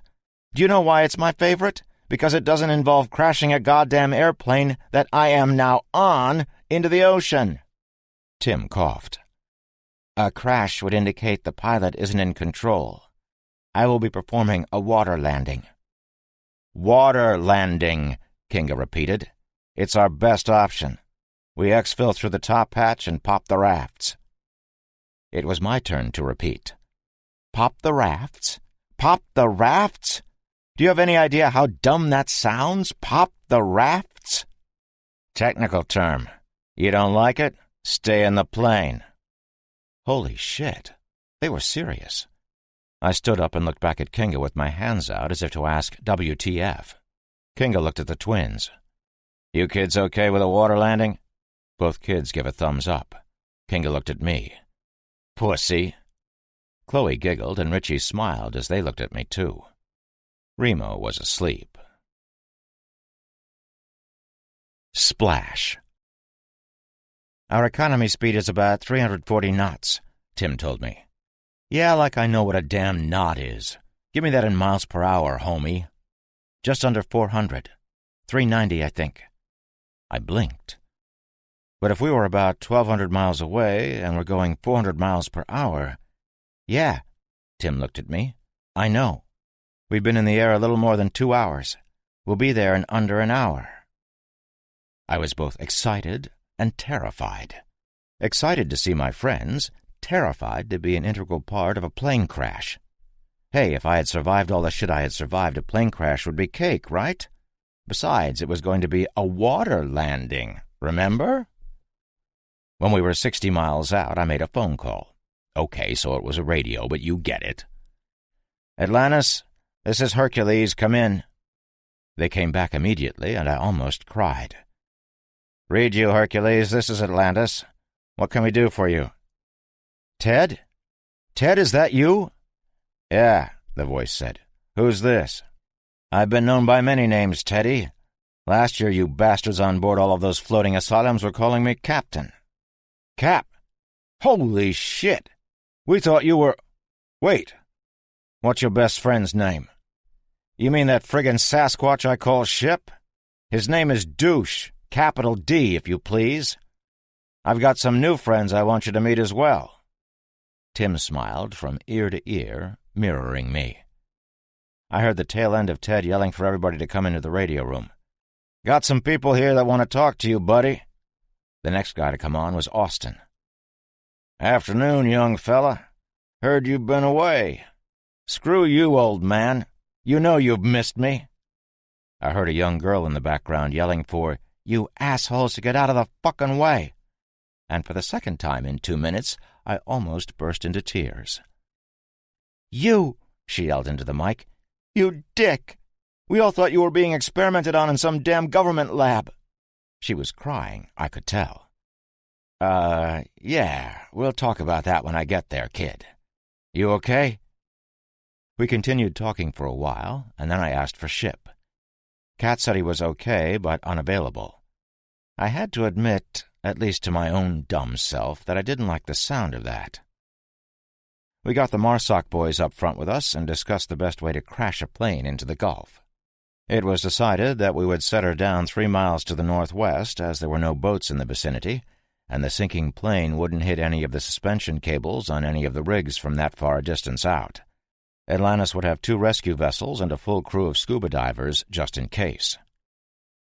In another 10 minutes, I saw my home. It looked small. We circled once, and I saw a shitload of folks waving and yelling at us from the deck of the rig. It was heaven. I couldn't stop smiling. Until Tim said it was time to buckle up. "We'll be touching down in 2 minutes," he said over the radio. "Assume crash positions." Kinga had taken my place up front, and I was sitting on one of the folding lawn chair-style benches across from Remo and the kids. Remo took the toothpick out of his mouth and looked at it. "Last one." He put it in one of the pockets on his load-bearing vest and relaxed. "Both vessels are in position, beginning our descent." I swallowed hard. I was really hoping there wouldn't be a handful of zombies in a sunken plane at the bottom of the Gulf of Mexico in a half hour.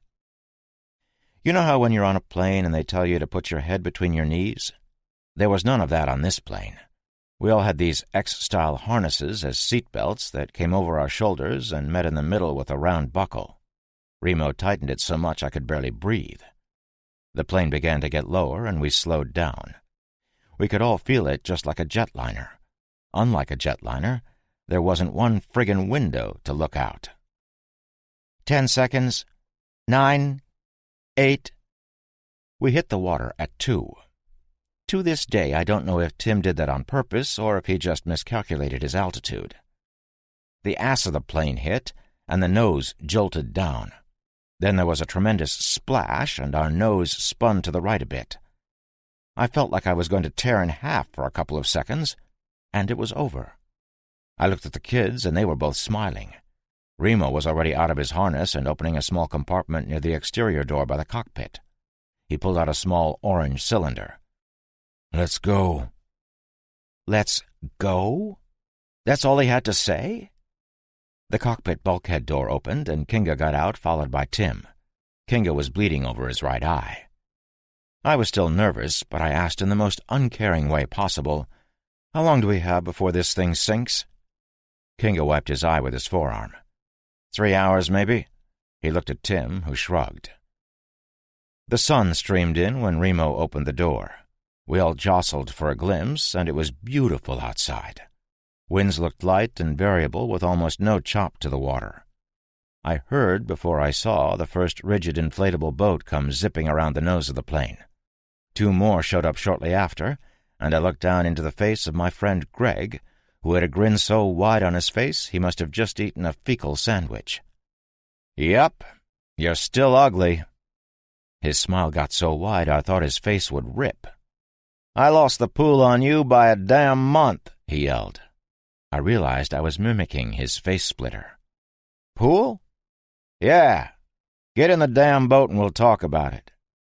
Remo tossed our gear to a guy in BDUs that I didn't recognize, but he was with Greg, so he must have been a newbie. Our gear almost filled one of the boats, and it backed off when we were done with our assembly line. The kids went next, and then the four of us. A most manly hug from Greg ensued. I knew you were gay. It was Tim. Tim had made a funny. I introduced him to Greg, also telling him I didn't know the other guy, who was the boat driver. Sailor? Whatever. He stuck his paw out and told us he was Ensign Caliber. Remo and Kingo were in a different boat, shaking hands with different guys I didn't know. "Where's Ship?" I demanded, looking around. The motor on the inflatable roared his tiny roar, and we were heading back to the bigger boats.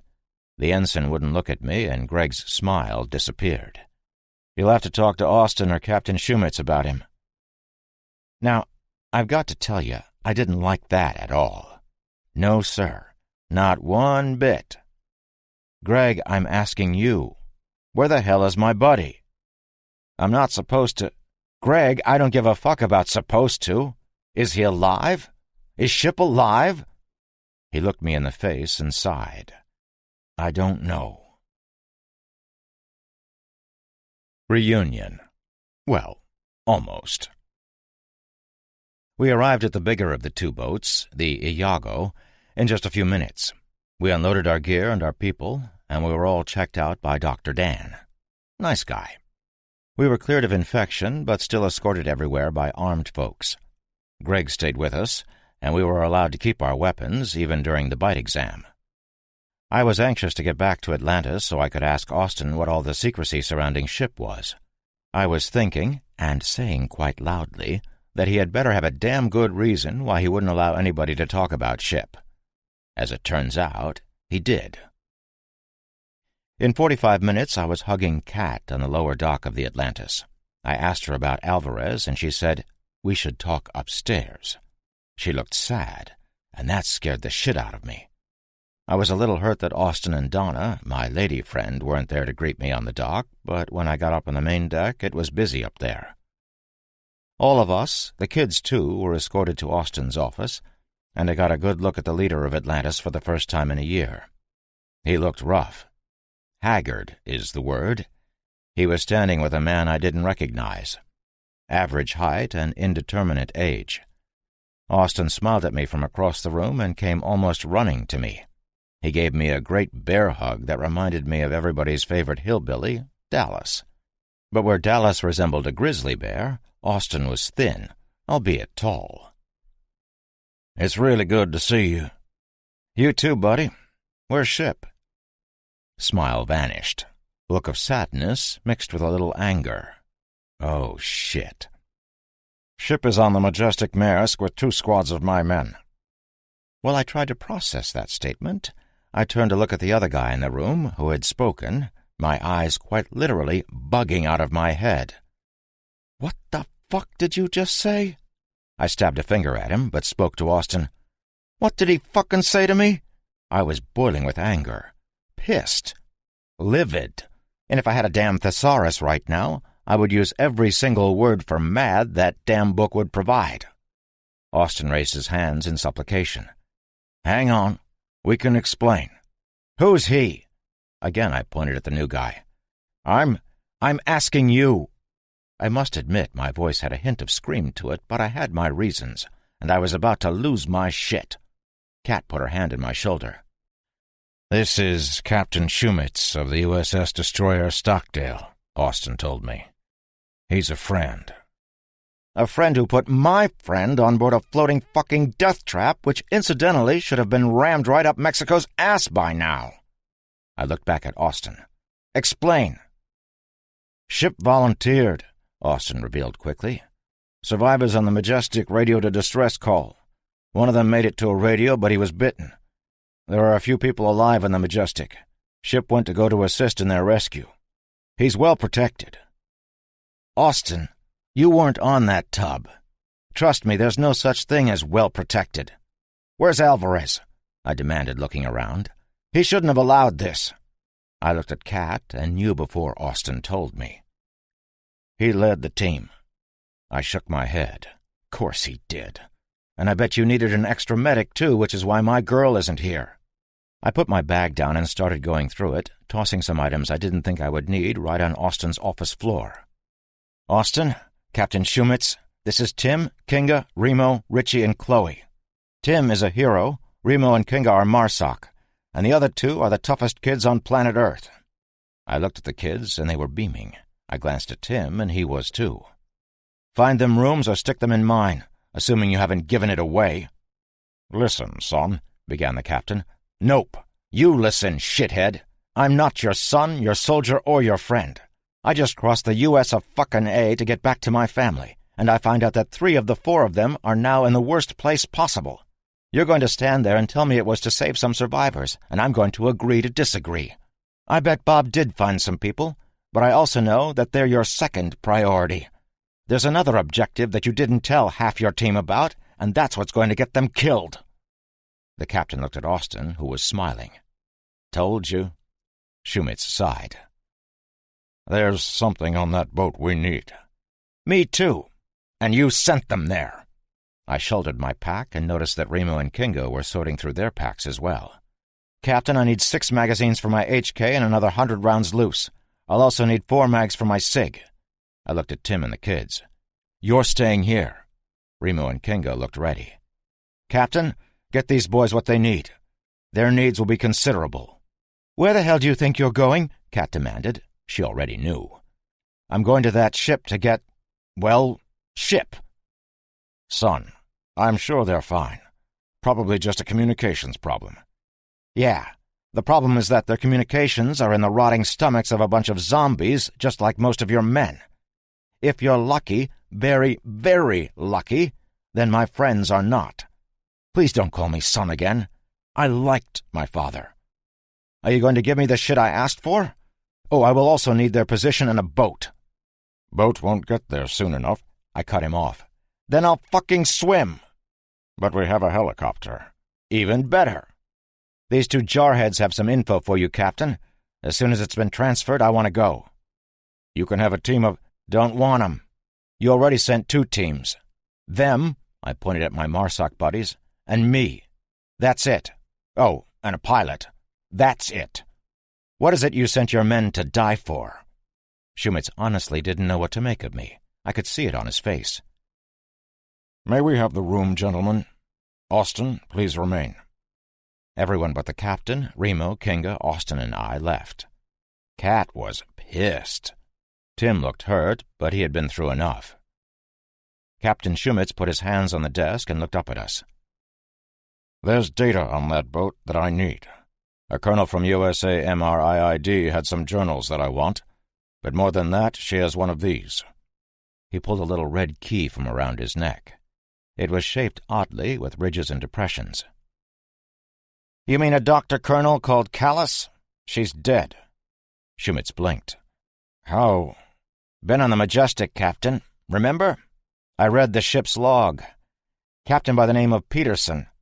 He wrote how you assholes took over his ship, carted throngs of infected on there for study, and how they, shockingly, got loose and killed everybody. The Marsoc boys looked pissed. They put infected on a ship to study them? Asked Kinga. They did, the captain returned. Anything else? I saw Kinga back down almost immediately. I couldn't believe it. This guy could kill everybody in the room except probably Remo, and he backed down in an instant. He was still mad, but he wasn't going to question this Navy captain again. I've got something else, I said. It seems that you military assholes, I looked at Remo and Kinga, sorry, you military assholes aren't so bright, because you did exactly the same thing inside a secure facility in Montana. Brought in a bunch of infected, they got loose, and they killed everybody. It was the captain's turn to get angry. I'm guessing he wasn't accustomed to being called names and having his authority questioned. Frankly, I don't give a shit about your problems. I'm a naval officer and I follow orders. That having been said, neither I nor anyone under my command had anything to do with what happened on the Majestic Maersk. I'm allowing you on this mission because you can help me. That's it. Get the data, the key, and the survivors, and we will take it from there. Take it from there. Right. And how long until you're ordered to fill Atlantis with 100 infected to study?" That took him aback. Literally, he stepped back. That wouldn't—" "Wouldn't what?" I snapped. "Happen? Occur? Give me a break. Let me ask you a question, Captain. Would you follow orders if you were ordered to bring infected here?" Remo put his hand on my shoulder, and I glanced in his direction. "Easy," was all he said. I turned and looked at him. "Easy? Remo, he's going to do the same thing they've done to me twice. They won't be satisfied until everybody's dead." "They won't." "Clearly this man isn't military," the captain thought out loud in reference to yours truly. Bastard shook his head like he was better than me. "Neither am I," Remo followed, and I almost shit myself. I looked at him expectantly, WTF all over my face. 2 years retired. I was on base dealing with some insurance crap when the shit hit the fan. Hooked up with these boys, he thumbed at Kinga, and now I'm here." Shumitz looked at me. "I have no plans on bringing infected to Atlantis, son." "But you would if ordered." "Forget it. Let's just go. You and I can talk when I get back." Remo and Kinga stayed behind while I went in search of Kat. End. It took almost an hour to get to Kat. Everybody wanted to know how I was and what was done to me and how I escaped and everything else. My friends and folks I didn't even know stopped me to ask me those questions. They asked others, too, like how are the roads and did I pass through insert state and town here, and how many infected had I seen and killed. I answered patiently, even when one of the roughnecks, Bear, grabbed me around the middle and hoisted me in the air like a sock puppet, telling me how good it was to have me back. I got to my room and Kat was waiting with Tim and the kids. "You're not really leaving, are you?" asked Chloe, a bit scared. "I have to help my friend. Actually, he's more like my brother. And if Richie was in trouble, wouldn't you want to go help him?" She looked down and nodded. Kat had already packed a bag and was checking her shotgun. "Kat," she didn't look at me. "Kat!" She looked up. "Don't. I'm coming. Kat, I need you and Tim to watch out for the kids while I'm gone. I don't trust that Shumitz guy as far as I can throw him." "But No, Kat. No, I need you here." I grabbed her hands in mine. She was still holding the shotgun, so it was weird. "This isn't me trying to keep you safe. It's me trying to keep everybody safe. You're a badass, and that's what I need right now. I've already spoken to Greg, and he and a few of the boys we came in here with are going to keep an eye on the sailors from that destroyer, especially its captain. This guy," I nodded at Tim, "is also a badass, and he will do whatever is necessary. I not only trust him with my life, but with yours." Her eyes welled up, and a single tear rolled down her cheek. "You just got back." "You'll be saying that again tomorrow, maybe even tonight." She threw her arms around me, crushing me with an embrace. If I wasn't so friggin' tough, I might have followed suit on the tear thing. I heard a sound behind me, and Austin was there with Kinga. Kinga nodded. "It's time." I nodded back and held Kat at arm's length. "I want striped bass, grilled with garlic, salt, and pepper when I get back. You be safe, watch the kids, and bring Tim up to speed on this place. If anybody tries to bring a shipping container on this rig, you shoot them." "I will." I hugged her, the kids, and Tim. "Watch your ass out there, hero," he said to me. "Remo will be with me." "Then I pity those zombies." He smiled. I looked at the people in my shack once more and followed Kinga out into the sun. It smelled like metal, grease, and sweat on the deck. I took a deep breath. I loved that smell. This concludes Conspiracy Theory by Rich Restucci. Narrated by Michael Kramer. Copyright 2015 by Rich Restucci. This unabridged audiobook is published by arrangement with Severed Press and was produced in the year 2016 by Tantor Media, Incorporated, a division of Recorded Books, which holds the copyright thereto. Please visit tantor.com for more information on our growing library of unabridged audiobooks and to take advantage of special offers.